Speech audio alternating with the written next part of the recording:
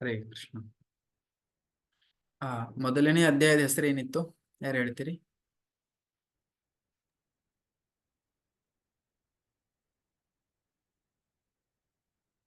ಎರಡನೇದೇ ಅರಿಯುವ ರೀತಿ. ಸುಖವನ್ನು ಪಡೆಯುವ ದಾರಿ. ಸುಖವನ್ನು ಪಡೆಯುವ ದಾರಿ. ಎರಡನೇ ಅಧ್ಯಾಯದ ಹೆಸರು ಕೃಷ್ಣನನ್ನು ಅರಿಯುವ ರೀತಿ. ಪುಸ್ತಕ ನೋಡಲ್ಲ ಹಂಗೆ.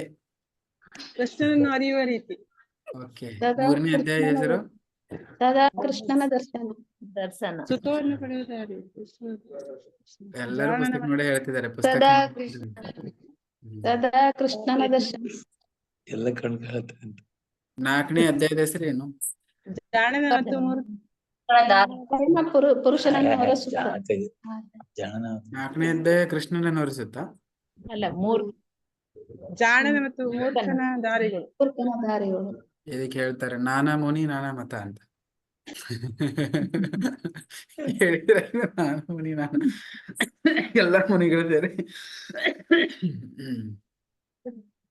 ನಾನು ನಿಮ್ಗೆ ಡಿಟೇಲ್ ಆಗಿ ಏನು ಕೇಳ್ತಾ ಇಲ್ಲ, ಬರೀ ಅಧ್ಯಾಯದ ಹೆಸರುಗಳು ಕೇಳ್ತಾ ಇದ್ದೀನಿ. ಇವತ್ತಿನ ಅಧ್ಯಾಯದ ಹೆಸರೇನು? ಒಬ್ರು ಹೇಳಿ ಯಾರಾದ್ರು. ಜಾಣ ಮತ್ತು ಮೂರ್ಖನ ದಾರಿಗಳು. ಎಸ್, ಜ್ಞಾನ ಮತ್ತು ಮೂರ್ಖನ ದಾರಿಗಳು.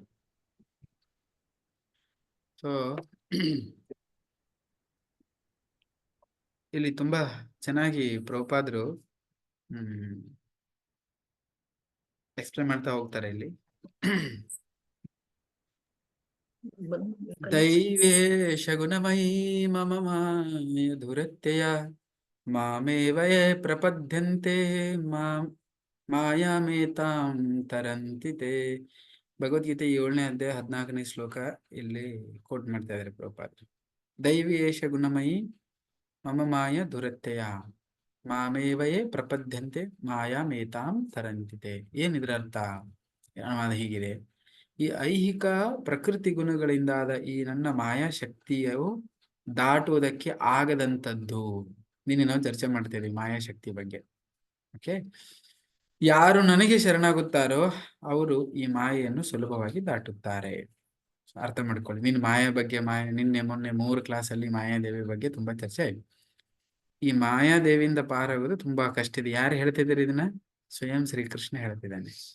ನನ್ನ 3 ಗುಣಗಳಿಂದ ಏನು ತಯಾರಾಗಿದೆ ಇದು ಮಾಯಾಶಕ್ತಿ ಇದೆಯಲ್ವಾ, ಈ ಮಾಯಾಶಕ್ತಿಯಿಂದ ಪಾರಾಗೋದು ತುಂಬಾ ಕಷ್ಟ ಇದೆ. ಬಟ್ ಕಷ್ಟ ಇದೆ ಅಂತ ಹೇಳಿ ಕೃಷ್ಣ ಮುಂದೆ ಹೋಗ್ಲಿಲ್ಲ. ಏನ್ ಹೇಳಿದ್ರು? ಅದನ್ನ ಹೇಗೆ ತುಂಬಾ ಸರಳವಾಗಿ ದಾಟ್ಕೊಂಡು ಹೋಗಬಹುದು ಅನ್ನೋ ವಿಷಯವನ್ನ ಹೇಳಿದ್ರು. ಏನದು? ಯಾರು ನನಗೆ ಶರಣಾಗುತ್ತಾರೋ ಅವರು ಬಹಳ ಅತಿ ಸರಳವಾಗಿ ಈ ಮಾಯಾದಿಂದ ಪಾರಾಗಿ ಹೋದ್ರು. ಯಾಕೆ ಹೇಳಿದ್ರೆ ಮಾಯಾಶಕ್ತಿ ಯಾರ ವಶದಲ್ಲಿದ್ದಾರೆ? ಕೃಷ್ಣ. ನಾವು ಸಾಮಾನ್ಯವಾಗಿ ನಾರ್ಮಲ್ ಆಗಿ ಜಗತ್ತಿನಲ್ಲಿ ನಾವೆಲ್ಲರೂ ಮಾಯಾಶಕ್ತಿ ವಶದಲ್ಲಿ ಇರ್ತೀವಿ. ಬಟ್ ಮಾಯಾದೇವಿ ಯಾರ ವಶದಲ್ಲಿ ಇದ್ದಾಳೆ? ಅವಳು ಕೃಷ್ಣನ ವಶದಲ್ಲಿದ್ದಾಳೆ. ಓಕೆನಾ? ಅದಕ್ಕೆ ನಾವು ಕೂಡ ಕೃಷ್ಣನ ವಶದಲ್ಲಿ ಹೋಗ್ಬಿಟ್ರೆ ಮಾಯಾದೇವಿ ಏನು ಮಾಡಕ್ ಆಗೋದಿಲ್ಲ. ನಾವು ಕೃಷ್ಣನ ವಶದಲ್ಲಿ ಹೋಗ್ಬಿಟ್ರೆ ನಾವು ಕೃಷ್ಣನವದೇ ಆಗಿಬಿಡ್ತೀವಿ. ಅದಕ್ಕೆ ಮಾಯಾದೇವಿ ಬಂದು ನಿಮಗೆ ಡಿಸ್ಟರ್ಬ್ ಮಾಡಕ್ ಆಗೋದಿಲ್ಲ. ಅದನ್ನ ಇಲ್ಲಿ ಹೇಳ್ತಾರೆ. ಓಕೆ,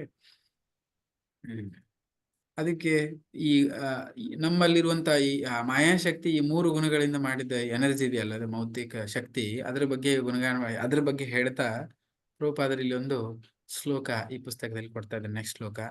ಚಾತುರ್ವರ್ಣಮಯ ಸೃಷ್ಟಂ ಗುಣಕರ್ಮ ವಿಭಾಗಶಃ ತಸ್ಯ ಕರ್ತಾರಂ ಅಪಿ ಮಾಂ ವಿದ್ಯಾ ಕರ್ತಾರಂ ಅವ್ಯಯಂ. ಅದಕ್ಕೆ ಗುಣಗಳ ಆಧಾರದ ಮೇಲೆ ನಾನು ಹೆಂಗೆ ಬೇರೆ ಬೇರೆ ಜನರು ಬೇರೆ ಬೇರೆ ಗುಣಗಳಲ್ಲಿ ಇರ್ತಾರೆ ಅನ್ನೋದು. ಗುಣಗಳಂದ್ರೇನು? ತಮೋಗುಣ, ರಜೋಗುಣ, ಸತ್ವಗುಣ. ಜನರು ಬೇರೆ ಬೇರೆ ಈ 3 ಗುಣಗಳಲ್ಲಿ ಹೆಂಗಿರ್ತಾರೆ ಅನ್ನೋದಕ್ಕೆ ಇಲ್ಲಿ ಚರ್ಚೆ ಮಾಡ್ತೇವೆ. ಏನದು? ಚಾತುರ್ವರ್ಣಂ ಮಯಾ ಸೃಷ್ಟಂ. 4 ವರ್ಣವನ್ನ ನಾನು ಸೃಷ್ಟಿ ಮಾಡಿದ್ದೀನಿ. ಓಕೆ, ಸೃಷ್ಟಿ ಮಾಡಿದ್ದೀನಿ. ಆ ಪದ್ಧತಿಯಲ್ಲಿ ನಾನು ಈ ಪದ್ಧತಿಯನ್ನು ಸೃಷ್ಟಿಸಿದವನಾದರೂ ಪರಿವರ್ತನೆಗೆ ಬದ್ಧನಲ್ಲದವನು ಹಾಗೂ ಕರ್ಮಕ್ಕೆ ಅಂಟಿಲ್ಲದವನೆಂಬುದು ನಿನಗೆ ತಿಳಿದಿರಲಿ. ಒಂದು ಈ 4 ಈ ಗುಣಗಳ ಆಧಾರದ ಮೇಲೆ ಈ ವರ್ಣವನ್ನ ಸೃಷ್ಟಿ ಮಾಡಿದ್ದಾನೆ. ನಿನ್ನೆ ನೋಡಿದ್ರಲ್ಲ ನೀವು, ಈ 3 ಗುಣಗಳನ್ನ ದೇವರು ಸೃಷ್ಟಿ ಮಾಡಿದ್ದಾರೆ. ಗಿರಿಜಾ ಮತ್ತೆ ಯಾರು ಕೇಳ್ತಾ ಇದ್ರು, 3 ಗುಣಗಳನ್ನು ಸೃಷ್ಟಿ ಮಾಡಿದ್ದಾನೆ. ಅವನೇನ್ ಮಾಡಿದ್ದಾನೆ? ಆ ಗುಣಗಳಲ್ಲಿ ಇಲ್ಲ. ಯಾಕಂದ್ರೆ ಅವನು ಸೃಷ್ಟಿ ಮಾಡಿದ್ದಾನೆ, ಅವನು ಆ ಗುಣಗಳ ಮೇಲೆ ಇದ್ದಾನೆ.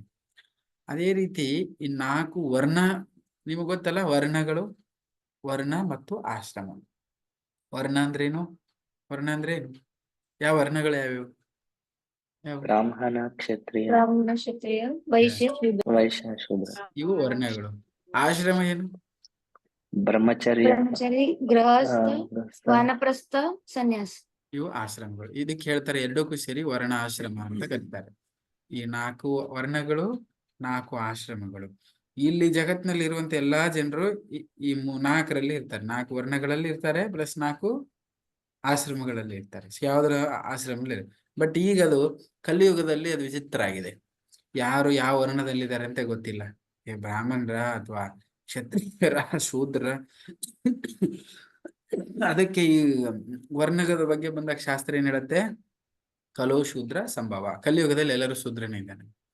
ಅದೇ ರೀತಿ ಆಶ್ರಮದ ಬಗ್ಗೆ ಹೇಳ್ತಿದ್ದಾರೆ. ಸನ್ಯಾಸಾಶ್ರಮ ಇದೆ, ಮತ್ತೆ ಗೃಹಸ್ಥಾಶ್ರಮ ಇದೆ, ಬ್ರಹ್ಮಚಾರಿ ಆಶ್ರಮ ಇದೆ, ವಾನಪ್ರಸ್ಥ ಇದೆ. ಅದರಲ್ಲಿ ವಾನಪ್ರಸ್ಥ ಅಂತೂ ಇಲ್ಲೇ ಇಲ್ಲ. ಸನ್ಯಾಸ ತುಂಬಾ ಕಡಿಮೆ ಇದೆ, ಬ್ರಹ್ಮಚಾರಿನೂ ತುಂಬಾ ವಿರಳಿದೆ.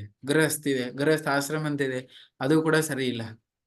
ಅದಕ್ಕೆ ಗೃಹಸ್ಥಾಶ್ರಮ ಗೃಹಮೇಧಿ ಆಶ್ರಮ ಆಗಿದೆ. ಅಂದ್ರೆ ಯಾರು ಸರಿಯಾಗಿ ಗೃಹಸ್ಥ ಜೀವನನೇ ಮಾಡ್ತಾ ಇಲ್ಲ, ಗೃಹಸ್ಥ ಅಂತ ತಿನ್ಕೊಂಡು. ಹೀಗಾಗಿ ಅವುಗಳು ಕೂಡ ಸರಿಯಾಗಿಲ್ಲ. ಅದು ತುಂಬಾ ಕಷ್ಟ. ಬಟ್ ಅದೇನೇ ಇರ್ಲಿ, ಇಲ್ಲಿ ಏನ್ ಹೇಳ್ತಿದ್ದಾನೆ ಕೃಷ್ಣ ಭಗವದ್ಗೀತೆಯಲ್ಲಿ ಅಂದ್ರೆ, ಈ ವರ್ಣಗಳನ್ನು ನಾನು ಸೃಷ್ಟಿ ಮಾಡಿದ್ದೀನಿ, ಬಟ್ ಆ ವರ್ಣ ಆಶ್ರಮದ ಒಳಗಡೆ ನಾನು ಇಲ್ಲ, ಬಟ್ ಅವುಗಳ ಮೇಲಿದ್ದೇನೆ. ಅದನ್ನ ನೀ ತಿಳ್ಕೊಳ್ಬೇಕು ಅಂತ ಹೇಳ್ತಾರೆ. ಈ ಗುಣ ಮತ್ತು ಹೇಗೆ ವರ್ಣಾಶ್ರಮವನ್ನು ಮಾಡಿದ್ದಾನೆ? ಈಗ ಬ್ರಹ್ಮಚಾರ್ಯ, ವಾನಪ್ರಸ್ಥ, ಸನ್ಯಾಸಿ ಆಗಿರ್ಬೋದು, ಅಥವಾ ಬ್ರಾಹ್ಮಣ, ಕ್ಷತ್ರಿಯ, ವೈಶ್ಯ, ಶೂದ್ರ ಅಂದ್ರೆ ಇದನ್ನ ಸ್ವಲ್ಪ ಸುಮಾರು ಜನಕ್ಕೆ ಇದು ಕನ್ಫ್ಯೂಷನ್ ಇದೆ. ಏನು ತಿಳ್ಕೊಬೇಕಂದ್ರೆ, ಯಾರು ಬ್ರಾಹ್ಮಣರ ಮನೆಯಲ್ಲಿ ಹುಟ್ಟು ಬಂದ್ರು ಅವ್ರು ಬ್ರಾಹ್ಮಣರು, ಕ್ಷತ್ರಿಯ ಇದರಲ್ಲಿ ಹುಟ್ಟು ಬಂದ್ರು ಕ್ಷತ್ರಿಯರು, ವೈಶ್ಯ ಇದರಲ್ಲಿ ಹುಟ್ಟು ಬಂದವರು ವೈಶ್ಯರು. ಎಲ್ಲರದು ಆಲೋಚನೆಗಳು ಬೇರೆ ಇದೆ. ಆಕ್ಚುಲಿ ಹೇಳ್ಬೇಕಂತ ಹೇಳಿದ್ರೆ, ಬ್ರಾಹ್ಮಣರ ಕುಲದಲ್ಲಿ ಹುಟ್ಟರೆ ಬ್ರಾಹ್ಮಣನು, ಕ್ಷತ್ರಿಯಲ್ಲಿ ಹುಟ್ಟಿದ್ರೆ ಕ್ಷತ್ರಿಯ, ಆ ಕಾನ್ಸೆಪ್ಟ್ ಅಲ್ಲ ಇಲ್ಲಿ. ಹೇಗೆ ಪ್ರಭುಪಾದರು ಉದಾಹರಣೆ ಕೊಟ್ಟು ನಮಗೆ ತಿಳಿಸ್ತಾ ಇದಾರೆ. ಯಾರಾದ್ರೂ ಒಬ್ಬ ಡಾಕ್ಟರ್ ಇದ್ದಾನೆ, ಡಾಕ್ಟರ್ನ ಮಗ ಡಾಕ್ಟರ್ ಆಗಕ್ಕೆ ಸಾಧ್ಯ ಇದೆಯಾ? ನಾನು ಡಾಕ್ಟರ್ ಮಗ ಅಂತೇಳಿ ಡಾಕ್ಟರ್ ಹೇಳ್ಕೊಳಕ್ ಸಾಧ್ಯ ಇದೆಯಾ? ಇಲ್ಲ. ಅದೇ ರೀತಿ ಯಾರು ಒಬ್ಬ ವಕೀಲ್ ಇದ್ದಾರೆ, ವಕೀಲ ಅಂದ ಮಾತ್ರಕ್ಕೆ ನಾನು ವಕೀಲನೇ ಯಾಕಂದ್ರೆ ನಮ್ಮಪ್ಪ ವಕೀಲ ಇದ್ದಾನೆ ಹಂಗೆ ಹೇಳಕ್ ಬರುತ್ತಾ? ಇಲ್ಲ. ಒಬ್ರು ಶಿಕ್ಷಕರು ಇದ್ದಾರೆ, ನಮ್ಮಪ್ಪ ಶಿಕ್ಷಕ ಇದೆ, ನಾನು ಶಿಕ್ಷಕನೇ. ಹೇಗೆ ಅವರಪ್ಪ ತನ್ನ ಅರ್ಹತೆಯಿಂದ ಏನು ಆ ಹುದ್ದೆಯನ್ನು ಪಡ್ಕೊಂಡ, ಹಾಗೆ ಮಗ ಅದೇ ಆಗಬೇಕಂದ್ರೆ ಅವನ ಹತ್ರನೂ ಅರ್ಹತೆ ಬೇಕು. ಅವಾಗ ಅವನು ಡಾಕ್ಟರ್ ಆಗ್ಬೋದು, ಅವ್ರ ಅಪ್ಪನ ತರ ಇಂಜಿನಿಯರ್ ಆಗ್ಬೋದು, ಅವ್ರ ಅಪ್ಪನ ತರ ಲಾಯರ್ ಆಗ್ಬೋದು, ಏನಾದ್ರೂ ಆಗ್ಬೋದು. ಅದೇ ರೀತಿ ಈ ಜಗತ್ತಿನಲ್ಲಿ ಒಬ್ಬ ಬ್ರಾಹ್ಮಣ ಅಂತ ಆದ್ರೆ, ಬ್ರಾಹ್ಮಣ ಮಗ ಬ್ರಾಹ್ಮಣ ಆಗ್ಲಿಕ್ಕೆ ಸಾಧ್ಯ ಇಲ್ಲ. ಅವನ ಹತ್ರ ಬ್ರಾಹ್ಮಣನ ಗುಣಗಳಿದ್ರೆ ಮಾತ್ರ ಅವನು ಬ್ರಾಹ್ಮಣ. ಅಥವಾ ಕ್ಷತ್ರಿಯದ ಗುಣಗಳು ಅವನ ಹತ್ರ ಇದ್ರೆ ಕ್ಷತ್ರಿಯ. ಅದಕ್ಕೆ ಒಂದ್ ವೇಳೆ ಅವನು ಯಾರು ಶೂದ್ರ ಮನೆತನದಲ್ಲಿ ಹುಟ್ಟಿದ್ರು ಕೂಡ ಅವನ ಹತ್ರ ಬ್ರಾಹ್ಮಣಗಳ ಗುಣಗಳು ಇದ್ರೆ ಅವನು ಬ್ರಾಹ್ಮಣ ಆಗ್ತಾನೆ. ಅರ್ಥ ಆಯ್ತಲ್ಲ? ಸೊ ಅದಕ್ಕೆ ಈಗ ನಾರ್ಮಲ್ ಆಗಿ ಅದೇ ಈಗೇನಾಗಿದೆ ಅಂದ್ರೆ, ಬ್ರಾಹ್ಮಣರ ಅಂದ ತಕ್ಷಣ ಏನಿದೆ, 25 ಪೈಸೆ ಅಥವಾ ಪ್ರಭುಪಾದರ ಆ ಟೈಮಲ್ಲಿ ಬರುತ್ತೆ 25 ಪೈಸೆ ಜನವರಿ ಹಾಕೊಂಡ ತಕ್ಷಣ ಯಾರು ಬ್ರಾಹ್ಮಣ ಆಗಕ್ಕೆ ಸಾಧ್ಯ ಇಲ್ಲ. ಯಾರು ಸಾಧ್ಯ ಇಲ್ಲ. ಅದನ್ನು ನಾವು ಅರ್ಥ ಮಾಡ್ಕೋಬೇಕು. ಅದೇ ರೀತಿ ಎಲ್ಲ ಗುಣ ಬರೀ ಬ್ರಾಹ್ಮಣದಷ್ಟೇ ಅಲ್ಲ. ಅದಕ್ಕೆ ಇವನ್ ನೀವು ನೋಡ್ಬೋದು, ಪ್ರಹ್ಲಾದ ಮಹಾರಾಜರು ಹಸುರು ಮನೆತನದಲ್ಲಿ ಹುಟ್ಟಿದ್ರು. ಅವನಿಗೆ ಪ್ರಹ್ಲಾದ ಮಹಾರಾಜ್ ಅಂತ ಪಟ್ಟಾಭಿಷೇಕ ಕೊಟ್ಟಿದ್ದಾರೆ. ಅಷ್ಟು ದೊಡ್ಡ ವ್ಯಕ್ತಿಯ. ಸೊ ಹಾಗೇನೆ ದೊಡ್ಡ ಮಹಾನ್ ವ್ಯಕ್ತಿ, ಭಕ್ತನಾದ. ಹಾಗೆ ಬ್ರಾಹ್ಮಣರಂದ್ರೆ ಬ್ರಹ್ಮ ಜಾನತಿ ಇತಿ ಬ್ರಾಹ್ಮಣ. ಬ್ರಾಹ್ಮಣ ಅಂದ್ರೆ ಏನು? ಭಗವಂತನ ಬಗ್ಗೆ ಯಾರಿಗ್ ಗೊತ್ತಿದೆ, ಅವನ ಆರಾಧನೆ ಯಾರು ಮಾಡ್ತಿದ್ದಾರೆ ಅವನೇ ಬ್ರಾಹ್ಮಣ. ಈ ಲೆವೆಲ್ ಅಲ್ಲ. ಸೊ ಇದನ್ನ ಹಾಗೆ ಒಂದೇ ಹೇಳಿದ್ದೆ ನಾನು. ಸೊ ಈಗೇನ್ ಹೇಳ್ತಾರೆ ಅಂದ್ರೆ, ಈ ಕರ್ಮ ಇವೆಲ್ಲ ಗುಣಗಳ ಆಧಾರದ ಮೇಲೆ ಅದನ್ನ ಹೆಂಗ್ ಸೃಷ್ಟಿ ಮಾಡಿದಾನೆ ಅಂದ್ರೆ, ಅವರವರ ಸ್ವಭಾವಗಳು, ಅವರವರ ಗುಣಗಳ ಆಧಾರದ ಮೇಲೆ ಈ ವರ್ಣಾಶ್ರಮನ ಮಾಡಿದ್ದಾರೆ. ಈಗ ಒಂದೇ ಮನೆತನದಲ್ಲಿ ಕ್ಷತ್ರಿಯರ ಮನೆಯಲ್ಲಿ ಬ್ರಾಹ್ಮಣನಾಗಿ ಹುಟ್ಟಬಹುದು, ಒಬ್ಬನು ಶೂದ್ರನಾಗಿ ಹುಟ್ಟಬಹುದು, ಕ್ಷತ್ರಿಯನಾಗಿ ಹುಟ್ಟಬಹುದು. 4 ಮಕ್ಕಳಿದ್ರೆ 4 ತರ ಇರಬಹುದು. ಯಾಕಂದ್ರೆ ಅವರವರ ಗುಣಗಳು ಸ್ವಭಾವದ ಆಧಾರದ ಮೇಲೆ. ಅದು ಕಾಸ್ಟಿಗೆ ಸಂಬಂಧ ಇಲ್ಲ ಇದು. ಓಕೆನಾ? ಅವರ ಸ್ವಭಾವದ ಒಂದ್ ವೇಳೆ ನೀವು ಭಕ್ತರಾದಂದ್ರೆ ಆಟೋಮೆಟಿಕ್ಲಿ ಬ್ರಾಹ್ಮಣ. ಬ್ರಹ್ಮ ಜಾನತಿ ಇತಿ ಬ್ರಾಹ್ಮಣ. ಇದನ್ನ ಸೊ ಹೀಗೆ ಇದ್ರ ಬಗ್ಗೆ ತುಂಬಾ ಚರ್ಚೆ ಇಲ್ಲಿ ಮಾಡ್ತಾರೆ, ಗುಣದ ಬಗ್ಗೆ, ಅವರ ಸ್ವಭಾವದ ಬಗ್ಗೆ. ಸಾಮಾನ್ಯವಾಗಿ ಅದಕ್ಕೆ ಈ ಗುಣಗಳನ್ನು ನಮ್ಮ ಜೀವನದಲ್ಲಿ ರೂಪಿಸ್ಕೊಳ್ಳೋದಿದೆಯಲ್ಲ, ಬೇರೆ ಬೇರೆ ಗುಣಗಳನ್ನ, ಅದು ಈ ಪ್ರಾಕ್ಟೀಸ್ ಮಾಡೋದ್ರಿಂದ ಆಗತ್ತೆ.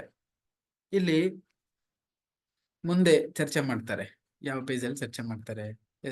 ಈ 53 ಪೇಜಲ್ಲಿ ಇದೆ ಆಯ್ತು. ಓಕೆ, ಇಲ್ಲಿ ಹೇಳ್ತಾರೆ ಏನದು, ಈ ಜಗತ್ತಿನಲ್ಲಿ 3 ರೀತಿಯ ಕ್ಲೇಶಗಳಿಂದ ಜನರು ಬಳಲ್ತಾ ಇದ್ದಾರೆ. 3 ರೀತಿಯ ಕ್ಲೇಶಗಳು ಯಾವ್ಯಾವು? ಯಾರು ಹೇಳ್ತೀರಿ? 3 ರೀತಿಯ ಕ್ಲೇಶಗಳು. ಹೇಳಿ. ಆಧ್ಯಾತ್ಮಿಕ ಕ್ಲೇಶ, ಆದಿ ಭೌತಿಕ, ಆದಿ ದೈವಿಕ. ಆದಿ ಆತ್ಮಿಕ, ಆದಿ ದೈವಿಕ, ಆದಿ ಭೌತಿಕ ಕ್ಲೇಶ. ಕ್ಲೇಶ ಅಂದ್ರೆ ದುಃಖಗಳು. ಇಡೀ ಜಗತ್ತಿನಲ್ಲಿ ದುಃಖಗಳು 3 ಭಾಗಗಳಾಗಿ ವಿಂಗಡಿಸಿದ್ದಾರೆ. ಕ್ಲೇಶಗಳನ್ನ 3 ಭಾಗಗಳಾಗಿ ವಿಂಗಡಿಸಲಾದರೆ. ಯಾರು ಹೇಳ್ತೀರಿ? ಆದಿ ಆತ್ಮಿಕ ಅಂದ್ರೆ ಯಾರು ಹೇಳ್ತೀರಿ? ಅದೊಂದೇ ಹೇಳಿ. ಆದಿ ಆತ್ಮಿಕ ಕ್ಲೇಶ ಅಂದ್ರೆ ಎಲ್ಲರೂ ಯಾರು ಹೊಸದಾಗಿದ್ದೀರಿ ಇದ್ರ ಬಗ್ಗೆ ತಿಳ್ಕೊಳ್ಳಿ. ಆದಿ ಆತ್ಮಿಕ ಕ್ಲೇಶ ಅಂದ್ರೆ ಮನಸ್ಸಿನಿಂದ ಬಂದಂತಹ ಕ್ಲೇಶ. ಯಾವ ದುಃಖಗಳು ನಮ್ಮದೇ ಶರೀರದಿಂದ ಅಥವಾ ನಮ್ಮದೇ ಮನಸ್ಸಿನಿಂದ ಉದ್ಭವ ಆಗ್ತವೆ ಅದಕ್ಕೆ ಆದಿ ಆತ್ಮಿಕ ಕ್ಲೇಶ ಅಂತ ಕರೀತಾರೆ. ಉದಾಹರಣೆಗೆ ಈಗ ನಮ್ಮ ಶರೀರದಿಂದ ರೋಗ ರುಜಿನಗಳು ಬರ್ತವೆ, ಅದರಿಂದ ನಮಗೆ ದುಃಖ ಆಗತ್ತೆ. ಓಕೆ, ಅದು ಶರೀರದಿಂದ ಬರೆಯುವಂತ ದುಃಖಗಳು. ಅದೇ ರೀತಿ ನಮ್ಮ ಮನಸ್ಸಿಂದನೂ ಆಗತ್ತೆ. ಮನಸ್ಸಿನ ಸುಮ್ಮನೆ ಇರುತ್ತಾ? ಎಷ್ಟೋ ಜನರು ಅದಕ್ಕೆ ಹೇಳ್ತಾರೆ 90% ಜನರುಗಳ ರೋಗಗಳು ಬರೋದು ಮನಸ್ಸಿಂದನೇ ಅಂತೆ. ಅದೇ ವೈದ್ಯಕೀಯ ಇದು ಫೀಲ್ಡ್ ಅಲ್ಲಿ ಹೇಳ್ತಾರೆ. ಸೊ ಅದಕ್ಕೆ ಮನಸ್ಸಿಂದನೂ ಸಮಸ್ಯೆಗಳು ಬರ್ತವೆ. ಇದು ಹಂಗಾಯ್ತು, ಅದ ಹಂಗಾಯ್ತು. ಸೊ ಹಾಗಾಗಿ ಮನಸ್ಸು ಮತ್ತು ನಮ್ಮ ಶರೀರದಿಂದ ಬರುವಂತ ಏನು ಸಮಸ್ಯೆಗಳಿದಾವೆ ಇವುಗಳು ಯಾವ ಕೆಟಗರಿಯಲ್ಲಿ ಕೆಟಗರಿಯಲ್ಲಿ ಹಾಕ್ತಾರೆ? ಕೆಟಗರಿ ಅಂದ್ರೆ ಏನು? ಆಧ್ಯಾತ್ಮಿಕ. ಇದು ಆದಿ ಆತ್ಮಿಕ ಕ್ಲೇಶ ಅಂತ ಕರೀತಾರೆ ಇದಕ್ಕೆ. ಎರಡನೇದ್ದು ಯಾರು ಹೇಳ್ತೀರಿ? ಹೇಳಿದವ್ರನ್ನ ಬಿಟ್ಟು ಮತ್ತೊಬ್ರು ಹೇಳಿ. ಯಾರಾದ್ರೂ ಹೇಳಿಲ್ಲ. ಎರಡನೇದ್ದು ಒಂದು ಆದಿ ಆತ್ಮಿಕ ಕ್ಲೇಶ ಆಯ್ತಾ? ಹರೇ ಕೃಷ್ಣ. ಹೇಳಿ. ಆದಿ ಭೌತಿಕ. ಆದಿ ಭೌತಿಕ ಕ್ಲೇಶ ಅಂದ್ರೆ ಏನು? ನಮ್ಗೆ ಇನ್ನೊಬ್ರು ಮನ್ಸರಿಂದ ಜೀವ ಜಂತುವಿಂದ ನಮ್ ಕಷ್ಟ ಸಿಕ್ಕ್ರೆ, ಅಂದ್ರೆ ನೇಬರ್ಸ್ ಯಾರು ಇನ್ನೊಬ್ರು ಜೀವಾತ್ಮ ಇಂದ ನಮ್ ಕಷ್ಟ ಸಿಕ್ಕ್ರೆ ಅದು ಆದಿ ಭೌತಿಕ. Very nice. ಈಗ ಮೊದಲೇ ಕ್ಲೇಶ ನಮ್ಮ ಶರೀರ ನಮ್ಮ ಮನಸ್ಸಿಂದ ಬರುವಂತವು, ಅದಕ್ಕೆ ಆದಿ ಆತ್ಮಿಕ ಕ್ಲೇಶ ಆಯ್ತು. ಎರಡನೇದು ಹೇಳಿದ್ರೆ ಆದಿ ಭೌತಿಕ ಅಲ್ವಾ? ಅದು ಏನಂದ್ರೆ ಅತಿ ಭೌತಿಕ ಬೇರೆ ಜೀವ ಜಂತುಗಳಿಂದ, ಉದಾಹರಣೆಗೆ ಬೇರೆಯವರು, ಬೇರೆ ಜನರಿಂದ ಆಗ್ಲಿ ಅಥವಾ ಬೇರೆ ಜೀವ ಜಂತು, ಉದಾಹರಣೆಗೆ ಹಾವು ಅಥವಾ ಮಸ್ಕಿಟೋ ಅಥವಾ ಇನ್ನಿತರ ಅನ್ಯ ಪ್ರಾಣಿಗಳು, ಯಾವುದೇ ಜೀವ ಜಂತು ಜೀವಿಗಳಿಂದ ನಮಗೆ ಜೀವನದಲ್ಲಿ ಸಮಸ್ಯೆಗಳಾಗ್ತವೆ. ಅವ್ರು ಯಾರೇ ಇರ್ಲಿ, ಯಾವುದೋ ಪ್ರಾಣಿ ಇರ್ಲಿ, ಅವುಗಳಿಂದ ಏನು ಸಮಸ್ಯೆ ಆಗ್ತವೆ, ಇದಕ್ಕೆ ಈ ಕ್ಲೇಶಗಳಿಗೆ ಏನಂತ ಕರೀತಾರೆ ಅಂದ್ರೆ ಆದಿ ಆತ್ಮಿಕ ಕ್ಲೇಶ ಅಂತ ಕರೀತಾರೆ. ಓಕೆ, ಮೂರನೇದು ಯಾರು ಹೇಳ್ತೀರಿ? ಹೇಳದೇ ಇರೋರು? ಆದಿ ಆತ್ಮಿಕ ಆಯ್ತು, ಆದಿ ಭೌತಿಕ ಆಯ್ತು, ಇನ್ನೊಂದು ಯಾವ್ದಿದೆ ಈಗ? ಆದಿ ದೈವಿಕ. ಆದಿ ದೈವಿಕ. ಓಕೆ, ರೋಹಿತ್ ಪ್ರಭು ಹೇಳಿ. ಅದು ನ್ಯಾಚುರಲ್ ಕೆಲಾಮಿಟೀಸ್ ತರ, ಈ ತರ ನೇಚರ್ ಲಿಂದ, ನಿಸರ್ಗದಿಂದ ನಮಗೆ ಬರುವ ಕ್ಲೇಶಗಳು, ಅಂದ್ರೆ ಸುನಾಮಿ ಆತರ, ಭೂಕಂಪ. ಪ್ರಾಕೃತಿಕ ವಿಕೋಪಗಳು ಅಂತ ಕರಿಬಹುದು. ಉದಾಹರಣೆಗೆ ಸುನಾಮಿ, ಭೂಕಂಪ, ಡ್ರೌಟು, ಏನದು ಅತಿ ಮಳೆಯಾಗೋದಕ್ಕೆ ಏನಂತ ಕರೀತಾರೆ? ವೃಷ್ಟಿ, ಅನಾವೃಷ್ಟಿ, ಪ್ರವಾಹ, ಇದೆಲ್ಲ ಏನಾಗುತ್ತಲ್ಲ ಇವುಗಳನ್ನ ಆದಿ ಭೌತಿಕ ಆದಿ ದೈವಿಕ ಕ್ಲೇಶಗಳು ಅಂತ ಕರೀತಾರೆ. ಸೊ ಇವು ಯಾಕೆ ಆ ಸಮಸ್ಯೆಗಳು ಬರ್ತಾವಂದ್ರೆ ದೇವಿ ದೇವತೆಗಳಿಂದ ಉದ್ಭವ ಆಗುವಂಥದ್ದು. ಯಾಕಂದ್ರೆ ಇದನ್ನ ಸೃಷ್ಟಿಯನ್ನ ಸಮಾಲಿಸೋರು ಯಾರು? ಅವರು ಸಂತುಷ್ಟ ಆಗಿಲ್ಲ, ನಾವೇನಾದ್ರು ಗಡಬಡ ಮಾಡ್ತಿದೀವಿ ಅಂತ ಹೇಳಿದ್ರೆ ಈ ಸಮಸ್ಯೆಗಳಿಂದ ನಮ್ಮನ್ನು ಪನಿಷ್ಮೆಂಟ್ ಮಾಡ್ಲಾಗತ್ತೆ.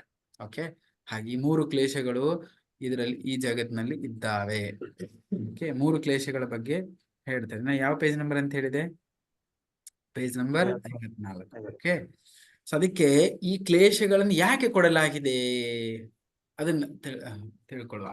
ಇದನ್ನ ಯಾಕೆ ಈ 3 ಕೆಟಗರಿ ಮಾಡಿ, ಯಾಕೆ ಈ ಜಗತ್ತಿನಲ್ಲಿ ಈ ಸಮಸ್ಯೆಗಳನ್ನು ದೇವರು ಸೃಷ್ಟಿ ಮಾಡಿ ಯಾಕೆ ಕೊಟ್ಟಿದ್ದಾನೆ ನಮಗೆ 3 ವಿಧ ಅಂತಂದ್ರೆ, ಯಾವ ಒಬ್ಬ ವ್ಯಕ್ತಿ ಒಬಿಡಿಯಂಟ್ ಅಥವಾ ಕಡಿಮೆ ಇಲ್ಲಿ ದೇವರಿಗೆ, ಭಗವಂತನಿಗೆ ಯಾರು ಒಬಿಡಿಯಂಟ್ ಆಗಿಲ್ಲ, ವಿಧೇಯನಾಗಿಲ್ಲ, ಅಂತವನಿಗೆ ಅವನು ತನಗೆ ತಿಳಿದಿದ್ದೇ ಮಾಡಿಕೊಂಡು ವಿಧೇಯನಾಗದೆ ಜೀವನ ಮಾಡದಿರುವಂತ ವ್ಯಕ್ತಿಗೆ, ಭಗವಂತನಿಗೆ ವಿಧೇಯನ ಆಗದೆ ತನಗೆ ಮನಸ್ಸಿಗೆ ಬಂದ ಹಾಗೆ ಏನೆಲ್ಲ ಮಾಡಿಕೊಂಡು ಅವನು ಏನೆಲ್ಲ ಕರ್ಮಗಳನ್ನ ಅಥವಾ ಪಾಪಗಳನ್ನು ಮಾಡಿದಾನೆ ಅಂತವನಿಗೆ ಶಿಕ್ಷೆ ಕೊಟ್ಟು ಅವನು ಸುಧಾರಣೆ ಮಾಡುವುದಕ್ಕೋಸ್ಕರ ಈ ಜಗತ್ತು ಸೃಷ್ಟಿಸಲಾಗಿದೆ. ಅದಕ್ಕೆ ಈ ಜಗತ್ತಿಗೆ ಏನಂತ ಹೇಳ್ತಾರೆ? ದುಃಖಾಲಯಂ ಅಂತ ಹೇಳ್ತಾರೆ. ದುಃಖಾಲಯಂ ಅಂದ್ರೆ ಎಲ್ಲಿ ದುಃಖಗಳೇ ಇದ್ದಾವೆ ಅದಕ್ಕೆ ದುಃಖಾಲಯಂ ಅಂತ ಕರೀತಾರೆ. ಈ ಜಗತ್ತಿನಲ್ಲಿ ಈ ಜಗತ್ತಿಗೆ ಏನಂತ ಕರೀತಾರೆ? ದುಃಖಾಲಯಂ. ದುಃಖಾಲಯಂ ಅಶಾಶ್ವತಂ. ಇದು ಶಾಶ್ವತನೂ ಅಲ್ಲ. ಇದು ದುಃಖಾಲಯಂ ಅಶಾಶ್ವತಂ. ಇದು ಯಾವಾಗ ದುಃಖಗಳಿಂದ. ಸೊ ಅದಕ್ಕೆ ಯಾರು ಇದನ್ನ ಅರ್ಥ ಮಾಡಿಕೊಂಡು, ಅದಕ್ಕೆ ಜಾಣನ ಮತ್ತು ಮೂರ್ಖನ ದಾರಿಗಳಂತೆ ಯಾಕೆ ಇದರಲ್ಲಿ ಹೇಳ್ತಾ ಇದಾರೆ ಅಂದ್ರೆ, ಯಾವೊಬ್ಬ ವ್ಯಕ್ತಿಗೆ ಈ ದುಃಖಗಳು ಇದ್ದಾವೆ, ಯಾಕಿದ್ದಾವೆ, ಇದನ್ನೆಲ್ಲ ಅರ್ಥ ಮಾಡ್ಕೊಂಡು ಅವನೇನಾದ್ರೂ ಸರಿಯಾದ ದಾರಿಯನ್ನ ಹಿಡಿದ ಅಂದ್ರೆ ಅವನು ಎಲ್ಲಾ 3 ಕ್ಲೇಶಗಳಿಂದ ಅವನು ಪಾರ ಆಗ್ತಾನೆ. ಸೊ ಅದೇ ಇಲ್ಲಿ ವಿಷಯ. ಅದಕ್ಕೆ ಹೇಗೆ ನಾವು ದೇವರ ವಿಧೇಯರಾಗದೇನೆ, ವಿಧೇಯರಾಗೋದು ಅದರ ಅಪೋಸಿಟ್ ವರ್ಡ್ ಏನು? ಅವಿಧೇಯರ ಏನ್ ಹೇಳ್ತಾರೆ. ಸೊ ಅವರಿಗೆ ಒಬಿಡಿಯಂಟ್ ಆಗದೆ ಬಿಟ್ಟು ಮತ್ತೊಂದು ನಾವು ಬೇರೆ ನಮಗೆ ತಿಳಿದ ಹಾಗೆ ಮಾಡ್ಕೊಂಡಿದ್ದಕ್ಕೆ ಅದು ಒಂದು ಉದಾಹರಣೆ ಕೊಡ್ತಾರೆ ಪ್ರಭುಪಾದರು. ಒಂದು ಕಥೆನೂ ನಾನು ಹೇಳಿದ್ದೆ ನಿಮ್ಮ ಕ್ಲಾಸಲ್ಲಿ, ಪ್ರೊಡಿಗಲ್ಸನ್ ಅಂತ. ಅದು ಬೈಬಲ್ ಅಲ್ಲಿ ಒಂದು ಸ್ಟೋರಿ ಬರುತ್ತೆ. ಹೇಗೆ ಒಬ್ಬ ವ್ಯಕ್ತಿ ಏನ್ ಮಾಡ್ತಾನೆ, ಇಬ್ರು ಮಕ್ಕಳು ಇರ್ತಾರೆ ಒಬ್ಬ ವ್ಯಕ್ತಿಗೆ. ಸೊ ಇಬ್ರು ಮಕ್ಕಳು ಜೀವನ ಮಾಡ್ತಿರ್ತಾರೆ, ಚಿಕ್ಕವರು ಇರ್ತಾರೆ. ಒಬ್ಬ ಹುಡುಗ ತುಂಬಾ ತುಂಟಿರ್ತಾನೆ, ಇನ್ನೊಬ್ಬನು ತುಂಬಾ ವಿಧೇಯನಾಗಿರ್ತಾನೆ ತಂದೆ ತಾಯಿಗೆ. ತುಂಟಿರೋವನಿಗೆ ಅವನಿಗೆ 5 ವರ್ಷ ಆಗತ್ತೆ, 8 ವರ್ಷ ಆಗತ್ತೆ, 10 ವರ್ಷ ಆಗತ್ತೆ, 15 ವರ್ಷ ಆಗತ್ತೆ. ಅವನು ಯಾವಾಗ್ಲೂ ತುಂಟಾಟ. ಅವನಿಗೆ ಅವನು ತಿಳಿದಿದ್ದೇ ಮಾಡ್ಬೇಕು, ತಂದೆ ತಾಯಿ ಹೇಳಿದ್ ಕೇಳೋದು ಅವನಿಗೆ ಇಲ್ಲ. ಕೊನೆಗೆ ಯಾವಾಗ ಅವನಿಗೆ 18 ವರ್ಷ ಬರುತ್ತೆ, ಅವನಿಗೆ ಸ್ವಲ್ಪ ಬುದ್ಧಿ ಬಂತಲ್ಲ, ಅವಾಗ ಗೊತ್ತಾಗತ್ತೆ ಅವನಿಗೆ, ಸಾಕಪ್ಪ ಸಾಕು, ಇದು ಇವ್ರು ಹೇಳಿದ್ದೇ, ಇದು ಜೈಲ್ ತರ, ಇವ್ರ ತಂದೆ ತಾಯಿ ಹೇಳಿದ್ದೇ ಕೇಳಿ ಸಾಕು, ಇನ್ನ ನನಗ್ ತಿಳಿದಾಗಿ ನಾ ಇರ್ಬೇಕಂತ ಬುದ್ಧಿ ಬಂತಲ್ಲ ಸ್ವಲ್ಪ 18 ವರ್ಷ ಆದ್ಮೇಲೆ, ನಮ್ ತಂದೆ ತಾಯಿಂದನೂ ಸ್ವಲ್ಪ ನನ್ನ ತಂದೆಯಿಂದ ಆಸ್ತಿಯಲ್ಲಿ ಪಾಲು ಬರುತ್ತೆ, ಸುಮ್ನೆ ಅದನ್ನ ತಗೊಳ್ಳುವಂತ ನನಗೇನಿದೆ ಅಧಿಕಾರ ಇದೆ, ಅದನ್ನ ತಗೊಂಡ್ಬಿಟ್ಟು. ಆ ಸ್ಟೋರಿ ಈ ಪುಸ್ತಕದಲ್ಲಿ ಇಲ್ಲ, ನಾನು ಹಂಗೆ ಹೇಳ್ತಾ ಇದ್ದೀನಿ, ಎಡಿಷನಲ್ ತುಂಬಾ ವಿಷಯ ಪುಸ್ತಕದಲ್ಲಿ ಹುಡುಕ್ಬೇಡಿ. ಅವಾಗ ಏನ್ ಮಾಡ್ತಾನೆ ಅವನು, ತಂದೆ ಹತ್ರ ಹೋಗ್ತಾನೆ. ಸೀದಾ ಹೋಗ್ಬಿಟ್ಟು, ತಂದೆ ಅಪ್ಪ, ನನಗೆ ನಿನ್ನ ಹತ್ರ ಈ ಸಾಕಾಗಿದೆ ಇರೋದು, ನನಗೆ ಬೇಡ, ಈ ಟಾರ್ಚರ್ ಸಹಿಸ್ಕೊಳ್ದಾಗಿದೆ, ನಂದು ಪಾಲು ಏನ್ ಬರುತ್ತೆ ಅದನ್ನ ಕೊಟ್ಬಿಡು, ನಾನು ತಗೊಂಡು ಹೋಗ್ತೇನೆ. ಮಗನೇ, ನಿನಗೆ ಬುದ್ಧಿ ಇಲ್ಲ, ನಿನಗೆ ಜ್ಞಾನ ಇಲ್ಲ, ನಿನಗೆ. ಸೊ ಅದಕ್ಕೆ ನೀನು ಏನಾದ್ರು ಹೋಗ್ಬಿಟ್ಟೆ ಅಂದ್ರೆ ಜೀವನ ಹಾಳು ಮಾಡ್ಕೊಳ್ತೀಯ. ಅದಕ್ಕೆ ಅದೆಲ್ಲ ಬೇಡ, ಸುಮ್ಮನೆ ಇಲ್ಲೇ ಇದ್ದು ಊಟ ಮಾಡ್ಕೊಂಡು ಆರಾಮಾಗಿರು.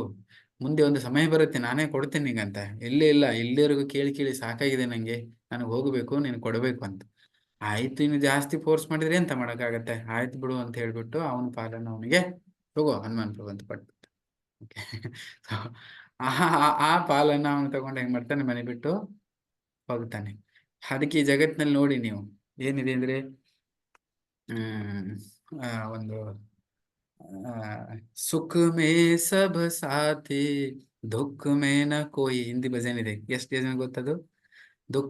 ಸುಖ ಮೇ ಸಬ್ ಸಾಥಿ ದುಃಖ ಮೇ ನ ಕೋಯಿ ಅಂದ್ರೆ, ಸುಖದಲ್ಲಿ ಎಲ್ಲರೂ ಸಾಥ್ ಇರ್ತಾರೆ ಜಗತ್ತಿನಲ್ಲಿ, ದುಃಖ ಬಂದಾಗ ಒಬ್ಬರು ಹಿಂದೆ ಮುಂದೆ ನೋಡಿದ್ರೆ ಯಾರು ಇರಲ್ಲ.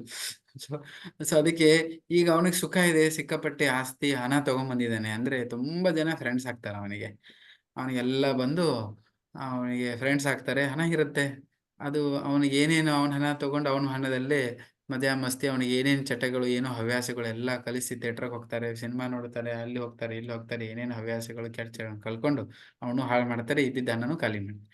ಯಾವಾಗ ಇವರು ಸುಖಮೇ ಸಾಥ್ ಇದ್ರಲ್ಲ, ಜೊತೆಗಿದ್ರು ಸುಖದೊಳಗ, ಯಾವಾಗ ಅವ್ರಿಗೆ ಗೊತ್ತಾಯ್ತು ಹಣ ಖಾಲಿ ಸ್ಟಾರ್ಟ್ ಆಗಿದೆ ಅಂದ ತಕ್ಷಣ ಒಬ್ಬೊಬ್ಬರೇ ಅಲ್ಲಿಂದ ಪಾರಾಗಿ ಹೋಗ್ತಾರೆ. ಆಮೇಲೆ ಎಲ್ಲಾ ಹಣ ಖಾಲಿ ಆದ್ಮೇಲೆ ಇವನು ಹಿಂದೆ ತಿರುಗಿ ನೋಡ್ತಾನೆ, ಒಬ್ಬರೇ ಇರೋದಿಲ್ಲ, ಹಣನೂ ಖಾಲಿ ಆಗಿದೆ, ಇನ್ನೇನ್ ಮಾಡ್ಬೇಕು, ತಿನ್ನಕ್ಕೂ ಏನಿಲ್ಲ, ಇರಕ್ಕೂ ಏನಿಲ್ಲ, ಎಲ್ಲಿ ಹೋಗ್ಬೇಕು ವಿಚಾರ ಬರುತ್ತೆ.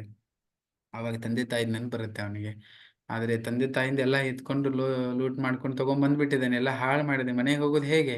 ಇಲ್ಲ ನಾನು ಇನ್ನೊಂದ್ರು ಕೆಲಸ ಮಾಡ್ಬೇಕು ಅಂತ ಇಷ್ಟಪಡ್ತಾನೆ. ಕೆಲಸ ಮಾಡ್ಬೇಕಂದ್ರೆ ಯೋಗ್ಯತೆನೂ ಬೇಕಲ್ಲ, ಕೆಲಸ ಮಾಡ್ಬೇಕಂದ್ರೆ ಹೊರಗಡೆ ಹೋಗಿ. ಸೊ ಯೋಗ್ಯತೆ ಬೇಕು, ಯೋಗ್ಯತೆ ಅಂದ್ರೂ ಇಲ್ಲ. ಹೋಗ್ತಾನೆ ಕೆಲಸ ಕೇಳಲಿಕ್ಕೆ, ಕೆಲ್ಸಕ್ಕೆ ಇವ್ರು ಕೇಳ್ತಾನೆ, ನಂಗೆ ಕೆಲಸ ಕೊಡಿ. ಅವನ ಯೋಗ್ಯತೆ ನೋಡಿ ಯಾರು ಕೆಲಸ ಕೊಡೋದಿಲ್ಲ. ನಿನ್ನ ಹತ್ರ ಏನು ಬುದ್ಧಿನೂ ಇಲ್ಲ, ಜ್ಞಾನನೂ ಇಲ್ಲ, ಏನು ಯೋಗ್ಯತೆನೂ ಇಲ್ಲ, ಹೆಂಗೆ ಕೆಲಸ ಕೊಡೋದು? ಅವಾಗ ಅಲ್ಲಿ ಹುಡುಕ್ತಾ ಇಲ್ಲಿ ಹುಡುಕ್ತಾ ಗಲ್ಲಿಗೆ ತಿರುಗ್ತಾ ಒಂದ್ ಜಾಗಕ್ಕೆ ಬರ್ತಾನೆ. ಅಲ್ಲೊಂದು ಫಾರ್ಮ್ ಇರುತ್ತೆ, ಈಗೆಲ್ಲ ಕೋಳಿ ಫಾರ್ಮ್ ಇರುತ್ತಲ್ಲ, ಕೋಳಿ ಎಲ್ಲ ಚಿಕನ್ ಎಲ್ಲ ಸಾಕ್ತಾರೆ. ಹಾಗೆ ಪಿಗ್ ಫಾರ್ಮ್ ಇದಾವೆ. ಪಿಗ್ ಫಾರ್ಮ್ ಅಂದ್ರೇನು? ಹಂದಿಗಳ ಸಾಕಾಣಿಕೆ. ಹಂದಿಗಳನ್ನು ತಿನ್ನೋರು ಇದ್ದಾರೆ ಅಂದ್ರೆ ಸಾಕೋರು ಬೇಕಲ್ಲ ಅದಕ್ಕೆ. ಓಕೆ, ಸೊ ಹಂದಿಗಳ ಸಾಕಾಣಿಕೆ ಮಾಡ್ತಾರೆ. ಅಲ್ಲಿ ಒಂದು ಫಾರ್ಮಿಗೆ ಬರ್ತಾರೆ. ಅವನಿಗೆ ಬಂದಾಗ ಒಂದು ಕೆಲಸ ಬೇಕು, ಜಾಬ್ ಬೇಕು ಅಂತ. ಜಾಬ್ ಬೇಕಂದ್ರೆ, ನಮ್ಗೆ ಬೇಕಾಗಿತ್ತು ಒಬ್ರು ಜಾಬ್, ಈ ಕೆಲಸದವ್ರು ಬೇಕಾಗಿತ್ತು. ಬನ್ನಿ, ಏನ್ ಮಾಡ್ಬೇಕು? ಹಂದಿ ಫಾರ್ಮ್ ಅಲ್ಲಿ ಹೋಗಿ ಏನಕ್ಕೆ ಜಾಬ್ ಇರುತ್ತೆ? ಹಂದಿಗಳನ್ನ ನೋಡ್ಕೋಬೇಕು, ಅವುಗಳ ಸ್ನಾನ ಮಾಡಿಸ್ಬೇಕು, ಊಟ ಹಾಕ್ಬೇಕು. ಸೊ ಆಯ್ತು, ಇನ್ನೇನು ಸಿಕ್ಕಿಲ್ಲಪ್ಪ, ಇದೊಂದರೆ ನಂಗೆ ಕೆಲಸ ಸಿಕ್ತು ಅಂತ ಒಪ್ಕೊಳ್ತಾನೆ. ಆದ್ರೆ ಇರಾಕ್ ಒಂದ್ ಜಾಗ ಸಿಕ್ತು, ಎಲ್ಲಿರ್ಬೇಕು? ಎಲ್ಲಿ ಹಂದಿಗಳು ಮಲ್ಕೊಳ್ತಾವ ಎಲ್ಲ ಸೈಡಿಗೆ ಒಂದು ಕಾಟ್ ಹಾಕಿರ್ತಾರೆ ಸೈಡಿಗೆ.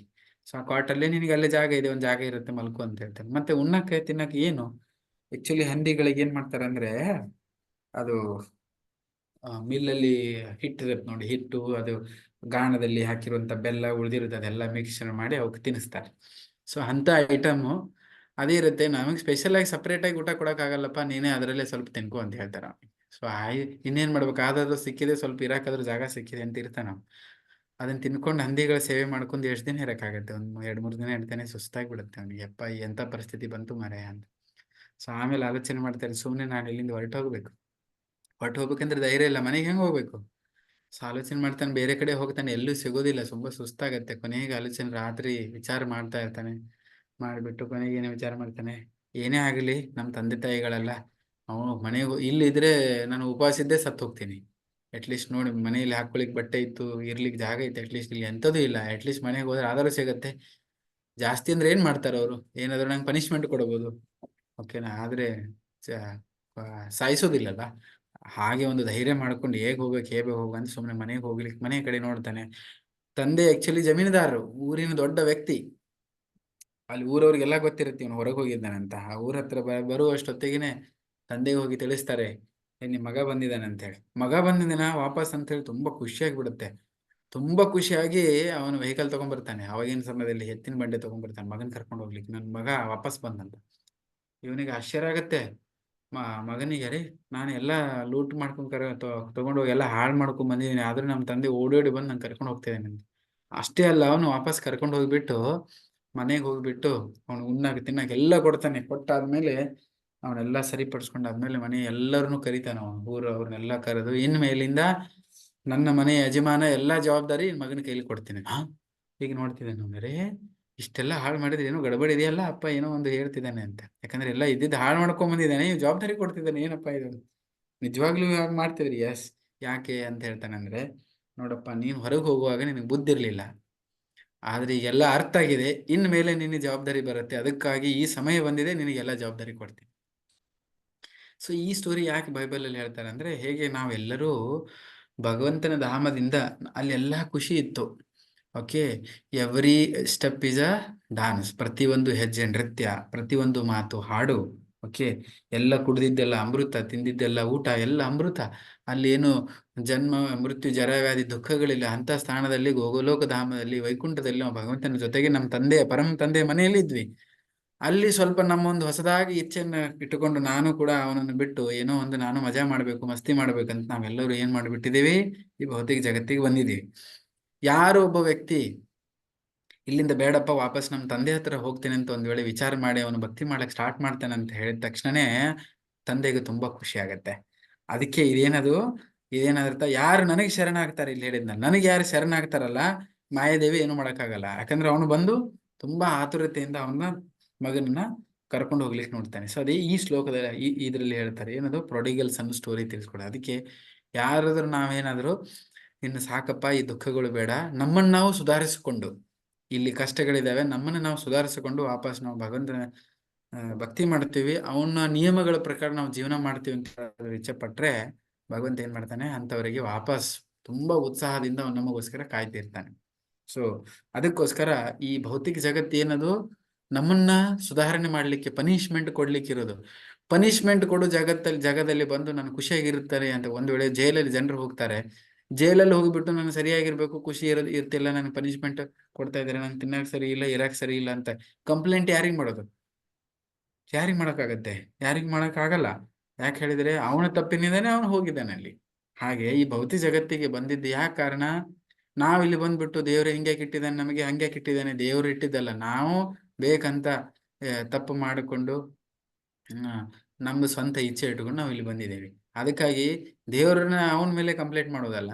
ಸೊ ನಾವೇನ್ ಮಾಡ್ಬೇಕು, ನಮ್ಮನ್ನು ಸುಧಾರಣೆ ಮಾಡ್ಕೊಂಡು ಇಲ್ಲಿ ಪಾರಾಗುವಂತ ಕೆಲಸ ಮಾಡ್ಬೇಕು. ಸೊ ಇದಕ್ಕೆ ಇಲ್ಲಿ ಈ ಅಧ್ಯಾಯದಲ್ಲಿ ಈ ವಿಷಯನ ಹೇಳ್ತಿದ್ದಾರೆ, ಯಾಕೆ ಈ ಜಗತ್ತಿನಲ್ಲಿ ಈ ಸಮಸ್ಯೆಗಳನ್ನು ಕೊಡಲಾಗಿದೆ ಅನ್ನೋ ವಿಷಯ. ಓಕೆ, ಆಮೇಲೆ ಹಾಗಾಗಿ ಭಗವಂತ ಹೇಳ್ತಾನೆ, ಎಲ್ಲವನ್ನು ಬಿಟ್ಟು ನನಗೆ ಶರಣಾಗುವಂತ. ಮುಂದಿನ ಪೇಜಲ್ಲಿ ಹೇಳ್ತಾನೆ, ಸರ್ವಧರ್ಮಾನ್ ಪರಿತ್ಯಜ್ಯ ಮಾಮೇಕಂ ಶರಣಂ ವ್ರಜ, ಅಹಂ ತ್ವಾಂ ಸರ್ವ ಪಾಪ್ಯಭ್ಯೋ ಮೋಕ್ಷ ಯಶ್ಯಾಮಿ ಮಾ ಶುಚ.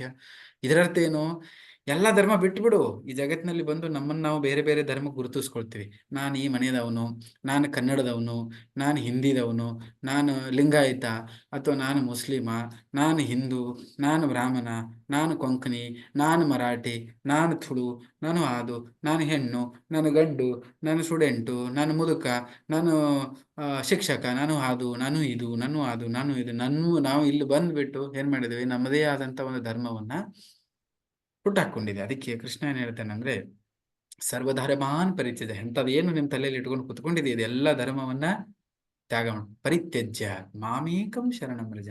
ಎಲ್ಲವನ್ನು ತ್ಯಾಗ ಮಾಡಿ ನನಗೆ ಶರಣಾಗು. ಅದನ್ನ ಹೇಳ್ತಾನೆ, ನನಗೆ ಶರಣಾಗು. ನನಗೆ ಶರಣಾದ್ರೆ ಏನಾಗುತ್ತೆ? ಇದು ಭಗವದ್ಗೀತೆ ಕೊನೆಯ ಅಧ್ಯಾಯದಲ್ಲಿ ಹೇಳೋದು 64ನೇ ಶ್ಲೋಕದ 66ನೇ ಶ್ಲೋಕದಲ್ಲಿ, ಸರ್ವಧರ್ಮಾನ್ ಪರಿತ್ಯಜ್ಯ, ಶರಣಾಗಿ ನನಗೆ ಮಾಮೇಕಂ ಶರಣಂ ವ್ರಜ, ನನಗೆ ಶರಣಾಗತಿ ಆಗು. ಅವಾಗ ಏನಾಗುತ್ತೆ? ಏನ್ ಮಾಡ್ತೀನಿ ನಾನು? ಏನ್ ಹೇಳ್ತಾನೆ ಅಂದ್ರೆ, ಅಹಂ ತ್ವಾಂ ಸರ್ವ ಪಾಪ್ಯಭ್ಯೋ ಮೋಕ್ಷಯಿಷ್ಯಾಮಿ ಮಾಂ ಶುಚ. ಅದರ ಅರ್ಥ ಅಂದ್ರೆ, ನಿನ್ನ ಎಲ್ಲಾ ಪಾಪಗಳನ್ನ ನಾನು ನಾಶ ಮಾಡ್ತೀನಿ, ನಿನ್ನ ಎಲ್ಲಾ ಪಾಪಗಳಿಂದ ನಾನು ಮುಕ್ತನ ಮಾಡ್ತೀನಿ. ಅದಕ್ಕೆ ಮುಕ್ತ ಮಾಡ್ತೀನಿ, ಅದಕ್ಕೆ ಅಂಜಬೇಡ, ಭಯ ಪಡಬೇಡ ಅಂತ ಇಲ್ಲಿ ವಿಷಯ ಹೇಳ್ತಾ ಇದ್ದಾರೆ. ಸೊ ಅದಕ್ಕೆ ಭಗವಂತನಿಗೆ ಶರಣಾಗೋದ್ರಿಂದ ಏನಾಗುತ್ತೆ ಹೇಳಿ, ನಾವು ಯಾವ ಪಾಪದಿಂದ ಬಳಲ್ತಾ ಇದ್ದೇವೆ ಅಲ್ಲಿ ಅದನ್ನ ಎಲ್ಲವನ್ನು ಅವನೇನ್ ಮಾಡ್ತಾನೆ ಅಂತ ಹೇಳ್ತಾ ಇದ್ದಾನೆ, ಪ್ರಾಮಿಸ್ ಮಾಡ್ತಾನೆ ಭಗವದ್ಗೀತೆ. ನೀವು ಓದಿ ಶ್ಲೋಕ. ಏನ್ ಹೇಳ್ತಾನೆ? ಅಹಂ ತ್ವಂ ಸರ್ವ ಪಾಪ್ಯಭ್ಯೋ ಮೋಕ್ಷಯಿಷ್ಯಾಮಿ ಮಾ ಶುಚ. ಎಲ್ಲಾ ಪಾಪಗಳಿಂದ ನಿಮ್ಮನ್ನ ಇಲ್ಲಿಂದ ಪಾರು ಮಾಡ್ತೀನಿ, ಮುಕ್ತ ಮಾಡ್ತೀನಿ, ಅದಕ್ಕೆ ಭಯ ಪಡಬೇಡ ಅಂತ ಇಲ್ಲಿ ಹೇಳ್ತಾನೆ. ಅದಕ್ಕೆ ತುಂಬಾ ಅವಶ್ಯಕತೆ ಇದೆ ನಾವು ಭಗವಂತನಿಗೆ ಭಗವಂತನಿಗೆ ಯಾಕೆ ಶರಣಾಗಬೇಕಂದ್ರೆ ಇದಕ್ಕೆ, ನಮ್ಮ ಪಾಪಗಳನ್ನ ನಾವು ತೊಳ್ಕೊಳ್ಬೇಕು ಅಂತಾದ್ರೆ, ಈ ಕಷ್ಟದಿಂದ ದೂರ ಆಗ್ಬೇಕಂತಾದ್ರೆ ನಾವು ಭಗವಂತನಿಗೆ ಶರಣಾಗತರ ಆಗ್ಬೇಕು. ಓಕೆ. ಈ ಜಗತ್ನಲ್ಲಿ ಮುಂದಿನ ಇದರ ವಿಷಯದಲ್ಲಿ ಹೇಳ್ತಾರೆ, ಈ ಜಗತ್ತಿನಲ್ಲಿ 4 ರೀತಿಯ ಸಮಸ್ಯೆಗಳಿದಾವೆ. ನಾವೇನ್ ಹೇಳಿದ್ವಿ? ಕ್ಲೇಶಗಳಂತ ಹೇಳಿದ್ವಿ. 3 ರೀತಿಯ ಕ್ಲೇಶಗಳನ್ನು ವಿಂಗಡಣೆ ಮಾಡಿದಾರಲ್ವಾ. ಅದಕ್ಕೆ ನಿಜವಾದ ಸಮಸ್ಯೆಗಳು ಯಾರಂತ ಕೇಳಿದ್ರೆ, ನಮ್ಮ ಜೀವನದಲ್ಲಿ ಸಮಸ್ಯೆಗಳಿದ್ದಾವೆ. ಆಕ್ಚುಲಿ ನಿಜವಾದ ಸಮಸ್ಯೆಗಳು ಯಾವ್ಯಾವು? ರಿಯಲ್ ಪ್ರಾಬ್ಲಮ್ಸ್ ಅಂತ ಕೇಳ್ತೀವಿ.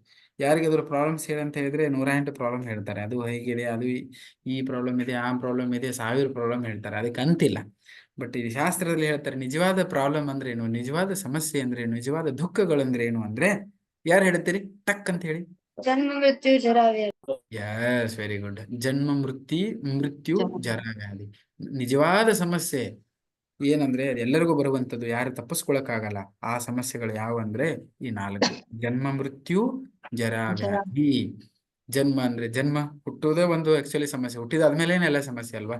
ಈ ಭೌತಿಕ ಶರೀರ ತಗೊಂಡ್ ಬರೋದೇ ಒಂದು ಸಮಸ್ಯೆ ಫಸ್ಟ್. ಎರಡನೇದ್ದು ಜನ್ಮ ಆದ್ಮೇಲೆ 100% ಮೃತ್ಯು. ಯಾರಿಗಿಷ್ಟ ಇದೆ ಮೃತ್ಯು ಬೇಕಂತ? ಯಾವಾಗ ನಂಗೆ ಬರ್ತ್ಡೇ ಬರೆದು ಕಾಯ್ತಿರ್ತಾರೆ ಜನರು ನೋಡಿ, ಬರ್ತ್ಡೇ ಆಚರಣೆ ಮಾಡ್ಕೊಳ್ಳಿ. ಯಾರಾದ್ರೂ ಕಾಯ್ತಿರ್ತಾರೆ? ಡೆತ್ ಡೇಗೆ ಯಾರಿಗಾದ್ರೂ ಕಾಯ್ತಿರ್ತಾರ? ಯಾರೂ ಕಾಯುದಿಲ್ಲ. ಅದನ್ನ ಆಚರಣೆ ಮಾಡ್ಕೋಬೇಕಂತ ಯಾರಿಗೂ ಇಷ್ಟ ಇಲ್ಲ ಅದು ಸಾಯೋದು. ಹಾಗೆ ಸಾವು ಯಾರಿಗಿಷ್ಟ ಇಲ್ಲ. ಮತ್ತೆ ಜನ್ಮ ಮೃತ್ಯು ಜರ. ಯಾರಿಗೆ ಮೂಪ್ ಇಷ್ಟ ಇದೆ? ಯಾರಿಗೆ ಬೇಗ ನಾನು ಮುದುಕಾಗ್ಬೇಕ್ರಿ, ಎಲ್ಲ ನನ್ನ ಕೂದಲು ಹಣ್ಣಾಗ್ಬೇಕು, ಅಥವಾ ನಾನು ಎಲ್ಲ ಮಂಡೆ ನೋವು, ಕಾಲು ನೋವು, BP ಶುಗರ್ ಎಲ್ಲ ಬರಲ್ಲ, ಮುಪ್ಪಾಗ್ಲಿ ಅಂತ ಯಾರಿಗೆ ಇಷ್ಟ ಇದೆ? ಇಲ್ಲ. ಮುದುಕರಾಗ್ರಿಗೆ ಯಾರಿಗೂ ಇಷ್ಟ ಇಲ್ಲ, ಆದ್ರೆ ಎಲ್ಲರಿಗೂ ಬರುತ್ತೆ. 4ನೇ ಸಮಸ್ಯೆ ಏನು? ವ್ಯಾಧಿ, ರೋಗಗಳು. ಸೊ ರೋಗಗಳಿಂದ ಒಂದಿಲ್ಲ ಒಂದು ರೋಗಗಳು ಬರ್ತಾ ಇರ್ತವೆ, ಒಂದಿಲ್ಲ ಒಂದು ರೋಗಗಳು. ಇವು 4 ಜೀವನದಲ್ಲಿರುವಂತ ನಿಜವಾದ ಸಮಸ್ಯೆಗಳು. ಈ ನಿಜವಾದ ಸಮಸ್ಯೆಗಳಿಂದನೂ ಕೂಡ ನಾವು ಪರಿಹಾರ ಬೇಕಂತ ಆದ್ರೆ, ಅದನ್ನೇ ಇಲ್ಲಿ ಹೇಳ್ತಾ ಇದ್ದಾರೆ. ಏನದು ಪರಿಹಾರ ಬೇಕಂತ ಆದ್ರೆ, ನಾವು ಯಾರಿಗೆ ಯಾವ ದುಃಖಗಳಿಂದ ಹೊರಗಿದ್ದಾನೆ ಅವನು ಶರಣಾಗತ್ತೆ ಆದ್ರೆ ಈ ದುಃಖಗಳಿಂದ ಅವನು ಪಾರ ಮಾಡ್ತಾನೆ. ಯಾರವನು? ಕೃಷ್ಣ. ನಂದ ತನುಜ ಕಿಂಕರಂ ಪತಿತಂ ಭವಾಂಬುಧೋ ಕೃಪಯಾ ತವ ಪಾದ ಪಂಕಜ ಸ್ಥಿತಧೂಲಿ ಸದೃಶಂ ವಿಚಿಂತಯ. ಶಿಕ್ಷಾಷ್ಟಕಮಲ್ಲಿ ಚೈತನ್ಯ ಮಹಾಪ್ರಭು ಇದನ್ನ ಹೇಳ್ತಾರೆ. ಐನಂದ ತನುಜ ಕಿಂಕರ. ಐನಂದ, ನಂದ ತನುಜ, ನಂದ ಮಹಾರಾಜನ ಮಗ ತನುಜ ಕೃಷ್ಣ. ಐನಂದ ತನುಜ ಕಿಂಕರಂ ಪತಿತಂ ಮಾಮಿಷಮಿ ಭವಾನ್. ನಾ ವಿಷಯದ ಸಮುದ್ರದಲ್ಲಿ ಬಿದ್ಕೊಂಡ್ಬಿಟ್ಟಿದ್ದೇನೆ, ಬಳಲ್ತಾ ಇದ್ದೇನೆ. ಅದಕ್ಕೆ ಐನಂದ ತನುಜ ಕಿಂಕರಂ ಪತಿತಂ ಮಾಮಿಷಮೇ ಭವಾನ್ ಕೃಪಯಾ ತವ ಪಾದ ಪಂಕಜ. ಅದೇ ದಯವಿಟ್ಟು ಕೃಪೆ ಮಾಡಿ ನನ್ನ ವಿಷದಿಂದ, ಈ ಬಿದ್ದು ವಿಷದಲ್ಲಿ ಬಳಲ್ತಾ ಇದ್ದೇನೆ, ಆ ದುಃಖದಿಂದ ಎತ್ತಿ ಕೃಪಯಾ ತವ ಪಾದ ಪಂಕಜ, ನಿನ್ನ ಪಾದ ಚರಣದಲ್ಲಿ ನನಗೊಂದು ಆಶ್ರಯ ಕೊಡು ಅಂತ ಪ್ರಾರ್ಥನೆ ಮಾಡ್ತಾರೆ. ಸೊ ಹಾಗೆ ನಾವು ಭಗವಂತನಿಗೆ ಪ್ರಾರ್ಥನೆ. ಭಕ್ತಿ ಅಂದ್ರೆ ಏನು?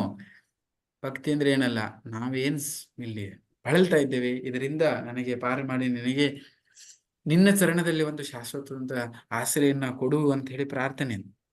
ಅದಕ್ಕೆ ಆ ಭಾವನೆ ಪ್ರಾರ್ಥನೆ ನಮ್ಮ ಹತ್ರ ಬರಬೇಕು. ಸೊ ಇಲ್ಲಿ ಮುಂದೆ ಹೇಳ್ತಾರೆ, ಎಲ್ಲರೂ ಪ್ರಶ್ನೆ ಕೇಳ್ತಾರೆ. ಏನದು ಪ್ರಶ್ನೆ ಅಂದ್ರೆ, ಎಲ್ಲರ ಪ್ರಶ್ನೆ ಏನಂದ್ರೆ, ಈ ದೇವರ ವಿಚಾರ ಬಂದಾಗ, ಭಕ್ತಿ ವಿಚಾರ ಬಂದಾಗ ಸುಮಾರು ಜನ ಹೇಳ್ತಾರೆ, ಎಲ್ಲಿದ್ದಾನೆ ದೇವರು? ದೇವರು ಇಲ್ಲೇ ಇಲ್ಲ ಇಲ್ಲಿ. ಸೊ ಸುಮಾರು ಜನಕ್ಕೆ ಈಗಿನ ಸಮಯದಲ್ಲಿ ತುಂಬಾ ಬೆಳೀತಾ ಇದೆ, ದೇವರಿಲ್ಲ, ಎಲ್ಲ ನಮ್ಮಿಂದ ಆಗತ್ತೆ, ಹಾಗೆ ಹೀಗೆ ಇದೆ ಹಾಗೆ. ಈಗ ತುಂಬಾ ಜನ ಈ ನಾಸ್ತಿಕರು ಜಗತ್ತಿನಲ್ಲಿ ಬೆಳೀತಾ ಇದ್ದಾರೆ, ದೇವರಿಲ್ಲ ಅನ್ನುವಂಥ ವಾದ ಮಾಡುವಂಥ ಜನರು. ಹಾಗಾದ್ರೆ ಯಾಕೆ ಈ ಜನರಿಗೆ ದೇವರಿಲ್ಲ ಅನ್ನೋ ಮನೋಭಾವ ಬರ್ತದೆ, ದೇವರೇ ಇಲ್ಲ ಅನ್ನೋದು ಕ್ವಶನ್ ಅವ್ರ ತಲೆಯಲ್ಲಿ ಹುಡ್ತಾ ಇದೆ ಅನ್ನೋದಕ್ಕೆ ಇಲ್ಲಿ ಹೇಳ್ತಾರೆ. ಏನದು? ನಮಾಂ ದುಷ್ಕೃತಿ ನೋ ಮೂಢ, 57ನೇ ಶ್ಲೋಕ ಪೇಜಲ್ಲ. ನಮಾಂ ದುಷ್ಕೃತಿ ನೋ ಮೂಢ ಪ್ರಪದ್ಯಂತೆ ನರಾಧಮ ಮಾಯಾ ಜ್ಞಾನ ಅಸುರಂ ಮೂಷಿತಾಃ.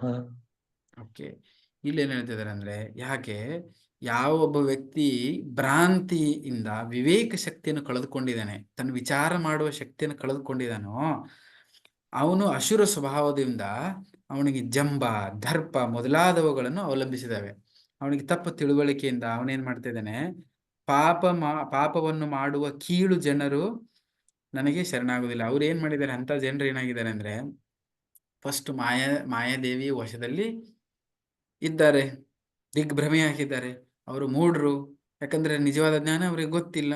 ಅದಕ್ಕಾಗಿ ಅವ್ರೇನ್ ಮಾಡ್ತಾರೆ, ಅದೇ ಅವರು ಸ್ವಾಭಾವಿಕವಾಗಿ ಅಸುರ ಸ್ವಭಾವದವರು. ಆ ಸ್ವಭಾವ ಇರೋದು ಕಾರಣಕ್ಕೆ ಅವ್ರ ಹತ್ರ ಏನಿದೆ, ಜಂಬಿದೆ, ದರ್ಪಿದೆ, ಮತ್ತೇನಿದೆ, ಹಾಗಾಗಿ ತಪ್ಪು ತಿಳುವಳಿಕೆ ಇದೆ. ಹೀಗಾಗಿ ಪಾಪಗಳನ್ನು ಮಾಡ್ತಾ ಇರ್ತಾರೆ. ಭಗವಂತ ಇದ್ದಾನೆ ಅನ್ನೋದನ್ನು ಸ್ವೀಕಾರ ಮಾಡುವಷ್ಟು ಶಕ್ತಿ ಇಲ್ಲ ಅವರಿಗೆ. ಯಾಕೆ? ಮಾಯಾದಲ್ಲಿ ಇದ್ದಾರೆ, ಅವರಿಗೆ ಸರಿಯಾದ ಜ್ಞಾನ ಇಲ್ಲ. ಅದನ್ನ ಇಲ್ಲಿ ಪ್ರಭುಪಾದರು ಕೋಟ್ ಮಾಡಿ ಹೇಳ್ತಾ ಇದ್ದಾರೆ. ಯಾಕೆ ಜನರಿಗೆ ಇದು ಅರ್ಥ ಆಗುದಿಲ್ಲ, ದೇವರು ಇದ್ದಾನೆ ಇಲ್ಲೋ ಅನ್ನೋದು? ಯಾಕಂದ್ರೆ ಅವರು ಅಜ್ಞಾನದಲ್ಲಿದ್ದಾರೆ, ಮಾಯಾದಲ್ಲಿದ್ದಾರೆ. ಸೊ ಇದನ್ನ ಹೇಳ್ತಾ, ಅದಕ್ಕೆ ಇಲ್ಲಿ ಹೇಳ್ತಾ ದುಷ್ಕೃತಿ ಮತ್ತು ಸುಕೃತಿ ಬಗ್ಗೆ, ಎರಡು ಬಗ್ಗೆ ಹೇಳ್ತಾನೆ. ಕೆಟ್ಟವನು, ದುಷ್ಕೃತಿ ಅಂದ್ರೆ ಕೆಟ್ಟವನು, ಸುಕೃತಿ ಅಂದ್ರೆ ಒಳ್ಳೆಯವನು. ಇದರಲ್ಲಿ ಇವರಿಬ್ಬರ ಬಗ್ಗೆನೂ ನಾವು ತಿಳ್ಕೊಳ್ಬೇಕು. ಓಕೆ, ಸೊ ಅದ್ರ ಬಗ್ಗೆ ಸ್ವಲ್ಪ ಓದಿ. ಇದೇ 2ನೇ ಪ್ಯಾರಾಗ್ರಾಫದಲ್ಲಿದೆ. ನಾನು ಮತ್ತೆ ಅದನ್ನ ಡಿಟೇಲ್ ಚರ್ಚೆ ಮಾಡೋಕ್ಕಾಗಲ್ಲ, ಮುಂದೆ ತುಂಬಾ ವಿಷಯ ಇದೆ. ಈ ದುಷ್ಕೃತಿ ಮತ್ತು ಸುಕೃತಿಗಳ ಬಗ್ಗೆ ತುಂಬಾ ಚೆನ್ನಾಗಿ ಇಲ್ಲಿ ವಿಷಯವನ್ನು ಚರ್ಚೆ ಮಾಡಿದ್ದಾರೆ. ನೀವು ಸ್ವಲ್ಪ ದಯವಿಟ್ಟು ಓದಿ, ಅದನ್ನು ಚೆನ್ನಾಗಿದೆ. ಓಕೆ, ಈ ಭೌತಿಕ ಜಗತ್ತಿನಲ್ಲಿ ಯಾಕೆ ದುಃಖ ಇದೆ, ಆಲ್ರೆಡಿ ನಾನು ಆ ವಿಷಯದ ಬಗ್ಗೆ ಸ್ವಲ್ಪ ಹೇಳಿದ್ದೆ. ಒಂದು ಹೇಳ್ತಾರೆ ಅಂದ್ರೆ, ಯಾಕೆಪ್ಪ ನಮಗೆ ಪನಿಷ್ಮೆಂಟ್ ಕೊಡಬೇಕು? ಅವನೇ ಕೊಟ್ಟಿದ್ದಲ್ಲ ಇಲ್ಲಿ ಈ ಜಗತ್ತಿನಲ್ಲಿ, ಯಾಕೆ ನಮಗೆ ಇಷ್ಟೆಲ್ಲ ತೊಂದರೆ ಕೊಡಬೇಕು?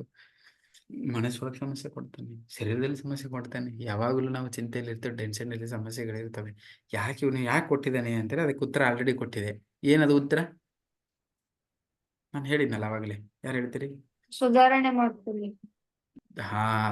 ದೇವರು ಈ ಕಷ್ಟ ಯಾಕೆ ಕೊಡ್ತಾ ಇದ್ದಾನೆ ಅಂದ್ರೆ, ಶಿಕ್ಷೆ. ಅದು ತಪ್ಪು ಮಾಡಿದವ್ರಿಗೆ ಶಿಕ್ಷೆ, ಅದರಿಂದ ಸುಧಾರಣೆ ಮಾಡೋದಕ್ಕೋಸ್ಕರ ಇದನ್ನ ನಮಗೆ ಕೊಟ್ಟಿದ್ದಾನೆ. ಯಾರು ದೇವರಿಗೆ ವಿಧೇಯರಾಗಿಲ್ಲ, ಅವನ ನಿಯಮಗಳಿಗೆ ವಿಧೇಯರಾಗಿಲ್ಲ, ಅಂಥವರಿಗೆ ಇದು ಕೊಟ್ಟಿರೋದು. ಸೊ ಅದಕ್ಕೆ ಸುಧಾರಣೆ ಮಾಡ್ಕೊಂಡಿವಿ ಅಂದ್ರೆ ಅದರಿಂದ ಪಾರಾಗ್ತೀವಿ. ಅದಕ್ಕೆ ಇಲ್ಲಿ 2 ರೀತಿ ನಿಮಗೆ ಈ ಅಧ್ಯಾಯದ ಹೆಸರೇ ಇದೆ ನೋಡಿ. ಈ ಸಮಸ್ಯೆಗಳೆಲ್ಲ ಬಂದಾದ್ಮೇಲೆ ಜಗತ್ತಿನಲ್ಲಿ 3 ರೀತಿಯ ಕ್ಲೇಶ ಇದಾವಲ್ಲ, ಆ ಕ್ಲೇಶಗಳಲ್ಲಿ 4 ರೀತಿಯ ಜೀವನದ ನಿಜವಾದ ಸಮಸ್ಯೆಗಳಿದಾವಲ್ಲ, ಬುದ್ಧಿವಂತನಿಗೆ ಕ್ವಶನ್ಗಳು ಬರ್ತಾವ, ತಲೆಯಲ್ಲಿ ಪ್ರಶ್ನೆಗಳು ಹುಟ್ಟಕ್ಕೆ ಸ್ಟಾರ್ಟ್ ಆಗ್ತವೆ. ಅರೇ, ನಾನು ಇಲ್ಲಿದ್ದೇನೆ, ಇದೆಲ್ಲ ಯಾಕೆ ಸಮಸ್ಯೆಗಳಿದಾವಪ್ಪ, ಹಿಂಗ್ಯಾಕೆ ಆಗ್ತದೆ, ಮನಸ್ಸಿನಿಂದ ಸಮಸ್ಯೆಗಳಿದಾವೆ, ಶರೀರದಿಂದ ಆಗತ್ತೆ, ನಾನು ಹೆಂಗೆ ಇದ್ರು ಬೇರೆದವರಿಂದ ಕಾಲು ಎಳಿತಾರೆ, ಬೇರೆಯವರಿಂದ ಸಮಸ್ಯೆ ಆಗತ್ತೆ. ಸಡನ್ ಆಗಿ ಸುನಾಮಿ ಬಂತು, ಸುನಾಮಿ ಬರುತ್ತೆ, ಭೂಕಂಪ ಬರುತ್ತೆ, ಪ್ರವಾಹ ಬರುತ್ತೆ, ನಾವು ಏನ್ ಮಾಡಿದೀವಿ ಅಂತ ಇದೆಲ್ಲ ಯಾಕೆ ಬರುತ್ತೆ? ಸೊ ಇದ್ರ ಬಗ್ಗೆ ಚಿಂತನೆ ಮಾಡ್ಲಿಕ್ಕೆ ಜನರು ಸ್ಟಾರ್ಟ್ ಮಾಡ್ತಾರೆ. ಇದ್ಯಾಕೆ ಹಿಂಗೆ, ಅದ್ಯಾಕೆ ಹಂಗೆ, ಇದ್ಯಾಕೆ ಹಿಂಗೆ, ನಾವಂದ್ರೇನು, ದೇವ್ರಂದ್ರೇನು, ಸಮಸ್ಯೆ ಅಂದ್ರೇನು, ಇದು ಏನು ಅದು ಏನು, ವಿಚಾರ ಮಾಡ್ಲಿಕ್ಕೆ ಪ್ರಾರಂಭ ಮಾಡ್ತಾರೆ. ಯಾರು? ಬುದ್ಧಿವಂತರು ಇದ್ರ ಬಗ್ಗೆ ಚಿಂತನೆ ಮಾಡಿ ಮಾಡಿ ತಿಳ್ಕೊಳ್ಳಿಕ್ಕೆ ಪ್ರಯತ್ನ ಮಾಡ್ತಾರೆ. ಇದನ್ನ ತಿಳ್ಕೊಂಡ್ಬಿಟ್ಟು ಅವರು ತಮ್ಮನ್ನ ತಾವು ಸುಧಾರಣೆ ಹಾಕೊಂಡು ಇಲ್ಲಿಂದ ಪಾರಾಗ್ತಾರೆ. ಈ ಮೂರ್ಖರು ಏನ್ ಮಾಡ್ತಾರೆ ಅಂದ್ರೆ, ಅವ್ರಿಗೆ ನೀವು ಎಷ್ಟೇ ಸಮಸ್ಯೆ ಕೊಟ್ಟರು, ಏನೋ ಮಾಡಿದ್ರೆ ಸಮಸ್ಯೆ ಇದೆ ಅಂತ ಹೇಳ್ತಾರೆ. ಹಾಗೆ ಇದು ಇದೆ, ಇದು ಇದೆ, ಅದು ಇದೆ, ಇದೆಲ್ಲ ಇದೆ, ಬಟ್ ಅದಕ್ಕೆ ಪರಿಹಾರ ಏನು, ಯಾಕೆ ನಮ್ಮ ಜೀವನದಲ್ಲಿ ಇದು ಬರ್ತಾ ಇದೆ, ಅನ್ನುವ ಮಾರ್ಗವನ್ನು ಹುಡುಕ್ಲಿಕ್ಕೆ ಅವ್ರಿಗೆ ಇಷ್ಟ ಇಲ್ಲ. ಅವರು ಮೂರ್ಖರಾದವ್ರು ಏನ್ ಮಾಡ್ತಾರೆ ಅಂದ್ರೆ, ಏನು ಸಮಸ್ಯೆಗಳಿದಾವೆ ಆ ಸಮಸ್ಯೆಗಳಲ್ಲೇ ಇನ್ನೂ ಬಳಲ್ತಾ ಜೀವನವನ್ನ ಕಳ್ಕೊಂಡು ಹೋಗ್ತಾರೆ. ಅದೇ ವ್ಯತ್ಯಾಸ ಮೂರ್ಖರಿಗೂ ಮತ್ತು ಜಾಣರಿಗೂ. ಅದಕ್ಕೆ ಮೂರ್ಖರ ಜಾಣರ ದಾರಿಗಳಂದ್ರೆ ಇದೆ, ಇಲ್ಲೇ ಲಿಂಕ್ ಇದೆ.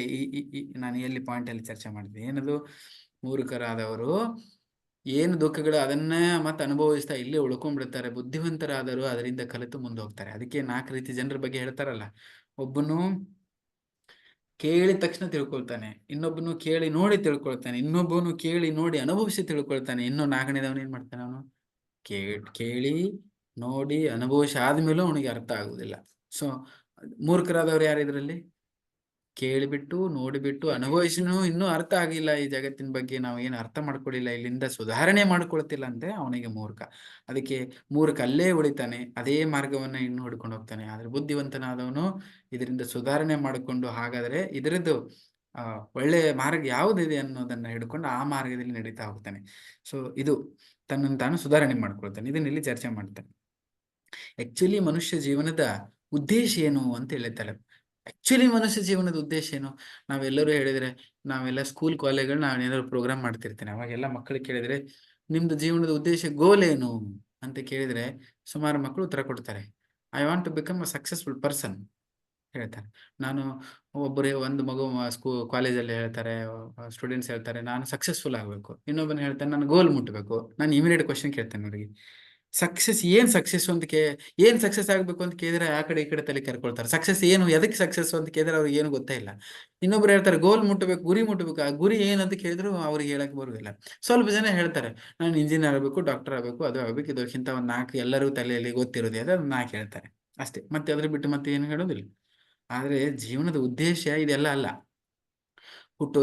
ಹುಟ್ಟಿದಾದ್ಮೇಲೆ ಒಂದಷ್ಟು ಭೌತಿಕ ವಿದ್ಯೆಯನ್ನು ಪಡ್ಕೊಳ್ಳೋದು, 2-4 ಡಿಗ್ರಿ ತಗೊಳ್ಳೋದು ಅಲ್ವಾ, ಓದೋದು, ವಿದ್ಯಾಭ್ಯಾಸ.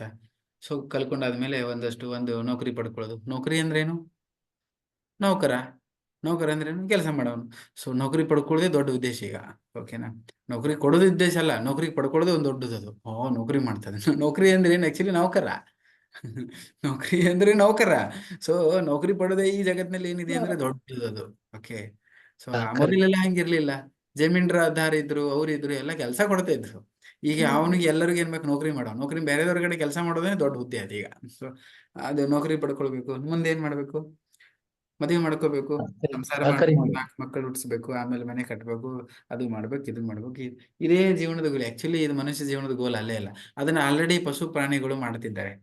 ಅವಕ್ಕೇನು ವಿದ್ಯಾಭ್ಯಾಸ ಮಾಡೋದ ಅವಶ್ಯಕತೆ ಇಲ್ಲ. ಅವೇನು ಮಾಡ್ತಾ ಇಲ್ಲ ನೋಡಿ. ಏನು ಮಾಡ್ದೇನೆ ಅವಕ್ಕೂ ಊಟ ತಿನ್ನಕ್ಕೆ 24 ತಾಸು ಊಟ ತಿನ್ನಕ್ಕೆ ಸಿಗ್ತಾವೆ. ಅವಕ್ಕೂ ಮೈಥುನ ಕ್ರಿಯೆ ಮಾಡ್ಲಿಕ್ಕೆ ಪಾರ್ಟ್ನರ್ಗಳು ಸಿಗ್ತಾ ಇದಾವೆ ನೋಡಿ. ನೀವು ನಾಯಿ, ಮಂಗ ಎಲ್ಲ ಅವಕ್ಕೆಲ್ಲ ಸಿಗ್ತದೆ. ಅದು ಸಿಗುತ್ತೆ. ಇರ್ಲಿಕ್ಕೆ ಅವಕ್ಕೇನು ಜಾಗ ಇಲ್ವಾ? ಇರ್ಲಿಕ್ಕೆ ಅವಕ್ಕೆ ಎಲ್ಲಿಯೂ ಜಗತ್ತಿನಲ್ಲಿ ಸೃಷ್ಟಿಯಲ್ಲಿ ದೇವರು ಕೊಟ್ಟೇ ಬಿಟ್ಟಿದೆ. ನಾವು ಇರ್ಲಿಕ್ಕೂ ಜಾಗ ಇದೆ. ನಮಗೇನು ಆಹಾರ, ನಿದ್ರಾ, ಭಯ, ಮೈಥುನ ಈ 4 ಕಾರ್ಯಗಳೇನಿದ್ದಾವೆ ಅವುಗಳಿಗೆ ಆಲ್ರೆಡಿ ಪಶು ಪ್ರಾಣಿಗಳಿಗೂ ಎಲ್ಲ ಕೊಟ್ಬಿಟ್ಟಿದ್ದಾನೆ. ನಾವು ಇಡೀ ಜೀವನ ಬರೀ ನಮ್ಗೆ ಕೊಟ್ಟಿರುವಂತ ಬುದ್ಧಿ, ವಿವೇಚನಾ ಶಕ್ತಿಯನ್ನು ಬರೀ 4 ಕಾರ್ಯಗಳಲ್ಲಿ ತೊಡಸ್ಕೊಂಡು ಹೋಗ್ಬಿಟ್ರೆ ನಾವು ಮನುಷ್ಯರು ಹೆಂಗಾಗ್ತೀವಿ? ಮನುಷ್ಯ ಜೀವನ ಕೊಟ್ಟಿರೋದು ಯಾಕೆ? ಈ ಜನ್ಮ ಮೃತ್ಯು ಜರಾವಾದಿದಿಂದ ಪಾರಾಗಲಿಕ್ಕೆ ಈ ಮನುಷ್ಯ ಶರೀರ ಕೊಟ್ಟಿದ್ದು. ಇದನ್ನ ತಿಳ್ಕೊಂಡು ಸುಧಾರಣೆ ಮಾಡಿಕೊಂಡು ನಾವು ಇಲ್ಲಿಂದ ಪಾರಾಗಲಿಕ್ಕೆ ನಮಗೆ ಈ ಮನುಷ್ಯ ಶರೀರ ಕೊಟ್ಟಿದ್ದು. ಆದ್ರೆ ನಾವು ಅದನ್ನ ಮಾಡ್ತೇವೆ ಇಲ್ಲ. ಮತ್ತು ನಾವು ಮನುಷ್ಯ ಶರೀರ ಸಿಕ್ಕಾದ ಮೇಲೆ ಕೂಡ ಪಶು ಪ್ರಾಣಿ ತರ ಈ ಆಹಾರ, ನಿದ್ರಾ, ಭಯ, ಮೈಥುನ ಕಾರ್ಯಗಳಲ್ಲಿ ತೊಡ್ಕೊಂಡಿರ್ತೀವಿ. ಅದಕ್ಕಾಗಿ ಇದನ್ನ ತಿಳ್ಕೊಳ್ಬೇಕು. ಮನುಷ್ಯ ಜೀವನದ ಉದ್ದೇಶ ಅಂತ ಕೇಳಿದ್ರೆ ಜನ್ಮ ಮೃತ್ಯು ಚಕ್ರ ಏನಿದೆ ಇದರಿಂದ ಪಾರಾಗಿ ನಾವೇನ್ ಮಾಡ್ಬೇಕು? ನಮ್ಮ ನಿತ್ಯ ಆನಂದ, ಅಲ್ಲಿರುವುದು ನಮ್ಮ ಮನೆ, ಇಲ್ಲಿರುವುದು ಸುಮ್ಮನೆ. ಅಂದ್ರೆ ಅಲ್ಲಿ ಶಾಶ್ವತದ ಮನೆ ಇದೆ, ನಮ್ಮ ಪರಮ ಪಿತ ಇದ್ದಾನೆ, ಅಲ್ಲಿ ಯಾವ ರೋಗ ರುಜಿನಗಳಿಲ್ಲ, ಪ್ರತಿಯೊಂದು ಮಾತು ಹಾಡು, ಪ್ರತಿಯೊಂದು ಹೆಜ್ಜೆ ನೃತ್ಯ. ಸ್ವಂತ ಜಾಗದಲ್ಲಿ ಎಲ್ಲ ಅಮೃತನೇ, ಯಾವ ರೋಗಗಳೇ ಇಲ್ಲ, ದಿವ್ಯ ಶರೀರ ಸಿಗತ್ತೆ. ಅಂತ ಜಾಗಕ್ಕೆ ಹೋಗುದೇ, ಈ ಬಹುಸಾಗರದಿಂದ ಪಾರ ಹಾಕೊಂಡು ಹೋಗುದೇ ಅದು ಜೀವನದ ಉದ್ದೇಶ. ಯಾರಿಗೆ ಇದು ಉದ್ದೇಶ ಗೊತ್ತಿದೆ, ಬಾಕಿದೆಲ್ಲ ಹಿಂದ್ಗಡೆ ಹೋಗ್ತವೆ, ಎಲ್ಲ ಆಟೋಮೆಟಿಕ್ ಆಗ್ತಾ ಇರ್ತವೆ. ಜೀವನದ ಮೊದಲು ಪ್ರಯಾರಿಟಿ ಕೊಡ್ಬೇಕು ಜೀವನದಲ್ಲಿ ಅಂತ ಹೇಳ್ತಾರೆ. ವಿಷಯಕ್ಕೆ ಪ್ರಯಾರಿಟಿ ಅವರ ಜೀವನದಲ್ಲಿ ಏನ್ ಕೊಡ್ತಾರೆ? ಪ್ರಾಮುಖ್ಯತೆ ಈ ವಿಷಯಕ್ಕೆ ಕೊಡ್ತಾರೆ. ಆಮೇಲೆ ಬಾಕಿದೆಲ್ಲ ಮಾಡ್ತಾರೆ. ಇದು ಗೊತ್ತಾಗಿಲ್ಲ ಅಂದ್ರೆ ಪ್ರಾಮುಖ್ಯತೆ ಇಲ್ಲೇ ಬಳಲಿಕ್ಕೆನೆ ಬೇರೆ, ಇಲ್ಲೇ ಹೊಸ ಪ್ಲಾನ್ ಮಾಡ್ತಾ, ಹೊಸ ಕಾರ್ಯ ಮಾಡ್ತಾ ಮತ್ತು ಅದರಲ್ಲೇನೆ ತೊಡಗ್ಬಿಡ್ತಾರೆ. ಅದಕ್ಕೆ ಇದೇ ಬುದ್ಧಿವಂತನಿಗೂ ಮತ್ತು ಮೂರ್ಖನಿಗೂ ವ್ಯತ್ಯಾಸ. ಬುದ್ಧಿವಂತನಾದವನು ಇದನ್ನ ಅರ್ಥ ಮಾಡಿಕೊಂಡು ತನ್ನ ಗುರಿಯನ್ನ ಭಗವಂತನ ಪ್ರಾಪ್ತಿ ಪಡ್ಕೊಳ್ಬೇಕು ಅನ್ನೋ ಉದ್ದೇಶ ಇಟ್ಟುಕೊಂಡು ಇದಕ್ಕೆ ಪ್ರಾಮುಖ್ಯತೆ ಕೊಟ್ಟು ಈ ಕಾರ್ಯಗಳನ್ನು ಜೀವನದಲ್ಲಿ ಮಾಡ್ತಾನೆ. ಯಾರು ಇದನ್ನ ತಿಳ್ಕೊಂಡಿಲ್ಲ, ಮೂರ್ಖಿದ್ದಾನೆ, ಅವನು ತನ್ನ ಇಲ್ಲೇ ಬಳಲಕ್ಕೆ ಮತ್ತೆ ಮತ್ತೆ ನಮ್ಮನ್ನ ಜನ್ಮ ಮೃತ್ಯು ಚಕ್ರದಲ್ಲಿ ಹಾಕುವಂತ ಏನು ಕಾರ್ಯಗಳಿದೆ, ಪಾಪಮಯ ಕಾರ್ಯದಲ್ಲಿ, ಅದರಲ್ಲೇ ಹೊಸ ಹೊಸ ಕಾರ್ಯಕ್ರಮಗಳನ್ನು ಪ್ಲಾನ್ಗಳನ್ನು ಮಾಡಿಕೊಂಡು ಅದರಲ್ಲೇ ಬಳಲ್ತಾ ಇರ್ತಾನೆ. ಅದಕ್ಕೆ ಆ ಜ್ಞಾನ ಅಂತ ಕರಿತೇವೆ ನೋಡಿ. ಜ್ಞಾನ ಅಂತ ಹೇಳಿದ್ರೆ ಅವನಿಗೆ 2 ಡಿಗ್ರಿ ಓದಿರೋ ಜ್ಞಾನ ಆಯ್ತು, ಮಾಸ್ಟರ್ ಡಿಗ್ರಿ ಓದಿರೋ, PhD ಓದಿರೋ ಜ್ಞಾನ ಆಯ್ತು, ಒಳ್ಳೆ ಜ್ಞಾನ ಪಡ್ಕೊಂಡಿದೆ, ವಿದ್ಯಾವಂತ ಅಂತ ಕರೀತಾರಲ್ಲ, ವಿದ್ಯಾವಂತ. ಅದಕ್ಕೆ ಇಲ್ಲಿ ಹೇಳ್ತಾರಂದ್ರೆ ಅದು ವಿದ್ಯೆ ಅಲ್ಲ, ಅದು ಭೌತಿಕ ವಿಷಯಗಳನ್ನೇ ಕಳ್ಕೊಂಡ್ಬಿಟ್ಟು ಜೀವನದ ಉದ್ದೇಶದ ಬಗ್ಗೆ ಏನು ಜ್ಞಾನ ಇಲ್ಲ ಅಂದ್ರೆ ಅದಕ್ಕೆ ಅಜ್ಞಾನ ಅಂತ ಕರೀತಾರೆ. ಅದಕ್ಕೆ ಮಾಯಾರ ವೈಭವ, ಅದು ಮಾಯಾದೇವಿ ವೈಭವ. ಆ ಜ್ಞಾನದಲ್ಲಿ ಏನಿದೆ, ಮಾಯಾದಲ್ಲಿ ಹೆಂಗೆ ಸಿಕ್ಕಾಕೊಂಡು ಇರ್ಬೇಕು ಅನ್ನೋದನ್ನೇ ಕಲ್ಕೊಂಡ್ಬಿಡ್ತೀವಿ. ಅದನ್ನ ಮಾಡ್ಕೊಂಡು ಇದನ್ನ ಮಾಡ್ಕೊಂಡು ಅದನ್ನ ಕಲ್ಕೊಂಡು ಏನ್ ಮಾಡಿದ್ರು ಮತ್ತು ಮಾಯಾದೇವಿಯ ವಶದಲ್ಲಿ ಹೆಂಗಿರ್ಬೇಕು ಅನ್ನೋದೇ. ಅದಕ್ಕೆ ಆ ಜ್ಞಾನಕ್ಕೆ ಏನಂತ ಕರೀತಾರೆ, ಮಾಯಾರ ವೈಭವ, ಮಾಯಾಶಕ್ತಿ ವೈಭವ, ಅದು ಬೇರೆ ಏನು ಅಲ್ಲ. ಅದಕ್ಕೆ ಇಲ್ಲಿ ಹೇಳ್ತಾರೆ ಮಾಯೆಯ ಪ್ರಥ ಜ್ಞಾನ. ಅಜ್ಞಾನ ಏನದು, ಮಾಯೆಯ ಪ್ರಥ ಜ್ಞಾನ. ಆಧ್ಯಾತ್ಮಿಕ ಜ್ಞಾನ ಬಿಟ್ಟು ಬಾಕಿ ಹೊಂತದೇ ಜ್ಞಾನ ಇದ್ರೆ ಅದು ಮಾಯಾ ಪ್ರತಜ್ಞಾನ. ಓಕೆ, ಅದು ಮಾಯಾದೇವಿ ವೈಭವ. ಅದರಿಂದ ಈ ಜಗತ್ತಿಂದ ಪಾರಾಗ್ಲಿಕ್ಕೆ ಸಾಧ್ಯ ಇಲ್ಲ. ನೀವು 10 ಡಿಗ್ರಿ ಪಡ್ಕೊಳ್ಳಿ, ಈ ಭೌತಿಕ ಬಂಧನದಿಂದ ಪಾರಾಗ್ಲಿಕ್ಕೆ ಸಾಧ್ಯನೇ ಇಲ್ಲ.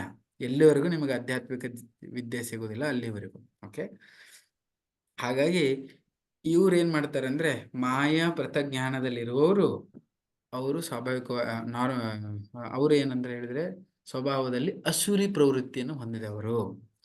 ಆಧ್ಯಾತ್ಮಿಕ ದಿವ್ಯ ಜ್ಞಾನವನ್ನ ಪಡ್ಕೊಂಡವರು ಅವರಿಗೆ ಅಸುರಿ ಪ್ರಭಾವದವರಿಗೆ ಅದರ ಅಪೋಸಿಟ್ ಏನು, ದೈವಿ ಗುಣ. ಸೊ ಅವ್ರಿಗೆ ದೇವತೆಗಳಂತೂ ಕರಿಬೋದು, ದೈವಿ ಗುಣ ಹೊಂದ್ಕೊಂಡಿರ್ತಾರೆ. ಅವರು ಏನ್ ಮಾಡ್ತಾರೆ ಅಂದ್ರೆ ದೇವರು ಹಾಕಿಕೊಟ್ಟಿರುವಂತ ನಿಯಮಗಳನ್ನ ಸರಿಯಾಗಿ ಪಾಲನೆ ಮಾಡ್ತಾ, ಭಕ್ತಿ ಮಾಡ್ತಾ, ಅವನಿಗೆ ಒಬಿಡಿಯಂಟ್ ಆಗಿ ಇಟ್ಕೊಂಡು ಜೀವನ ಮಾಡ್ತಾರೆ.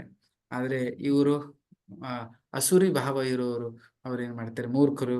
ಅವ್ರಿಗೆ ತಮಗೆ ಮಾಯವೇ ಹಾಯಿವೆ, ನನಗೆ ಹೆಂಗ್ ಬರ್ತದೆ, ನನ್ನ ಹಣ, ಏನಾದ್ರು ಹೇಳಕ್ ಹೋದ್ರೆ ಹೇಳ್ತಾರೆ ನೋಡಿ, ನನ್ನ ಹಣ, ನನ್ನ ಮರ್ಜಿ, ನನ್ನ ಶರೀರ, ನನ್ನ ಆಸ್ತಿ, ನನಗೆ ಹೆಂಗ್ ಬರ್ತದೆ ಹಂಗ್ ಮಾಡ್ತೀನಿ, ನೀನ್ ಯಾರು ಹೇಳೋನು ಕೇಳೋನು. ಈ ಸ್ವಭಾವ ಇದೇನಿದು, ಅಸುರಿ ಸ್ವಭಾವ ಇದು. ಇಲ್ಲಪ್ಪ, ನಾನು ನನ್ನ ಮೊದಲೇ ಕ್ಲಾಸಲ್ಲಿ ನಾನು ಚರ್ಚೆ ಮಾಡಿದೆ, ನಾವು ನಮ್ಮ ವಶದಲ್ಲಿ ಇಲ್ಲ, ನಾವು ಬೇರೆಯವ್ರ ವಶದಲ್ಲಿದ್ದೇವೆ. ಯಾರ ವಶದಲ್ಲಿ, ಭಗವಂತನ ವಶದಲ್ಲಿದ್ದೆ. ಅದಕ್ಕಾಗಿ ಅವನು ಹೆಂಗೆ ಹೇಳ್ತಾನೆ ನಾವು ಹಂಗೆ ಕೇಳ್ಕೊಂಡು ಇರ್ತೇವೆ. ಯಾವಾಗ ನಮ್ಮ ಕೈ ಶರೀರ ಸೇವೆ ಮಾಡಿದ್ರೆ ಕೈನೂ ಖುಷಿ ಇರುತ್ತೆ, ಯಾಕಂದ್ರೆ ಅದಕ್ಕೂ ಶಕ್ತಿ ಸಿಗತ್ತೆ. ಇಲ್ಲ ಕೈ ವಿಚಾರ ಮಾಡುತ್ತೆ ಅಥವಾ ಬಾಯಿ ವಿಚಾರ ಮಾಡುತ್ತೆ. ನಾವ್ ಯಾಕೆ ಎಲ್ಲರೂ ಕೆಲಸ ಮಾಡ್ತಿದ್ದೀವಿ ಹೊಟ್ಟೆಗೋಸ್ಕರ. ಹೊಟ್ಟೆ ಏನ್ ಮಾಡುತ್ತದೆ, ಏನು ಮಾಡೋದಿಲ್ಲ, ಒಂದೇ ಕಡೆ ಕೂತ್ಕೊಂಡಿರ್ತದೆ. ಒಂದು ದಿನ ಸ್ಟ್ರೈಕ್ ಮಾಡುತ್ತವೆ ಇವೆಲ್ಲ ಇಂದ್ರಿಯಗಳು, ಕೈ, ಕಾಲು, ಮೂಗು, ಓಕೆ, ಇವೆಲ್ಲ ಸೇರ್ಕೊಂಡು, ಬಾಯಿ, ಕಣ್ಣು, ಇವೆಲ್ಲ ಸೇರ್ಕೊಂಡು ಒಂದು ಸ್ಟ್ರೈಕ್ ಮಾಡ್ತೇವೆ. ಬರೀ ಇವತ್ತು ಸ್ಟ್ರೈಕ್ ಮಾಡುವ, ಏನು ಸ್ಟ್ರೈಕ್ ಅದು, ನಾವು ಕಣ್ಣು ನೋಡ್ತೈತಿ, ಎಲ್ಲ ಹುಡ್ಕೊಂಡು ತಗೊಂಡ್ಬರ್ತದೆ, ಮೂಗು ಸ್ಮೆಲ್ ಮಾಡ್ತದೆ, ನಾಲಿಗೆ ಬಾಯಿ ತಿಂದು ನಾಲಿಗೆ ರುಚಿ ನೋಡ್ತದೆ, ಬಾಯಿ ಇಷ್ಟು ಕಷ್ಟಪಟ್ಟು ತಿಂತದೆ, ಕೈ ತಗೊಂಬಂದು ಕೆಲಸ ಮಾಡಿದಕ್ಕೆ ಹಾಕ್ತದೆ, ಕಾಲು ನಡ್ಕೊಂಡು ಹೋಗುತ್ತೆ, ಎಲ್ಲರ ಕೆಲಸ ಮಾಡ್ತಿದ್ದಾರೆ. ಅದು ಎಲ್ಲಿ ಹೋಗುತ್ತೆ, ಎಲ್ಲ ಅಷ್ಟೆಲ್ಲ ಕಷ್ಟಪಟ್ಟು ಮಾಡಿ ತಿಂದಿದ್ದು ಹೊಟ್ಟೆಗೆ ಹೋಗ್ತದೆ. ಹೊಟ್ಟೆ ಏನಾರು ಕೆಲಸ ಮಾಡ್ತದೆ, ಒಂದೇ ಕಡೆ ಕುತ್ಕೊಂಡಿದೆ. ಅದಕ್ಕೆ ಸ್ಟ್ರೈಕ್ ಮಾಡ್ತಾರೆ. ಇವತ್ತು ನೋಡೇ ಬಿಡುವ, ಇವತ್ತು ಇದಕ್ಕೆ ಊಟ ಹಾಕೋದೇ ಬೇಡ ಹೊಟ್ಟೆಗೆ, ಓಕೆ, ನಾವೆಲ್ಲ ಕೆಲಸ ಬಂದ್ ಮಾಡಿಬಿಡುವ ಅಂತ ಅವರು ಸ್ಟ್ರೈಕ್ ಮಾಡ್ಕೊಂಡು ಕುತ್ಕೊಂಡ್ಬಿಡ್ತಾರೆ ಇವರೆಲ್ಲ. ಅವಾಗ ಏನಾಗತ್ತೆ, ಯಾರಿಗೇನಾಗತ್ತೆ, ಅವರಿಗೆ ಶಕ್ತಿ ಯಾರಿಗೆ ಸಮಸ್ಯೆ ಆಗತ್ತೆ, ಸ್ಟ್ರೈಕ್ ಮಾಡ್ಕೊಂಡು ಕುತ್ಕೊಂಡಾಗ ಕಾಲಿಗೆ ಶಕ್ತಿ ಸಿಗುದಿಲ್ಲ, ಕೈಗೆ ಶಕ್ತಿ ಸಿಗುದಿಲ್ಲ, ಬಾಯಿಗೆ ಶಕ್ತಿ ಸಿಗುದಿಲ್ಲ. ಆಮೇಲೆ ಅರ್ಥ ಆಗತ್ತೆ ಅವರಿಗೆ, ನಾವೇನೇ ನಮಗ್ ಅನಿಸ್ತಾ ಇದೆ ನಾವು ಹೊಟ್ಟೆ ಸೇವೆ ಮಾಡ್ತಿದೀವಿ ಅಂತ ಹೇಳಿ, ಬಟ್ ಆಕ್ಚುಲಿ ಅದರಿಂದ ಯಾರಿಗೆ ಲಾಭ ಆಗ್ತಿದೆ, ನಮಗೆ ಲಾಭ ಆಗ್ತಿದೆ.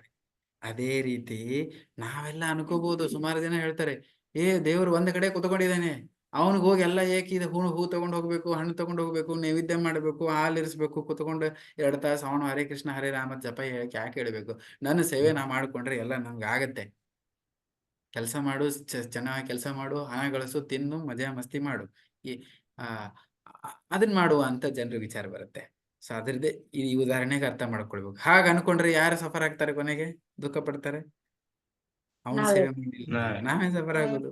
ಹೇಗೆ ಕೈ ಕಾಲುಗಳು ಏನು ಸ್ಟ್ರೈಕ್ ಮಾಡಿದ್ವು, ನಾವು ಮಾಡ್ಕೊಂಡಿರುವಂತೆ ಕೊನೆಗೆ ಅವರೇ ಕಷ್ಟಪಡ್ತಾ ಇದ್ರು. ಅದೇ ರೀತಿ ಯಾವ ಒಬ್ಬ ವ್ಯಕ್ತಿ ದೇವರಿಗೆ ಏನ್ ಮಾಡೋದು ಬಿಡು, ನನಗೆ ನಾನು ಮಾಡ್ಕೊಳ್ಳೋದು ಅಂತ ಹೇಳಿದ್ರೆ ಇದೇ ಕಷ್ಟ ಸಿಗುತ್ತೆ. ಸೊ ಅದನ್ನ ಇಲ್ಲಿ ಇದೇ ವ್ಯತ್ಯಾಸ, ಜಾಣರ ಮೂರ್ಖರ ವ್ಯತ್ಯಾಸ. ಮೂರ್ಖನ ಅರ್ಥ ಮಾಡ್ಕೊಡೋದಿಲ್ಲ ಅವನು, ಧ್ಯಾನ ಅರ್ಥ ಮಾಡ್ಕೊಳ್ತಾನೆ. ಹಸುರು ಸ್ವಭಾವದವನಿಗೆ ಅರ್ಥ ಆಗೋದಿಲ್ಲ, ದೈವಿ ಸ್ವಭಾವದವನಿಗೆ ಇದು ಅರ್ಥ ಆಗತ್ತೆ. ಅದನ್ನು ಇಲ್ಲಿ ವಿವರವಾಗಿ ತುಂಬಾ ಚೆನ್ನಾಗಿ ವಿವರಿಸ್ತಾರೆ. ಮುಂದೆ ಎಲ್ಲಿದೆ ಏನದು, ಚತುರ್ವಿಧ ಭಜಂತೆ ಮಾಂ ಜನ ಸುಕೃತಿನ ಅರ್ಜುನ ಅರ್ಥೋ ಜಿಜ್ಞಾಸುರ ಅರ್ಥಾರ್ಥಿ ಜ್ಞಾನಿ ಚ ಭರತರ್ಷಭ. ಅದಕ್ಕೆ ಇನ್ಮೇಲೆ ಈಗ ಹೇಳ್ತಾ ಇದ್ದಾನೆ, ಮೂರ್ಖದಾರು ಆದರ ಬಗ್ಗೆ ಹೇಳಿದೆ ಅವನು. ಮಾಯದಲ್ಲಿ ತುಳ್ಕೊಂಡಿದ್ದಾರೆ, ಅವ್ರಿಗೆ ಹಸುರು ಸ್ವಭಾವ ಇದೆ, ಅವ್ರಿಗೆ ದಂಬಿದೆ, ದರ್ಪಿದೆ, ಅದಕ್ಕಾಗಿ ನನ್ನನ್ನು ಭಜಿಸುವುದಿಲ್ಲ ಅಂತ ಅನ್ನೋ ವಿಷಯ ಹೇಳಿದ. ಇವತ್ತೊಂದು 5-10 ನಿಮಿಷ ಹೆಚ್ಚಿಗೆ ತಗೊಂಡ್ರಾಗೋದಾ ನಿಮಗೆ ಸ್ವಲ್ಪ? ಯಾಕಂದ್ರೆ ಸ್ವಲ್ಪ ಹೇಳ್ಬೇಕು. ಯಾರಿಗೆ ಇಲ್ಲೇ ಮುಗಿಸ್ಬೇಕಾ ಅಥವಾ ಹೇಳ? ಒಂದು 10 ನಿಮಿಷ 5 ನಿಮಿಷ ಕಂಟಿನ್ಯೂ ಮಾಡ್ಲಾ? ಈಗ ದೈವಿ ಗುಣ ಜಾಂಡ್ರ ಬಗ್ಗೆ ಹೇಳ್ತಿದ್ದಾರೆ. ಜಾಂಡ್ರ ಅಂದ್ರೆ ಯಾರು ಅವರು? ಈ ಶ್ಲೋಕದಲ್ಲಿ ಹೇಳ್ತಾರೆ. ಏನದು 7ನೇ ಅಧ್ಯಾಯ 16ನೇ ಶ್ಲೋಕದಲ್ಲಿ ಹೇಳ್ತಾನೆ ಕೃಷ್ಣ. ಏನದು, ಚತುರ್ವಿಧ ಭಜಂತೆ ಮಾಂ ಜನ ಸುಕೃತಿನೋ ಅರ್ಜುನ. ಈ 4 ರೀತಿ ಜನರು ಇದ್ದಾರಲ್ಲ, ಅವರು ಬುದ್ಧಿವಂತರಾಗ್ತಾರೆ. ಯಾರವರು? ಚತುರ್ವಿಧ ಭಜಂತ. ಯಾರ್ಯಾರು ಅಂದ್ರೆ ಅರ್ಥೋ ಜಿಜ್ಞಾಸು ಅರ್ಥಾರ್ಥಿ ಜ್ಞಾನಿ. ಅವ್ರು ಯಾರು ಹಂಗಂದ್ರೆ? ಒಬ್ಬ ವ್ಯಕ್ತಿ ಅರ್ಥ, ಯಾರಿಗಾರು ಗೊತ್ತಾಯ್ತು? ಅರ್ಥೋ ಅರ್ಥಾರ್ಥಿ ಜ್ಞಾನಿ. ಯಾರಿಗೆ ಗೊತ್ತಿದೆ ಅರ್ಥೋ ಅರ್ಥಾರ್ಥಿ ಜ್ಞಾನಿ? ಇನ್ನೊಂದು ಯಾರು? ಅರ್ಥೋ ಜಿಜ್ಞಾಸಿ ಅರ್ಥಾರ್ಥಿ ಜ್ಞಾನಿ, 4 ರೀತಿ. ಸೊ ಯಾರು ಹೇಳ್ತೀರಿ ಅರ್ಥೋ ಅನ್ನೋದು? ಯಾರು ಹೇಳ್ತೀರಿ? ಯಾರಿಗೆ ಗೊತ್ತಿದೆ ಹೇಳಿ ಟಕ್ಕಂತ. ಹರೇ ಕೃಷ್ಣ ಪ್ರಭುಜಿ, ದೋಸು ವೇಟ್ ಮಾತಾಡಿದವರಲ್ಲ, ಪಾಂಡುರಂಗ ಪ್ರಭು ಯಾರು ಮಾತಾಡಿಲ್ಲ, ಅವ್ರಿಗೆ ಸ್ವಲ್ಪ ಅವಕಾಶ ದುಃಖಿ ಪ್ರಭು. ಹರೇ ಕೃಷ್ಣ ಪ್ರಭುಜಿ, ದುಃಖಿಗೆ ಅರ್ಥೋ ಅಂತ ಕರೀತಾರೆ, ಹೌದಾ? ಹೌದು, ಅರ್ಥ. ಓಕೆ, ಮತ್ತೆ ಯಾರು ಹೇಳ್ತಿದ್ರಿ ಅರ್ಥೋ ಅಂದ್ರೆ? ಯಾರು ಹೇಳ್ತಿದ್ರಿ ಮತ್ತೆ? ಯಾರ ಹತ್ರ ಹಣ ಇಲ್ಲ, ಸ್ವಲ್ಪ ಬಡತನದಲ್ಲಿ ಇದ್ರು ಅವರು. ಹಾ, ಯಾರು ಹೇಳ್ತೀರಿ ಸರಿಯಾಗಿ? ಸಂಪತ್ತಿಗೋಸ್ಕರ ದುಃಖಿ ಅನ್ಸ್ತದೆ. ಒಬ್ಬ ಅರ್ಥೋ ಅರ್ಥ ಎರಡಿದೆ ಇಲ್ಲಿ. ಸೊ ಕರೆಕ್ಟ್ ಸಂಸ್ಕೃತ ವರ್ಡ್ ತೆಗೆದು ನಾವು ನೋಡ್ಬೇಕು. ಇಲ್ಲಿ ನನ್ನ ಕಡೆ ಇಲ್ಲ ಅದು, ಸ್ವಲ್ಪ ನೀವು ನೋಡಿ. ಒಬ್ಬ ದುಃಖಿದಾನೆ, ಅವನು ಬರ್ತಾನೆ ಭಗವಂತನ ಹತ್ರ. ಓಕೆ, ಯಾರಿಗೆ ಜೀವನದಲ್ಲಿ ಸಾಕಬೇಕಾಗಿದೆ ಅವನು ದೇವ್ರ ಹತ್ರ ಬರ್ತಾ, ಅಯ್ಯೋ ಕಷ್ಟ, ಅಯ್ಯೋ ಮುಕುಂದ ಮುಕ್ತಿ ಕೊಡಪ್ಪ, ಸಾಕಬೇಕಾಗಿ ಹೋಗಿದೆ ಈ ಜಗತ್ತಿನಲ್ಲಿ. ಸೊ ಅವನು ಏನ್ ಮಾಡ್ತಾನೆ, ಸುಸ್ತಾಗಿ ಅಂತ ಬರ್ತಾನೆ, ಉಸಿರಾಡ್ತಾನೆ ದೇವ್ರ ಹತ್ರ. ಸೊ ಇವನು ಒಬ್ಬ ವ್ಯಕ್ತಿ ದುಃಖಿತನಾಗಿ. ಅರ್ಥ ಇನ್ನೊಬ್ಬನೇನಂದ್ರೆ, ಅವನೊಬ್ಬನು ಬರ್ತಾನೆ, ಏನದು, ನಂಗೆ ಬೇಕು, ಅದು ಕೊಡು, ಇದು ಕೊಡು. ದೇವ್ರ ಹತ್ರ ಹೋಗಿ ದೊಡ್ಡ ಲಿಸ್ಟ್ ಹಿಡ್ಕೊಂಡು ಹೋಗೋದಲ್ಲಿ, ನಂಗೆ ಇದು ಇದ್ದಿದ್ದನ್ನು ನಾನು ಬಿಟ್ಬಿಡೋದು, ಇರದೇ ಇರೋದನ್ನ ಲೆಕ್ಕ ಹಾಕೊಂಡು ಹೋಗ್ಬಿಟ್ಟು ಕೇಳ್ತಾ ಇರೋದು ಅದನ್ನ, ಅದು ಕೊಡು, ಇದು ಕೊಡೋದು. ಅಂದ್ರೆ ಅರ್ಥ ಬೇಕು. ಅರ್ಥ ಅಂದ್ರೆ ಬಹುಶಃ ಅದೇ ದುಃಖಿ. ಪಾಂಡುರಂಗ ಪ್ರಭು ಹೇಳಿದಾಗೆ ಅರ್ಥ ಅವನಿಗೆ ಹಣ, ಸಂಪತ್ತಿ, ಆಸ್ತಿ ಹುಡ್ಕೊಂಡು ಬರೋ ಜನರಿದ್ದಾರೆ. ನಾವೆಲ್ಲರೂ ಇದೇ 4 ಕ್ಯಾಟಗರಿಯಲ್ಲಿ ಇದ್ದೇವೆ. ನೀವು ಹೆಂಗೆ ಲೆಕ್ಕ ಹಾಕೊಳ್ಳಿ, ಆಮೇಲೆ ನಿಮ್ಮನ್ನು ನೀವು ಇವ್ಯಾಲ್ಯೂಯೇಟ್ ಮಾಡ್ಕೊಳ್ಳಿ. ಒಂದ್ ವೇಳೆ ನಾವು ಭಕ್ತಿಗೆ ಬರ್ತಾ ಇದೀವಿ ಅಂದ್ರೆ ಈ 4 ಕಾರಣನೇ ಅದು, ಮತ್ತೆ ಬೇರೆ ಯಾವ ಕಾರಣ ಇಲ್ಲ. ಓಕೆ, ಒಂದನೇದೇನದು, ದುಃಖದಿಂದ ಜೀವನದಲ್ಲಿ ಬೆಳೆ ಸಾಕಾಗಿ ನಾವು ದೇವರ ಹತ್ರ ಹೋಗೋರು. 2ನೇದ್ದು ಏನಾರು ಒಂದು ಬೇಕು ಅಂತ ಆಸೆ ಇಟ್ಟುಕೊಂಡು ಬಂದವರು. 3ನೇದ್ದು ಅರ್ಥಾರ್ಥಿ ಜಿಜ್ಞಾಸ ಮಾಡೋಂದ್ರೆ, ಇದು ಯಾಕೆ ಹಾಗೆ, ಅದು ಯಾಕೆ ಹಾಗೆ, ಇದು ಯಾಕೆ ಹಾಗೆ. ಜೀವನದಲ್ಲಿ ಪ್ರಶ್ನೆಗಳು ಬರ್ತಾವಲ್ಲ, ಆ ಪ್ರಶ್ನೆಗಳಿಗೆ ಉತ್ತರ ಹುಡುಕೊಂಡು ಬರೋನು ಜಿಜ್ಞಾಸಿ. ಅದಕ್ಕೆ ಅರ್ಥ ಇಲ್ಲಿ ಐಶ್ವರ್ಯ ಅಂತ ಡಿಸ್ಟ್ರೆಸ್. ಎಸ್, ಕಳಿಸಿದ್ದಾರೆ. Aarthi one who desires material gain. Yes, very good. So ಈಗೇನ್ ಹೇಳ್ತಿದ್ದೆ, ಏನು ವಿಷಯ ಹೇಳ್ತಿದ್ದೆ? ಜಿಜ್ಞಾಸು ಮತ್ತೆ ಜ್ಞಾನಿ. ಜಿಜ್ಞಾಸಿ ಅಂದ್ರೆ ಕ್ವಶನ್ಗಳು ಅವನ ಜೀವನದಲ್ಲಿ ಬರ್ತವೆ, ಪ್ರಶ್ನೆಗಳು ಬರ್ತವೆ. ಆ ಪ್ರಶ್ನೆಗಳಿಗೆ ಉತ್ತರ ಹುಡುಕೊಂಡು ಬರ್ತಾನೆ ದೇವರ ಹತ್ರ. ಇಲ್ಲಾದ್ರೂ ಉತ್ತರ ಸಿಗತ್ತಾ, ನಂಗೆ ಎಲ್ಲೂ ಸಿಗಲಿ, ಇಲ್ಲಾದ್ರೂ ಸಿಗತ್ತಾ ಅನ್ನೋ ಭಾವನೆ ಇಟ್ಕೊಂಡು ಬರ್ತಾನೆ, ಅವನಿಗೆ ಜಿಜ್ಞಾಸು. 4ನೇದವನು ಯಾರು? ಅವನು ಜ್ಞಾನಿ. ಇವನಿಗೆ ತಿಳ್ಕೊಳ್ಬೇಕು, ಹೆಚ್ಚಿಗೆ ಕ್ವಶನ್. ಇವನಿಗೆ ಕ್ವಶನ್ಗೆ ಉತ್ತರ ಸಿಕ್ಬಿಟ್ರೆ ಸಾಕು, ಬಟ್ ಇವನಿಗೆ ಏನ್ ಬೇಕು? ಇವನಿಗೆ ಯಾವ್ದು ಇಲ್ಲ. ಜ್ಞಾನಿ ಅಂದ್ರೆ ಇದ್ರ ಬಗ್ಗೆ ಜ್ಞಾನ ಪಡ್ಕೊಳ್ಬೇಕು ಅವನಿಗೆ, ಇದನ್ನೆಲ್ಲ ತಿಳ್ಕೊಳ್ಬೇಕು, ಅದು ಹೇಗೆ, ಇದು ಹೇಗೆ, ಅವನ್ನೆಲ್ಲವನ್ನ ತಿಳ್ಕೊಳ್ಬೇಕೆ, ಜ್ಞಾನ ಪಡ್ಕೊಳ್ಳೋದಕ್ಕೆ 4ನೇ ವ್ಯಕ್ತಿ ಬರ್ತಾನೆ. ಯಾರೇ ಈ 4ರಲ್ಲಿ ಈ 4 ಜನ ಏನ್ ಮಾಡಿದಾರೆ ಅಂದ್ರೆ, ಯಾವುದೇ ಕಾರಣ ಇಟ್ಟುಕೊಂಡು ದೇವ್ರ ಹತ್ರ ಬರ್ಬೋದು. ಒಂದು ಕಷ್ಟ ಆಗಿದೆ ಅಂತ ಬರ್ಬೋದು, ಒಬ್ಬನು ಹಣ, ಆಸ್ತಿ ಏನಾದ್ರು ಕೇಳಿಕೊಂಡು ಒಂದು ಆಸೆ ಇಟ್ಟುಕೊಂಡು ಬರ್ಬೋದು, ಅಥವಾ ಒಬ್ಬನು ಏನೋ ಒಂದು ಜೀವನ ಪ್ರಶ್ನೆ ಬಂದಿರುವಂತ ಪ್ರಶ್ನೆಗಳನ್ನ ಉತ್ತರ ಹುಡ್ಕೊಂಡು ಬರ್ಬೋದು. ಇನ್ನೊಬ್ಬನು ಜ್ಞಾನ ಬೇಕಂತ ಬರ್ಬೋದು. ಅವನು ಹೆಂಗೇ ಬರ್ಲಿ, ಅವ್ರು ಹಗುರ ಏನ್ ಮಾಡ್ತಾರೆ ಅಂತ ಹೇಳಿದ್ರೆ, ಚತುರ್ವಿಧ ಭಜಂತೆ ಮಾಂ ಜನಾಸು. ಅವರಿಗೆ ಇದನ್ನ ಸ್ಟಾರ್ಟಿಂಗ್ ಅಲ್ಲಿ ಅವ್ರು ದೇವರನ್ನ ಪೂಜೆ ಮಾಡಬೇಕು, ಅವನು ಸೇವೆ ಮಾಡ್ಬೇಕಂತ ಬರುವುದಿಲ್ಲ. ಅವರು ನನಗೆ ಬೇಕು ಅನ್ನೋ ಭಾವನೆ ಇಟ್ಕೊಂಡು ಬಂದಿರ್ತಾರೆ. ಅರ್ಥ ಆಯ್ತಲ್ಲ?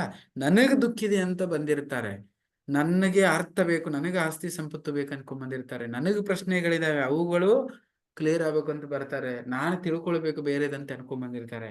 ಈ 4 ಜನರಲ್ಲಿ ಯಾರು ನಾನು ದೇವರ ಸೇವೆ ಮಾಡಬೇಕು, ಅವನೇ ಸರ್ವಸ್ವ ಅಂತ ಯಾರು ಇಟ್ಕೊಂಡು ಬಂದಿಲ್ಲ. ಬಟ್ ಈ 4 ಅವ್ರಿಗೆ ಏನ್ ಹೇಳ್ತಾರೆ ಅಂದ್ರೆ, ಈ 4 ಇಟ್ಕೊಂಡು ದೇವ್ರ ಹತ್ರ ಬರ್ತಾರಲ್ವಾ, ಡೈರೆಕ್ಟ್ ಆಗಿ ಇಂಡೈರೆಕ್ಟ್ ಆಗಿ ಏನೋ ಭಕ್ತಿ ಕಾರ್ಯ ಸ್ಟಾರ್ಟ್ ಮಾಡ್ತಾರೆ. ಅವಾಗ ಅವರಿಗೆ ಸುಕೃತಿ ಸಿಗತ್ತೆ. ಜನ ಸುಕೃತಿನೋ ಅರ್ಜುನ. ಈ 4 ಜನರಿಗೆ ಕಾರ್ಯ ಸ್ಟಾರ್ಟ್ ಮಾಡಿದ ಮೇಲೆ ಸುಕೃತಿ ಸಿಗಕ್ಕೆ ಸ್ಟಾರ್ಟ್ ಆಗತ್ತೆ. ಈ ಸುಕೃತಿಯಿಂದ ಏನ್ ಮಾಡ್ತಾರೆ ಅವರು, ಹಗುರವಾಗಿ ಮೆಟ್ಲನ್ನ ಹತ್ತತಾ ಮುಂದೆ ಶುದ್ಧ ಭಕ್ತಿ ಹೋಗ್ತಾರೆ. ಸೊ ಅದು ಮುಂದೆ ಬರುತ್ತೆ. ಸೊ ಹಾಗಿದ್ರೆ ನೀವೆಲ್ಲರೂ ಹೇಳಿ, ನಾವು ದೇವ್ರು ಬೇಕು, ಅವನಿಗೆ ಸೇವೆ ಮಾಡ್ಬೇಕು, ಅವ್ನ ಸೇವೆ ಮಾಡ್ಬೇಕು ಅಂತ ಎಷ್ಟು ಜನ ಬಂದೇವಿ?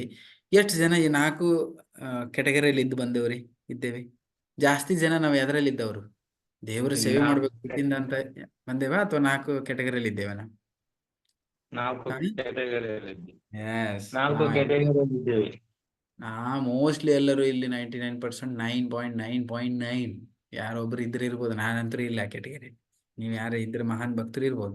ಬಟ್ ನಾವೆಲ್ಲರೂ ಏನದು ಈ 4 ಕೆಟಗರಿಯಲ್ಲಿ ಇದ್ದುಕೊಂಡೇ ಬಂದವರು. ಸೊ ಹಾಗಾಗಿ ಬಟ್ ತೊಂದರೆ ಇಲ್ಲ, ಸುಕೃತಿ ಸಿಗತ್ತೆ ಹಗುರವಾಗಿ. ಅದು ಕೂಡ ಬರುತ್ತೆ ಸ್ಟೇಜ್, ಏನದು ಶುದ್ಧ ಭಕ್ತಿ ಮಾಡುವಂತ ಸ್ಟೇಜ್ ಬರುತ್ತೆ. ಓಕೆ. ತೇಷಾಂ ಜ್ಞಾನಿ ನಿತ್ಯಯುಕ್ತ ಏಕ ಭಕ್ತಿರ್ವಿಶಿಷ್ಯತೆ ಪ್ರಿಯೋ ಹಿ ಜ್ಞಾನಿನೋತ್ಯರ್ಥಮಹಂ ಸಚ ಮಮ ಪ್ರಿಯ. ಇವರಲ್ಲಿ ಈ 4 ಜನ ಯಾರು ಬಂದಿದಾರಲ್ವಾ, ಸುಕೃತಿ ತಗೊಂಡು ಧಾರ್ಮಿಕ ಪಾಲನೆ ಮಾಡಕ್ ಸ್ಟಾರ್ಟ್ ಮಾಡ್ತಾರಲ್ವಾ, ಈ 4 ಜನ ಧಾರ್ಮಿಕರಾಗಿರ್ತಾರೆ. ಸ್ವಲ್ಪ ಅವ್ರಿಗೆ ಸುಕೃತಿ ಸಿಗಕ್ ಸ್ಟಾರ್ಟ್ ಆಗತ್ತೆ. ಈಗ ಹೇಳ್ತಾನೆ ಕೃಷ್ಣ, ಏನ್ ಹೇಳ್ತಾನೆ ಕೃಷ್ಣ ಮುಂದಿನ ಶ್ಲೋಕದಲ್ಲಿ, ಇವರಲ್ಲಿ ಪರಿಶುದ್ಧ ಭಕ್ತಿ ಸೇವೆ ಭಾವದಿಂದ ನನ್ನಲ್ಲಿ ಒಂದಾಗಿದ್ದು ನನ್ನನ್ನು ಚೆನ್ನಾಗಿ ಬಲ್ಲ ಬುದ್ಧಿವಂತನು ಅತ್ಯುತ್ತಮನಾದವನು. ಏಕೆಂದ್ರೆ ನಾನು ಅವನಿಗೆ ಬಹಳ ಪ್ರಿಯನು ಮತ್ತು ಅವನು ನನಗೂ ತುಂಬಾ ಪ್ರಿಯನು. ಇವು ಯಾವುದೇ ಇಚ್ಛೆ ಇಟ್ಟುಕೊಳ್ಳದೇನೆ ಆ 4ರಲ್ಲಿ ಒಬ್ಬನು ಶುದ್ಧ ಆಗಿ ಹಗುರ ಭಗವಂತ ನೀನೇ ಬೇಕು, ನೀನು ಶುದ್ಧ ಸೇವೆ ಮಾಡ್ಬೇಕು ಅಂತ ಒಂದು ಆಸೆ ಇಟ್ಕೊಂಡ್ ಬರ್ತಾನಲ್ಲ, ಅವನು 4 ಜನರಲ್ಲಿ ಮಿಗಿಲಾದವನು, ಅವನು ಶ್ರೇಷ್ಠನಾದವನು, ಅವನು ನನಗೆ ಅತಿ ಪ್ರಿಯನು, ಅವನಿಗೂ ನಾನು ಪ್ರಿಯನು ಅಂತ ಈ ಶ್ಲೋಕದಲ್ಲಿ ಹೇಳ್ತಾನೆ. ಓಕೆ. ಹಾಗಾಗಿ ನಾವು ನಿಧಾನವಾಗಿ ಹಂತವಾಗಿ ಈ ಎಲ್ಲಾ ಹಂತಗಳನ್ನು ಪಾರು ಮಾಡ್ಕೊಂಡು, ನಮ್ಗೆ ಗೊತ್ತಾಯ್ತು ಇದು 4 ಕೆಟಗರಿಯಲ್ಲಿ ನಾವು ಇದ್ದೇವೆ ಅಂತೇಳಿ, ನಾವು ನಿಧಾನವಾಗಿ ಹಂತವಾಗಿ ಆ ಸ್ಟೇಜಿಗೆ ಹೋಗ್ಬೇಕು. ಅಲ್ಲಿವರೆಗೆ ನಾವು ಸಾಧನೆ ಮಾಡ್ಬೇಕು. ಸೊ ಅದನ್ನ ಇಲ್ಲಿ ಹೇಳ್ತಾರೆ. ಓಕೆ. ಆಮೇಲೆ ಅದೇ ವ್ಯತ್ಯಾಸ. ಏನ್ ವ್ಯತ್ಯಾಸ ಅಂದ್ರೆ ಇಲ್ಲಿ ಮುಂದೆ ಹೇಳ್ತಾರೆ, ಭಕ್ತನಿಗೂ ಅಭಕ್ತನಿಗೂ ವ್ಯತ್ಯಾಸ ಏನು, ಮೂರ್ಖನಿಗೂ ಜಾನನಿಗೂ ವ್ಯತ್ಯಾಸ ಏನು? ಮೂರ್ಖನಾದವನಿಗೆ ಅಥವಾ ಅಭಕ್ತನಾದವನಿಗೆ ಏನು ಅಂತ ಹೇಳಿದ್ರೆ, ಯಾವುದೇ ಒಂದು ಸನ್ನಿವೇಶ ಬರುತ್ತೆ, ಎಲ್ಲರಿಗೂ ಸನ್ನಿವೇಶ, ಸಿಚುವೇಶನ್ಸು, ಕಷ್ಟ ದುಃಖ ಎಲ್ಲರ ಜೀವನದಲ್ಲಿ ಬರ್ತವೆ. ಬಟ್ ಈ ಭಕ್ತ ಅಭಕ್ತ ಅವುಗಳನ್ನ ಎದುರಿಸುವಂತ ರೀತಿ ಬೇರೆ ಇರುತ್ತೆ. ಮೂರ್ಖನಾದವನು ಏನ್ ಮಾಡ್ತಾನೆ, ಹೋಯ್ ಇದ್ಯಾಕೆ ಬಂತಪ್ಪ ನನ್ನ ಜೀವನದಲ್ಲಿ, ಹಿಂಗ್ಯಾಕಾಯ್ತು, ಇವ್ರ ಕಾರಣ ಇವರಿಂದೇ ಆಯ್ತು, ನನಗೆ ಇವನಿಂದ ಆಯ್ತು, ನಾನು ಹಿಂಗ್ ಮಾಡಬಾರ್ದಾಗಿತ್ತು, ಅದಕ್ಕೋಸ್ಕರ ಈ ಸಮಸ್ಯೆ ಬಂತು. ಎಲ್ಲರನ್ನು ಬಿಡ್ತಾರೆ, ತಂದೆ ತಾಯಿಗಳನ್ನ ಬೈತಾರೆ, ಅಥವಾ ನೆಂಟರನ್ನ ಬೈತಾರೆ, ಅದು ಬರ್ತಾರೆ, ಸಂಬಂಧಿಕರನ್ನ ಬೈತಾರೆ, ಇವ್ರನ್ನ ಬೈತಾರೆ, ಬೈತಾರೆ, ಅದೆಲ್ಲ ಕಾರಣ ಹೇಳ್ಕೊತಿದ್ದು ಯಾರು, ಇವರು ಅಭಕ್ತನಾದವನು.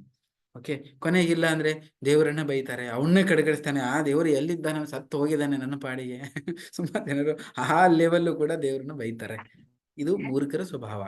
ಆದ್ರೆ ಭಕ್ತರ ಸ್ವಭಾವ ಹೆಂಗಿರ್ತದೆ, ಅವನು ಆಲೋಚನೆ ಮಾಡ್ತಾನೆ, ಅಯ್ಯೋ ಇದೆಲ್ಲ ಬಂದಿದ್ದು ಇಲ್ಲಿವರೆಗೆ ನಾವೇನ್ ಚರ್ಚೆ ಮಾಡಿದ್ವಿ, ಇಡೀ ಕ್ಲಾಸ್ ಅದೇ ಚರ್ಚೆ ಮಾಡಿರೋದು, ಏನೇ ಬಂದ್ರು ಕೂಡ ನನ್ನ ಕರ್ಮದಿಂದ ಬಂದಿದೆ, ನಾನೇ ಏನೋ ಒಂದು ಪಾಪ ಮಾಡಿದ್ದೀನಿ, ನನ್ನ ಏನು ಪಾಪ ಮಾಡಿದ್ದೀನಿ, ನಾನೇನೋ ಕಾರ್ಯ ಮಾಡಿದ್ದೀನಿ, ಅದಕ್ಕೋಸ್ಕರ ಇದನ್ನು ದೇವ್ರು ಕೊಡ್ತಾ ಇದ್ದೇನೆ, ತೊಂದರೆ ಇಲ್ಲ ಕೃಷ್ಣ, ನಾನು ತಪ್ಪು ಮಾಡಿದ್ದೀನಿ, ನಾನು ಅನುಭವಿಸ್ಬೇಕು, ಮತ್ತೆ ಬೇರೆ ಯಾರು ಅನುಭವಿಸ್ಬೇಕು, ನಾನು ಅನುಭವಿಸ್ತೇನೆ, ತೊಂದರೆ ಇಲ್ಲ ಅಂತ ಹೇಳ್ಬಿಟ್ಟು ನಾನೇ ಅದಕ್ಕೆ ಕಾರಣ ಅಂತ ಅನ್ಬಿಟ್ಟುಕೊಂಡು ಅವನೇನ್ ಮಾಡ್ತಾನೆ, ಇನ್ನೂ ಈ ಇದರಿಂದ ಪಾರಾಗ್ಲಿಕ್ಕೆ ಅವನು ಇನ್ನೂ ಉತ್ಸಾಹದಿಂದ ಇನ್ನೂ ಚೆನ್ನಾಗಿ ಭಕ್ತಿ ಮಾಡ್ಬೇಕು, ಇನ್ನೂ ಶ್ರವಣ ಮಾಡಿ ಚೆನ್ನಾಗಿ ಇನ್ನೂ ಸರಿಯಾಗಿ ಜಪ ಮಾಡ್ಬೇಕು, ಇನ್ನೂ ಭಗವಂತನ ಸೇವೆ ಮಾಡ್ಬೇಕು, ಭಕ್ತರ ಸೇವೆ ಮಾಡ್ಬೇಕು ಅನ್ಕೊಂಡ್ಬಿಟ್ಟು ಅವನು ಹೆಚ್ಚಿನ ಭಕ್ತಿ ಮಾಡ್ಲಿಕ್ಕೆ ಪ್ರಯತ್ನ ಮಾಡ, ಅವನು ವಿಚಲಿತ ಆಗೋದಿಲ್ಲ. ಆ ಸಮಯದಲ್ಲಿ ಇವನು ಹೆಚ್ಚಿಗೆ ಭಕ್ತಿ ಮಾಡ್ತಾನೆ. ಅದಕ್ಕೆ ಒಂದು ಉದಾಹರಣೆ ಇದೆ, ನಾ ಪ್ರಾಕ್ಟಿಕಲ್ ಆಗಿ ನೋಡಿದ್ದು. ನನ್ನ ಫ್ರೆಂಡ್ ಒಬ್ರು ಇದ್ರು, ನಾವು ಆಶ್ರಮದಲ್ಲಿ ಜಾಯ್ನ್ ಆದಾಗ ಪುನಾದಲ್ಲಿ ಒಬ್ಬರು ಭರತ್ ಪ್ರಭು ಅಂತಿದ್ರು. ಅವರು ಇಬ್ರು ನಾವು ಫಸ್ಟ್ ಆಶ್ರಮಲ್ಲಿ ಜಾಯ್ನ್ ಆದಾಗ ಆಶ್ರಮಲ್ಲಿ ಟ್ರೈನಿಂಗ್ ಕೊಡ್ತಾರೆ, ಟ್ರೈನಿಂಗಲ್ಲಿ ಇದ್ವಿ. ಅವ್ರಿಗೆ ಆ್ಯಕ್ಚುಲಿ ಹೊಟ್ಟೆದು ಒಂದು ಏನೋ ತುಂಬ ಸಮಸ್ಯೆ ಬಂದಿತ್ತು ಮಹಾರಾಷ್ಟ್ರದವರು. ಇಷ್ಟು ಸಮಸ್ಯೆ ಅಂತ ಹೇಳಿದರೆ ಅವ್ರಿಗೆ ಎಂಥ ಸಮಸ್ಯೆ ಆಗಿತ್ತು ಅಂತ ಹೇಳಿದ್ರೆ 3 ದಿನಕ್ಕೆ 1 ಸರಿ ಊಟ ಮಾಡ್ತಿದ್ರು ಅವರು. ಇಷ್ಟು ಅಂಥದ್ದೇನೋ ದೊಡ್ಡ ಅವ್ರಿಗೆ ಹೊಟ್ಟೆ ಸಮಸ್ಯೆ ಬಂದು ಯಾವತ್ತೂ ಮಲ್ಕೊಂಡೇ ಇರೋದು, ಕೈಯಲ್ಲಿ ಶಕ್ತಿ ಇಲ್ಲ, ಕಾಲಲ್ಲಿ ಶಕ್ತಿ ಇಲ್ಲ, ಹೀಗೆ ಇರ್ಕೊಂಡಿರೋದು.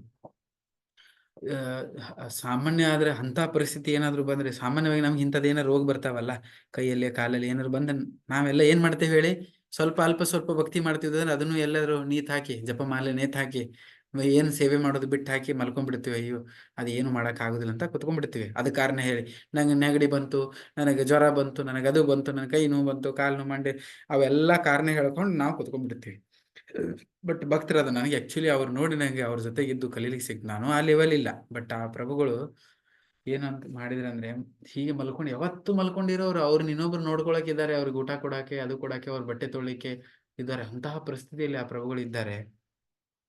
ಅವ್ರು ಏನ್ ಮಾಡಿದ್ರು, ಅವ್ರ ಮುಖ ನೋಡಿದ್ರೆ ಯಾವಾಗಲೂ ಅವ್ರಿಗೆ ಇಷ್ಟು ಇಂಥ ಗಂಭೀರ ರೋಗ ಇದೆ ಅಂತ ನಮಗೆ ಯಾವಾಗೂ ಅನಿಸ್ತಿದ್ರಲ್ಲ, ಯಾವಾಗ ಲವಲವಿಕೆ ಆಗೇ ಇರ್ತಿದ್ರು ಅವರು. ಯಾಕೆ ನನ್ನ ಜೊತೆಗೆ ತುಂಬಾ ಕ್ಲೋಸ್ ಇದ್ರ. ಅವಾಗ ಕೇಳಿದೆ ಏನು, ಅವ್ರು ಏನ್ ಮಾಡ್ತಾರೆ, ಮಲ್ಕೊಂಡು ಯಾವಾಗ್ಲೂ ಮಲ್ಕೊಂಡೇ ಇಟ್ಕೊಂಡು ಇಡೀ ಭಾಗವತವನ್ನ ಶ್ರವಣ ಮಾಡ್ತಿದ್ರು. ಭಾಗವತ ಒಂದು 4 ಸರಿ ಇಡೀ ಭಾಗವತವನ್ನ ಕೇಳಿ ಮುಗಿಸ್ಬಿಟ್ರು ಕುತ್ಕೊಂಡು. ಅವ್ರು ಹೇಳ್ತಾರೆ ನಂಗೆ ಓಡಾಡಕ, ತಿನ್ನಾಕ, ಮಾಡಾಕ ಶಕ್ತಿ ಇಲ್ಲ, ಬಟ್ ಕಿವಿ ಆನ್ ಇದಾವೆ.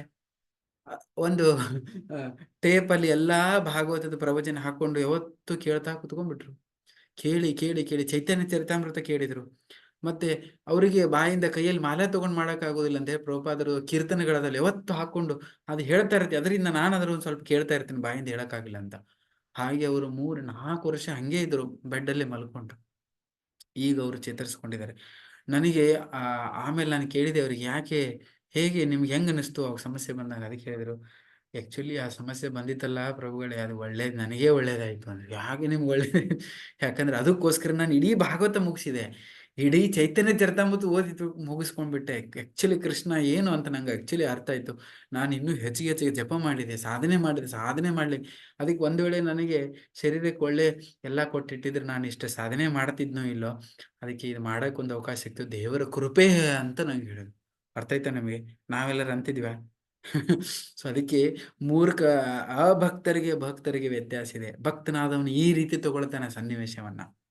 ಅಭಕ್ತನಾದವನು ಅದರದ ದೋಷವನ್ನು ಹುಡುಕಿ ಅದರಲ್ಲಿ ಕಂಪ್ಲೇಂಟ್ ಮಾಡಿಬಿಟ್ಟು ಇದ್ದಿದ್ದು ಮಾಡೋದನ್ನ ಮಾಡಿ ನಿಲ್ಲಿಸ್ಬಿಡ್ತಾನೆ. ಇದನ್ನ ಇಲ್ಲಿ ವ್ಯತ್ಯಾಸ ಹೇಳ್ತಾರೆ. ಅಂತ ಅನೇಕ ಉದಾಹರಣೆಗಳಿದ್ದಾವೆ.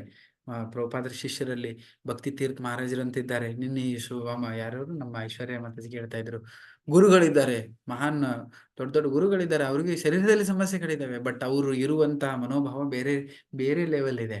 ನಾವಿರೋ ಮನಸ್ಥಿತಿ ಬೇರೆ ಎಲ್ಲಿದೆ. ಅದಕ್ಕೆ ಕುಂತಿ ಮಹಾರಾಜನ ಕೇಳಿಲ್ವಾ ಕೃಷ್ಣನ ಹತ್ರ, ಏ ಕೃಷ್ಣ, ನನಗೆ ಹೆಚ್ಚಿಗೆ ದುಃಖ ಕೊಡು. ಅಷ್ಟೇ ಅಲ್ಲ, ಈ ಜಗತ್ತಿನಲ್ಲಿ ಇರೋರು ಅದರಲ್ಲ, ಎಲ್ಲರದ್ದು ದುಃಖ ನನಗೆ ಕೊಡು. ಆ ದುಃಖ ಕೊಡೋದ್ರಿಂದ ನೀ ನೆನಪಾಗ್ತೀನಿ ನನಗೆ. ಇಲ್ಲಾಂದ್ರೆ ನಾನು ಹೆಚ್ಚಿಗೆ ನೆನಪು ಮಾಡ್ಕೊಳಕ್ಕಾಗತ್ತೆ. ಒಂದ್ ವೇಳೆ ನೀ ದುಃಖ ಕೊಡ್ಲಿಲ್ಲ ಅಂದ್ರೆ ನಾನು ನನ್ನ ಜೀವನದಲ್ಲಿ ನಿನ್ನ ನೆನಪು ಮಾಡ್ಕೊಳಕ್ ಆಗಲ್ಲ ಅಂತ. ಇವು ಮಹಾನ್ ಭಕ್ತರ ಮನೋಭಾವನೆ ಹಿಂಗಿರುತ್ತೆ. ನಾವೇನು ಹೆಸರಿಗೆ ಹೇಳಕ್ಕೆ ಭಕ್ತಿ ಇರ್ತೇವೆ, ಕೈಯಾಗ ಮಾಲೆನೂ ಇರುತ್ತೆ, ಕೊಂಟಿನೂ ಇರುತ್ತೆ, ಓಕೆ, ತಿಲಕನೂ ಇರುತ್ತೆ. ಸ್ವಲ್ಪ ಏನಾದ್ರು ಹೆಚ್ಚು ಕಡಿಮೆ ಆದ್ರೆ ಹಾಯ್ ಅದೇ ಪ್ರಾಬ್ಲಮ್, ಅದ್ರ ಬಗ್ಗೆನೇ ಚರ್ಚೆ, ಅದೇ ಸಮಸ್ಯೆ ಮೇಲೆ ಸಮಸ್ಯೆ, ಅದನ್ನೇ ಚರ್ಚೆ ಮಾಡೋದು, ಅದರಲ್ಲೇ ತೊಡಗಿಬಿಡ್ತೇವೆ, ಇದನ್ನ ಬಿಟ್ಟು ಬಿಡ್ತೇವೆ. ಇದೇ ಭಕ್ತರಿಗೆ. ಅದಕ್ಕೆ ನಾವು ಇಲ್ಲಿ ಶಾಸ್ತ್ರ ಹೇಳ್ಕೊಡೋದು, ಭಕ್ತ ಅಂದ್ರೆ ಏನು, ಈ ಮನೋಸ್ಥಿತಿ ನಮ್ಮ ಹತ್ರ ಬರಬೇಕು. ಸೊ ಜಾಂಡ್ರ ಮನಸ್ಥಿತಿ ಇದಿರುತ್ತೆ, ಅದನ್ನ ಭಕ್ತರದ ಒಂದು ವ್ಯತ್ಯಾಸ ಇಲ್ಲಿ ಹೇಳ್ತಾರೆ. ಆಮೇಲೆ ಇನ್ನೊಂದು ಚೂರ ಇತ್ತು, ಇನ್ನೊಂದು 5-10 ನಿಮಿಷ ಕೊಡ್ತೀರಾ? ಇನ್ನೊಂದು ಸ್ವಲ್ಪ ಕನ್ಕ್ಲೂಷನ್ ಇದು ತುಂಬಾ ಚೆನ್ನಾಗಿದೆ, ಇದ್ರ ಬಗ್ಗೆ ಸ್ವಲ್ಪ ನಾನು ಹೇಳ್ತೇನೆ. ಸ್ವಲ್ಪ ಓದಿ ಹೇಳ್ತೇನೆ, ಕೊನೆಯದು, ಯಾಕಂದ್ರೆ ಓದ್ಬೇಕು. ನಿಮಗೆಲ್ಲ ನೀವು ಸುತ್ತಮುತ್ತ ನೋಡ್ತಾ ಇರ್ತೀರಿ, ಅದು ಪೇಜ್ ನಂಬರ್ 64 ಮತ್ತೆ 66ರಲ್ಲಿ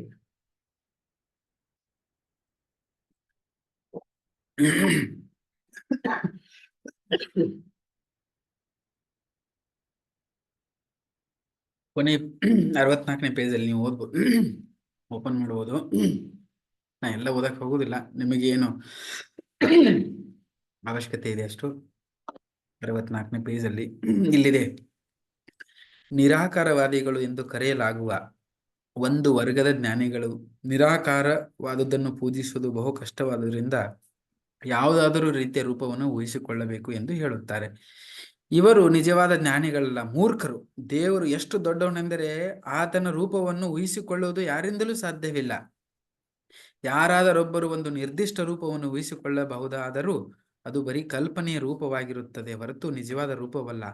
ದೇವರ ರೂಪವನ್ನು ಊಹಿಸಿಕೊಳ್ಳುವವರು ಇದ್ದಾರೆ, ಹಾಗೂ ಆತನಿಗೆ ರೂಪವಿಲ್ಲ ಎಂದು ಹೇಳುವವರು ಇದ್ದಾರೆ. ಇವರಿಬ್ಬರು ಜ್ಞಾನಿಗಳಲ್ಲ, ಇವರಿಬ್ಬರು ಮೂರ್ಖರು. ಸುಮಾರು ಜನ ಹೇಳ್ತಾರೆ ಅಂದ್ರೆ ದೇವ್ರನ್ನ ಇಮ್ಯಾಜಿನ್ ಮಾಡ್ಕೊಳ್ಳಿ. ಒಂದೊಂದ್ಸರಿ ಏನ್ ಹೇಳ್ತಾರೆ ಅಂದ್ರೆ ನಿಮ್ಮನ್ನ ನೀವೇ ಇಮ್ಯಾಜಿನ್ ಮಾಡ್ಕೊಳ್ಳಿ, ನೀವೇ ದೇವ್ರು ಅಂತವ್ರು ಹೇಳಿದ್ರೆ. ಅಥವಾ ನೀವು ಬೇರೆ ಯಾವುದೇ ಒಂದು ವಸ್ತುನ ಇಮ್ಯಾಜಿನ್ ಮಾಡಿ, ಅಥವಾ ಒಂದು ಲೈಟ್ ನೋಡ್ಕೊಂಡು ಇಮ್ಯಾಜಿನ್ ಮಾಡಿ. ಆಕ್ಚುಲಿ ಏನಿದೆ ಅಂದ್ರೆ ದೇವರಿಗೆ ಒಂದು ರೂಪ ಇದೆ, ಆ ರೂಪವನ್ನು ಬಿಟ್ಟು ಇನ್ನೊಂದನ್ನು ಇಮ್ಯಾಜಿನ್ ಮಾಡ್ಕೊಳ್ಳೋದು ಹೇಳ್ಕೊಡ್ತಾರ, ಅದು ಪ್ರಾಕ್ಟೀಸ್ ಮಾಡ್ತಾರೆ. ಅದಕ್ಕೆ ಇಲ್ಲಿ ಭಗವದ್ಗೀತೆ ಸ್ಪಷ್ಟವಾಗಿ ಹೇಳುತ್ತೆ ಅವರು ಮೂರ್ಖರು ಅಂತ. ಇನ್ನೊಬ್ರು ಹೇಳ್ತಾರೆ ದೇವರಿಗೆ ರೂಪನೇ ಇಲ್ಲ. ಹೆಂಗೆ? ಅದಕ್ಕೊಂದು ಇನ್ನೊಂದು ವಿಷಯ ಹೇಳ್ತೇನೆ. ಈಗ ನೀವಿದ್ದೀರಿ, ನೀವು ಯಾರಿಂದ ಬಂದಿದ್ದು? ನಮ್ಮ ತಂದೆ ತಾಯಿಯಿಂದ ಬಂದಿದೆ. ಹಾಗಾದ್ರೆ ನಮ್ಮ ತಂದೆ ತಾಯಿಗೆ ರೂಪ ಇಲ್ವಾ? ಇದಾರೆ. ಓಕೆ, ಹಾಗಾದ್ರೆ ಅವ್ರು ಹೇಗೆ ಬಂದ್ರು? ಅವ್ರ ತಂದೆ ತಾಯಿಗೆ ರೂಪ ಇಲ್ವಾ? ಇಲ್ಲ, ಅವ್ರು ಏನು ರೂಪ ಇಲ್ಲೇ ಬಂದಿದ್ರು ಹಂಗೇನಾರು ಯಾರು ಹೇಳ್ತೀರಾ? ಇಲ್ಲ, ಅವ್ರ ತಂದೆ ತಾಯಿಗೆ ಹೋಗಿ, ನಮ್ಮ ಅಜ್ಜ ಮುತ್ತಜ್ಜ ಮೇಲೆ ಮೇಲೆ ಮೇಲೆ ಮೇಲೆ ಹೋಗಿ ನಿಮ್ಗೆ ಯಾರು ಹೇಳಿದ್ರೆ ನಿಮ್ಮ ತಂದೆ ತಾಯಿಗೆ ನಿಮ್ಮ ಅಜ್ಜನಿಗೆ ಮುತ್ತನಿಗೆ ಏನು ರೂಪ ಇಲ್ಲ ಅಂತ ಹೇಳಿದ್ರೆ ನೀವು ಸ್ವೀಕಾರ ಮಾಡ್ತೀರಾ? ಪ್ರಾಕ್ಟಿಕಲ್ ಇದು, ಯಾರು ಸ್ವೀಕಾರ ಮಾಡೋದಿಲ್ಲ ಅದನ್ನ. ಅದೇ ರೀತಿ ನೀವು ಮೇಲೆ ಮೇಲೆ ಮೇಲೆ ಮೇಲೆ ಹೋದಾಗ ಒಬ್ಬನೇ ಬರ್ತಾನೆ, ಅವನು ಎಲ್ಲರೂ ಸೇರಿ. ಯಾರವರು? ಭಗವಂತ ಪರಂಪಿತ, ಅವನಿಗೆ ಪರಂಪಿತ, ಅವನೇ ಪರಂಪಿತ.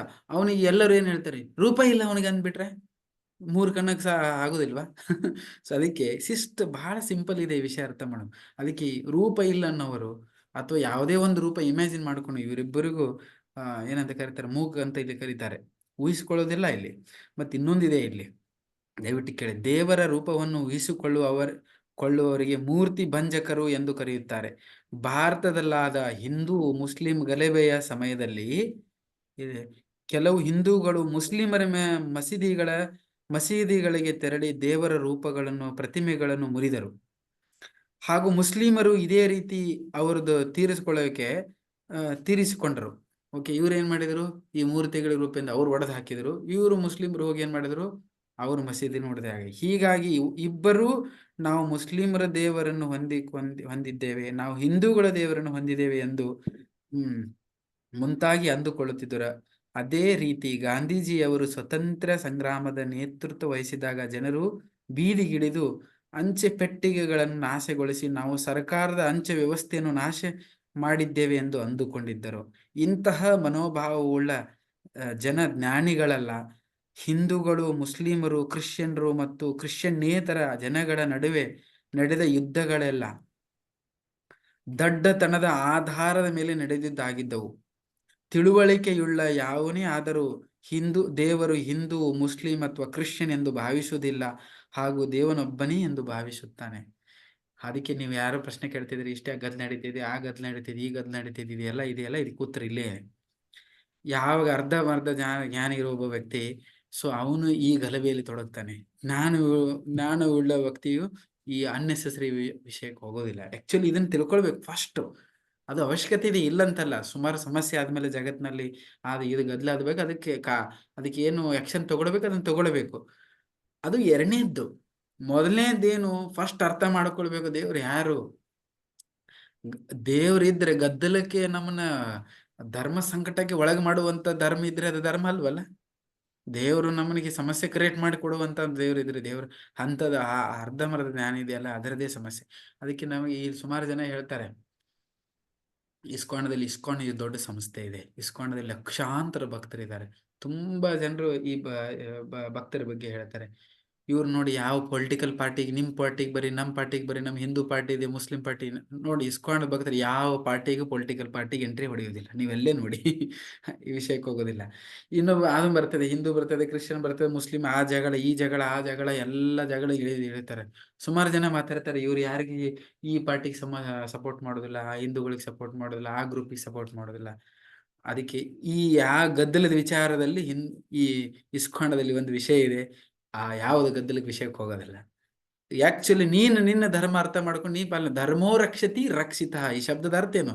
ಧರ್ಮ ಬರೀ ಗದ್ದಲ ಮಾಡೋದ್ರಿಂದ ಧರ್ಮ ರಕ್ಷಣೆ ಆಗೋದಿಲ್ಲ, ಧರ್ಮವನ್ನ ಆಚರಣೆ ಮಾಡೋದ್ರಿಂದ ಧರ್ಮ ರಕ್ಷಣೆ ಆಗುತ್ತೆ. ಫಸ್ಟ್ ಕೆಲಸ ಅದನ್ನ ಮಾಡು, ಆಮೇಲೆ ಅವಶ್ಯಕತೆ ಇದ್ರೆ ಅದಕ್ಕೆ ಏನೇನು ಬೇಕೋ ಅದಕ್ಕೆ ಸಿಸ್ಟಮ್ ಇದೆ, ಅದನ್ನ ಪ್ರಕಾರ ಅದನ್ನ ಸಾಲ್ವ್ ಮಾಡಕ್ ಹೋಗುವ ಅಂತ.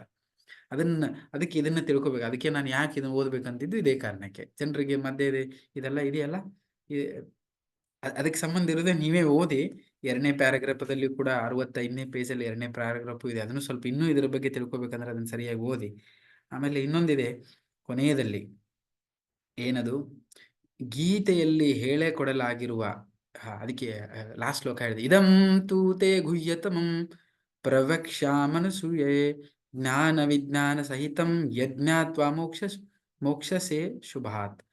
ಅದಕ್ಕೆ ಯಾವುದನ್ನು ತಿಳಿದು ಭೌತಿಕ ಸಂಕಷ್ಟಗಳಿಂದ ಬಿಡುಗಡೆಯನ್ನು ಹೊಂದುತ್ತೀಯೋ ಆ ಜ್ಞಾನವನ್ನು ಹೇಳುತ್ತೇನೆ. ನಿನಗೆ ನನ್ನ ಬಗ್ಗೆ ಅಸೂಯೆ ಇಲ್ಲದವರಿಂದ ನಾನು ನಿನಗೆ ಈ ಜ್ಞಾನವನ್ನು ಹೇಳುತ್ತೇನೆ. ಇದು ಗುಹ್ಯತಮ ಜ್ಞಾನ. ಇದು ಎಲ್ಲರಿಗೂ ಹೇಳಕ್ಕಾಗಲ್ಲ. ಇದು ಗುಹ್ಯತಮ ಜ್ಞಾನ, ಬಹಳ ಗುಹ್ಯತಮವಾಗಿರುವಂತ ಜ್ಞಾನ. ಈ ಜ್ಞಾನ ಯಾರಿಗೆ ಹೇಳ್ತೇನೆ ಅಂದ್ರೆ, ಯಾರಿಗೆ ಅಸೂಯೆ ಇಲ್ಲ. ಅಸೂಯೆ ಅಂದ್ರೆ ಏನ್ ಹೇಳಿ? ಅಸೂಯೆ ಅಂದ್ರೆ ದ್ವೇಷ ಇಲ್ಲ. ನಿನಗೆ ಜ್ಞಾನ ಮತ್ತು ವಿಜ್ಞಾನ ಎರಡು ಒಟ್ಟಿಗೆ ನಿಮ್ಗೆ ಹೇಳ್ತಾ ಇದ್ದೇನೆ ಅಂತ ಕೃಷ್ಣ ಹೇಳ್ತಿದ್ದಾನೆ. ಹಾಗಾಗಿ ಜ್ಞಾನ ಭಾವನೆಗಳಿಂದ ಬರುವುದಿಲ್ಲ. ನಾವು ಭಾವನೆಯಿಂದ ಹೇಳ್ತೇವೆ, ಓಹೋ ಭಕ್ತರು ಹಾಗೆ ಹೇಗೆ, ಭಾವನೆಗಳಿಂದ ಜ್ಞಾನ ಬರುವುದಿಲ್ಲ. ಇದನ್ನ ಅರ್ಥ ಮಾಡ್ಕೊಳ್ಳಿ. ಪದೇ ಪದೇ ಈ ಲಾಸ್ಟ್ ಪ್ಯಾರಾಗ್ರಾಫ್ಗಳನ್ನು ಓದಿ ನೀವು. ಭಕ್ತಿಯ ಭಾವನೆಯಲ್ಲ, ಇದೊಂದು ವಿಜ್ಞಾನ. ಶ್ರೀಲ ರೂಪ ಗೋಸ್ವಾಮಿಯವರು ವೇದದ ಹಿನ್ನೆಲೆ ಇಲ್ಲದ ಆಧ್ಯಾತ್ಮಿಕ ತೋರಿಕೆ ಸಮಾಜಕ್ಕೆ ಬರೀ ಕಿರಿಕಿರಿಯನ್ನು ಉಂಟು ಮಾಡುತ್ತದೆ. ಯಾರಾದರೂ ನಾನು ಆಧ್ಯಾತ್ಮಿಕ ಜೀವನ ಮಾಡ್ತಿದ್ದೀನಿ, ಭಕ್ತಿ ಮಾಡ್ತಿದ್ದೀನಿ ಅಂತ ಹೇಳ್ಕೊಳ್ಳೋರು ಅದರ ಹಿಂದುಗಡೆಗೆ ಅವರಿಗೆ ಜ್ಞಾನ ಇಲ್ಲ ಅಂದ್ರೆ ಅದು ತೋರಿಕೆ ಅಷ್ಟೇ. ಆ ತೋರಿಕೆಗೆ ಮಾಡಿರುವಂತ ಯಾವುದೇ ಧರ್ಮ ಆಗಿರ್ಬೋದು, ತೋರಿಕೆ ಅದಕ್ಕೆ ಯಾವುದೇ ಆಧಾರ, ಜ್ಞಾನದ ಆಧಾರ ಇಲ್ದೇನೆ ಆಚರಣೆ ಮಾಡುವಂತ ಯಾವುದೇ ಭಕ್ತಿ ಆಗಿರ್ಬೋದು, ಅದು ತೋರಿಕೆ. ಅದರಿಂದ ಏನ್ ಸಮಸ್ಯೆ ಆಗತ್ತೆ? ಏನಾಗತ್ತೆ? ಈಗ ಓದಿದ್ನಲ್ಲ ನಾನು, ಸಮಾಜಕ್ಕೆ ಕಿರಿಕಿರಿ ಆಗುತ್ತೆ. ಅದರಿಂದ ಸಮಾಜದಲ್ಲಿ ಕಿರಿಕಿರಿನೇ ಆಗತ್ತೆ ಹೊರತು ಯಾರು ಸುಧಾರಣೆ ಆಗುವುದಿಲ್ಲ. ಇದನ್ನು ನಾ ಹಿಂದಿನ ಪ್ಯಾರಾಗ್ರಾಫದಲ್ಲಿ ನಿಮಗೆ ಎಕ್ಸ್ಪ್ಲೇನ್ ಮಾಡಿದೆ. ಇದೇ ಪ್ಯಾರಾಗ್ರಾಫ್ ಅಲ್ಲೇ ಇದೆ. ಅದಕ್ಕೆ ರೂಪ ಗೋಸ್ವಾಮಿ ಹೇಳ್ತಾರೆ, ಇಂತಹ ತೋರಿಕೆಯ ಭಕ್ತಿ ಜಗತ್ತಿನಲ್ಲಿ ಬರೀ ಸಮಸ್ಯೆ ಕ್ರಿಯೇಟ್ ಮಾಡುತ್ತೆ ಹೊರತು ಜಗತ್ತಿನ ಸಮಸ್ಯೆಯನ್ನು ಪರಿಹಾರ ಮಾಡೋದಿಲ್ಲ. ಭಕ್ತಿಯ ಸಿಹಿಯನ್ನು ಸಕಾರಣ ವಿವೇಕದಿಂದ, ಚರ್ಚೆಯಿಂದ ಮತ್ತು ಜ್ಞಾನದ ಮೂಲಕ ಅನುಭವಿಸಬೇಕು ಹಾಗೂ ಅದನ್ನು ಇತರರಿಗೂ ಹಂಚಬೇಕು. ಕೃಷ್ಣ ಪ್ರಜ್ಞೆಯು ಬರೀ ಭಾವತಿರೇಕ ಅಷ್ಟೇ ಎಂದು ಭಕ್ತಿಯೊಬ್ಬ ತಿಳಿಯಬಾರದು. ನೃತ್ಯ, ಕೀರ್ತನೆಗಳು ಇವೆಲ್ಲವೂ ಕೂಡ ವೈಜ್ಞಾನಿಕವಾಗಿದ್ದಾವೆ. ಇದೆಲ್ಲ ಸುಮ್ಮನೆ ಭಾವದಿಂದ ಮಾಡುವಂಥದ್ದಲ್ಲ.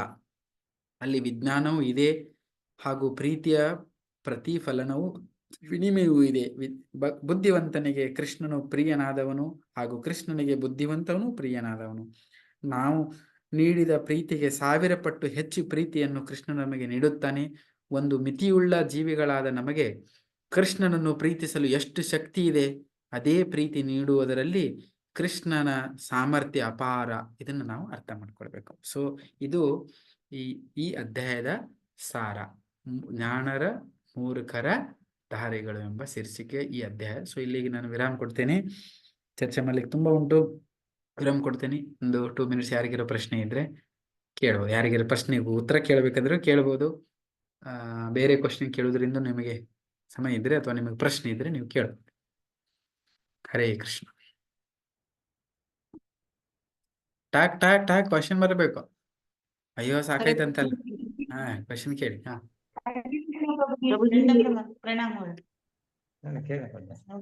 ಸುಭಾ ಮಾತಾಜಿ, ಆಮೇಲೆ ಶ್ರೀನಿವಾಸ ಪ್ರಭು ಮಾತಾಜಿ. ಹೇಳಿ ಸುಭಾ ಮಾತಾಜಿ. ಪ್ರಭುಜಿ, ಇಲ್ಲಿ 64ನೇ ಪೇಜ್ ನಲ್ಲಿ ನೀವು ಓದಿದ್ರಲ್ಲ, ದೇವರ ರೂಪವನ್ನು ಊಹಿಸಿಕೊಳ್ಳುವವರಿಗೆ ಮೂರ್ತಿ ಭಂಜಕರು ಅಂತ ಕರೀತಾರೆ ಅಂತ ಹೇಳಿದಾರೆ ಅವರು.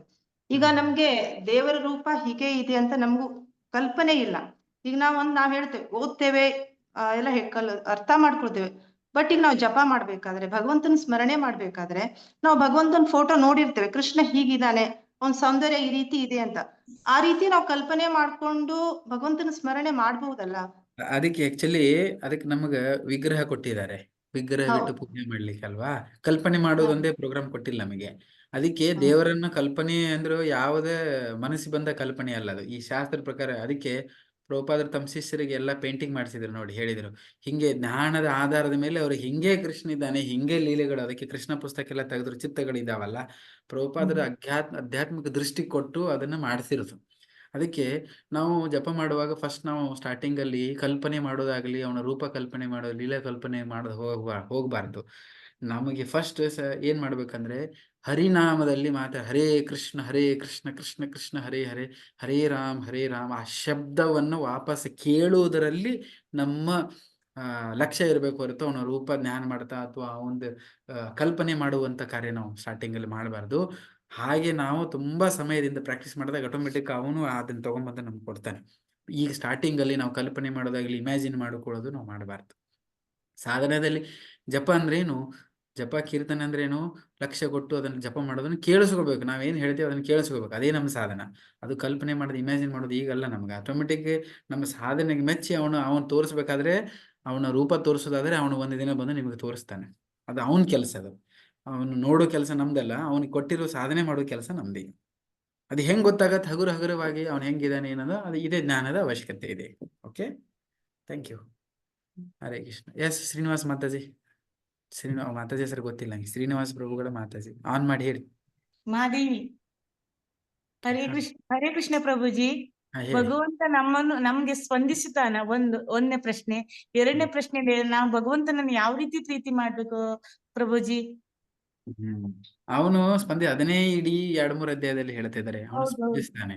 ಅವನೇನು ಹೇಳ್ತಿದ್ದಾನೆ ಅಂದ್ರೆ, ನಾವು ಹೇಗೆ ಅವನಿಗೆ ವ್ಯವಹಾರ. ಈಗ ನೀವು ಇಷ್ಟೇ ನೋಡಿ, ಈ ಜಪ ಮಾಡ್ತಿದ್ರಿ, ನೀವು ಕೂಡ ಜಪ ಮಾಡ್ತಿದ್ರಿ. ಜಪ ಮಾಡಿದಾದ್ಮೇಲೆ ನಿಮ್ಗೆ ಏನು, ಅಯ್ಯೋ ಯಪ್ಪ ಯಾಕಾರ ಮಾಡಿದೆ, ತುಂಬಾ ಇಷ್ಟು ಕಷ್ಟ ಇದೆ, ಯಾಕಾರ ಮಾಡಿದ್ ಅನಿಸ್ತದ? ಮಾಡಿದಾದ್ಮೇಲೆ ಏನಾರು ಚೇಂಜಸ್ ಅನಿಸ್ತದ? ನಿಮಗೆ ಏನಾರು ಅನಿಸ್ತದ? ನೀವ್ 1 ತಾಸು 2 ತಾಸು ಕುತ್ಕೊಂಡು ಅಥವಾ ಮಾಡಿದ್ಮೇಲೆ ಖುಷಿ ಆಗ್ತದೆ. ಜಪ ಮಾಡಿದಾಗ ಏನಾರು ಅನಿಸ್ತದಲ್ಲ, ಏನೋ ಒಳಗೊನೆ ಒಂದು ಖುಷಿ ಭಾವನೆ ಏನೋ ಅನಿಸ್ತದೆ. ಅಂದ್ರೆ ಅವನು ಸ್ಪಂದಿಸ್ತಾ ಇದ್ದಾನೆ. ನೀವು ಅದನ್ನೇ ಕೋಕೋ ಕೋಲಾ ಮಾಜಾ ಅಂತ ಜಪ ಮಾಡಿ, ಅಲ್ಲಿ ಏನಾದ್ರು ಸ್ಪಂದನೆ ಆಗತ್ತಾ? ತಲೆನೋವು ಬರ್ತದೆ. ಓಕೆ, ಸೊ ಅದಕ್ಕೆ ದೇವರ ನಾಮ ಮಾಡುವಾಗ ಅವನು ಸ್ಪಂದಿಸ್ತಾ ಇದ್ದಾನೆ. ಅದೇ ರೀತಿ ನೀವು ದೇವಸ್ಥಾನಕ್ಕೆ ಹೋದಾಗ ದೇವ್ರದ್ದು ಹಿಂಗ್ ದರ್ಶನ ತಗೊಂಡ್ ಬಂದಿವಿ ಅಂತ ಹೇಳ್ತೀರಿ. ದರ್ಶನ ತಗೊಂಡ್ ಬಂದಾದ ಮೇಲೆ ನಿಮಗೆ ಹೆಂಗ್ ಅನಿಸ್ತದೆ? ಖುಷಿ ಆಗತ್ತಲ್ವಾ? ಅಂದ್ರೆ ಸ್ಪಂದಿಸ್ತಾ ಇದ್ದಾನೆ ಅವನು. ಹಾಗೆ ನೀವು ಕೀರ್ತನಲ್ಲಿ ಭಾಗವಹಿಸಿದ್ರೆ ನಿಮ್ಗೆ ಏನ್ ದುಃಖ ಆಗತ್ತಾ? ಇಲ್ಲ, ಖುಷಿ ಆಗತ್ತೆ. ಅಂದ್ರೆ ಆ ಖುಷಿಯ ರೂಪದಲ್ಲಿ ನಿಮಗೆ ಸ್ಪಂದನೆ ಆಲ್ರೆಡಿ ಮಾಡ್ತಿದ್ದಾನ ಅವನು. ಅದಕ್ಕೆ ಕ್ವಶನ್ನೇ ಇಲ್ಲ. ಓಕೆ, ಅದು ಒಂದು. ಎರಡನೇ ಕ್ವಶನ್ ಏನಿತ್ತು ನಿಮ್ದು?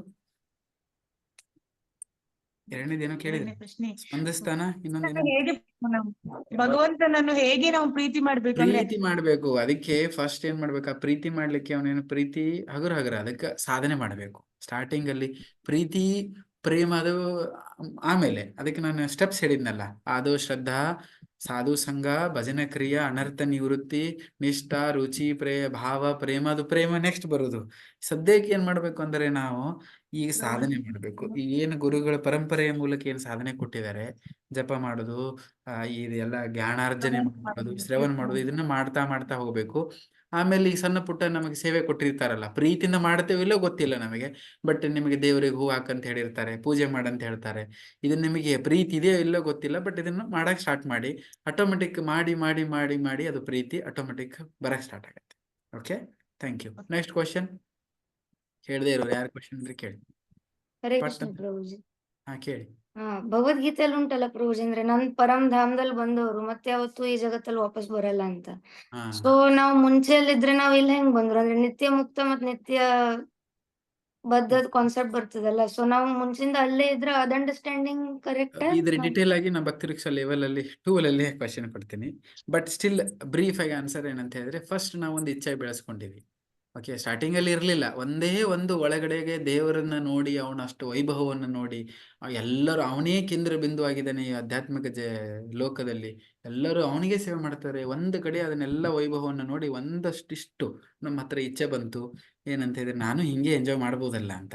ಯಾವಾಗ ಅದು ಇಚ್ಛೆ ಬಂದ ತಕ್ಷಣ ಆಯ್ತು, ದೇವ್ರ ಇಚ್ಛೆ, ನಿಮ್ಗೆ ಇಚ್ಛೆ ಆಯ್ತಲ್ಲ ಅಂತ ಹೇಳಿ ಇಚ್ಛೆ ತೀರಿಸೋದಕ್ಕೋಸ್ಕರ ದೇವರು ಅದನ್ನ ಕಳಿಸ್ಕೊಟ್ಟ. ಅದು ಹೇಳ್ತಾರೆ. ಇನ್ ಡೀಟೇಲ್ ಆಗಿ ನಾವು ಮತ್ತೆ ಚರ್ಚೆ ಮಾಡಿ. ಓಕೆ, ಹರೇ ಕೃಷ್ಣ ಪ್ರಭುಜಿ. ಚೈತ್ರ ಹೇಳಿ.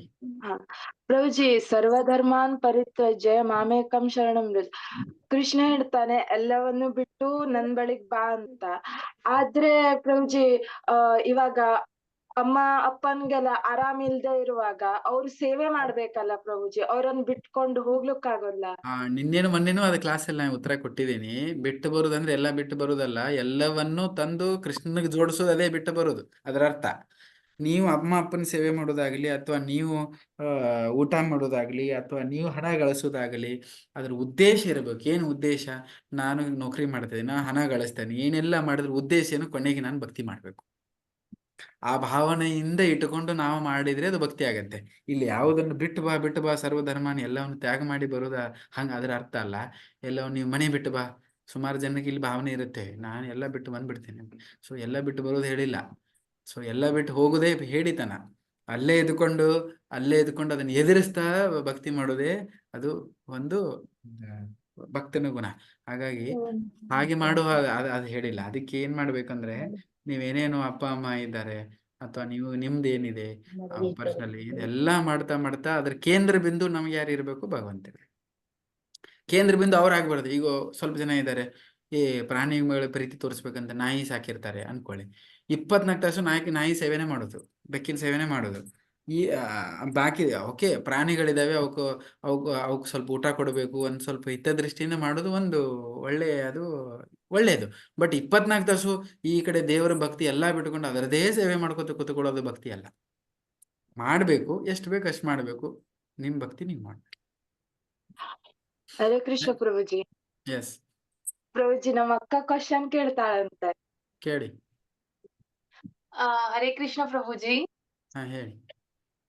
ಇದು ಇವಾಗ ಕಣಕಣದಲ್ಲೂ ಪರಮಾತ್ಮ ಇದ್ದಾನೆ, ಕೃಷ್ಣ ಇದ್ದಾನೆ ಅಂತ ಹೇಳ್ತಾರಲ್ವಾ? ಕೆಲವೊಬ್ರು ಆ ಕ್ವಶನ್ ಅಂದ್ರೆ ನಾವು ಹೇಳೋ ಅದು ಒಂದು ವಾಕ್ಯಕ್ಕೆ ಕೆಲವೊಬ್ರು ಏನಂತ ಹೇಳ್ತಾರೆ ಅಂತ ಹೇಳಿದ್ರೆ, ಕೆಟ್ಟದಾಗೂನು ಹೇಳ್ತಾರೆ. ಅದ್ರಲ್ಲೂ ಕೃಷ್ಣ ಇರ್ತಾನ, ಇದ್ರಲ್ಲೂ ದೇವ್ರು ಇರ್ತಾರ ಅಂತ. ಅವರು ಅಂದ್ರೆ ಯಾವ ಭಾವನೆಯಿಂದ ಅವರು ಆತರ ಹೇಳ್ತಾರೆ, ಮತ್ತೆ ಇದಕ್ ನೀವೇನ್ ಹೇಳ್ತೀರಾ? ಆಕ್ಚುಲಿ ಭಗವಂತ ಎಲ್ಲದರಲ್ಲೂ ಇದ್ದಾನೆ. ಓಕೆನಾ? ಎಲ್ಲ ಅವನಿಂದ ಸೃಷ್ಟಿಯಾಗಿದೆ. ನಿನ್ನೆ ಮೊನ್ನೆ ಕ್ಲಾಸಲ್ಲಿ ತುಂಬಾ ಅದರ ಬಗ್ಗೆ ಚರ್ಚೆ ಮಾಡಿದ್ವಿ, ಆಯ್ತಾ? ಅದಕ್ಕೆ ಭಗವಂತನ 2 ಶಕ್ತಿ ಇದೆ.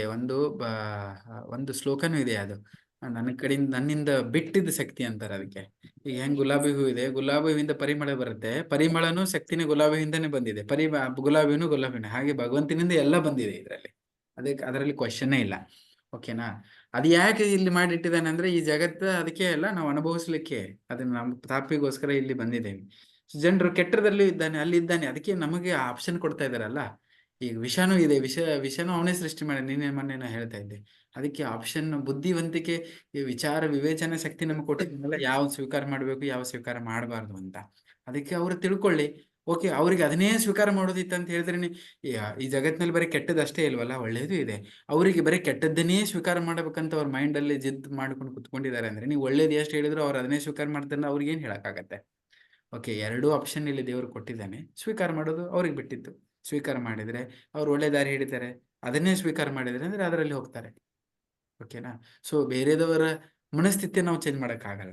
ಬಟ್ ಇಲ್ಲಿರುವ ವಿಷಯ, ಯಾರಾದರೂ ಕ್ವಶನ್ ಕೇಳಿದ್ರೆ, ಓಕೆ ನನಗೆ ಇದು ಅರ್ಥ ಆಗಿಲ್ಲ, ನಾನು ತಿಳ್ಕೊಳ್ಬೇಕಂತ ಮನೋಭಾವದಲ್ಲಿ ಅದನ್ನ ಏನಾದರೂ ಡೌಟ್ ಇದ್ರೆ, ಎಂಥದೇ ಕ್ವಶನ್ ಇಲ್ಲಿ ಕೇಳುದಾದ್ರೆ ಭಗವಂತ ಅದಕ್ಕೆ ಎಲ್ಲಾದ್ರೂ ಹಾಕಿ ಅವ್ರಿಗೆ ಉತ್ತರ ಹುಡುಕಿ ಅವ್ರ ಜೀವನದಲ್ಲಿ ಕೊಡ್ತಾನೆ. ಇಲ್ಲ, ನಾನು ಹೆಂಗಿದ್ದೇನೆ ಹಂಗೆ ಇರಬೇಕು, ಬಟ್ ಅವರು ಅದನ್ನ ತಿಳ್ಕೊಳಕ್ಕೆ ಇಂಟ್ರೆಸ್ಟ್ ಇಲ್ಲದೆ ಬೇರೆ ಬೇರೆ ಕಾರಣಕ್ಕೆ ಅವ್ರಿಗೆ ಕ್ವಶನ್ ಕೇಳ್ತಾ ಇದಾರೆ ಅಂದ್ರೆ, ಸುಮ್ಮನೆ ಟಾಂಟ್ ಮಾಡೋದಕ್ಕೆ ಅಥವಾ ಸುಮ್ಮನೆ ಕೇಳೋದಕ್ಕೆ ಕೇಳ್ತಾ ಇದಾರೆ ಅಂದ್ರೆ ಅವ್ರಿಗೆ ಉತ್ತರ ಕೊಡೋದಿಲ್ಲ. ಅವ್ರ ಮನಸ್ಥಿತಿ ಪ್ರಕಾರನೇ ಅವ್ರಿಗೆ ಉತ್ತರ ಕೊಡ್ತಾನೆ. ಆಯ್ತಲ್ಲ? ಸೊ ಅದಕ್ಕೆ ನೀವೇನು ಜಾಸ್ತಿ ತಿಳ್ಕೊಳ್ಸ್ಕೊಬೇಡಿ. ಹೇಳಿದ್ರೆ ಹೇಳಿ. ಓಕೆ, ನಿಮಗೆ ಉತ್ತರ ಕೊಡೋಕ್ಕಾಗಿಲ್ಲ ಅಂದ್ರೆ ಪುಸ್ತಕ ಓದಿ ನಿಮಗೆ ತಿಳಿತದೆ. ಯಾಕಂದ್ರೆ ಜ್ಞಾನ ತಿಳ್ಕೊಬೇಕಂದ್ರೆ ಸುಮ್ಮನೆ ಮಾರ್ಕೆಟಾಗಿ ಹೋಗಿ ಅಥವಾ ಯಾರ್ಯಾರೋ ಅವರು ಊಹಾಪೋಹಗಳಿಂದ ದೇವರನ್ನ ಅರ್ಥ ಮಾಡ್ಕೊಳಿಕ್ ಆಗಲ್ಲ. ಅದಕ್ಕೆ ಜ್ಞಾನ ಎಲ್ಲಿ ಸಿಗ್ತದೆ ಅಲ್ಲಿ ಹೋಗಿ ಕೇಳಿದ್ರೆ ಜ್ಞಾನ ಸಿಗತ್ತೆ.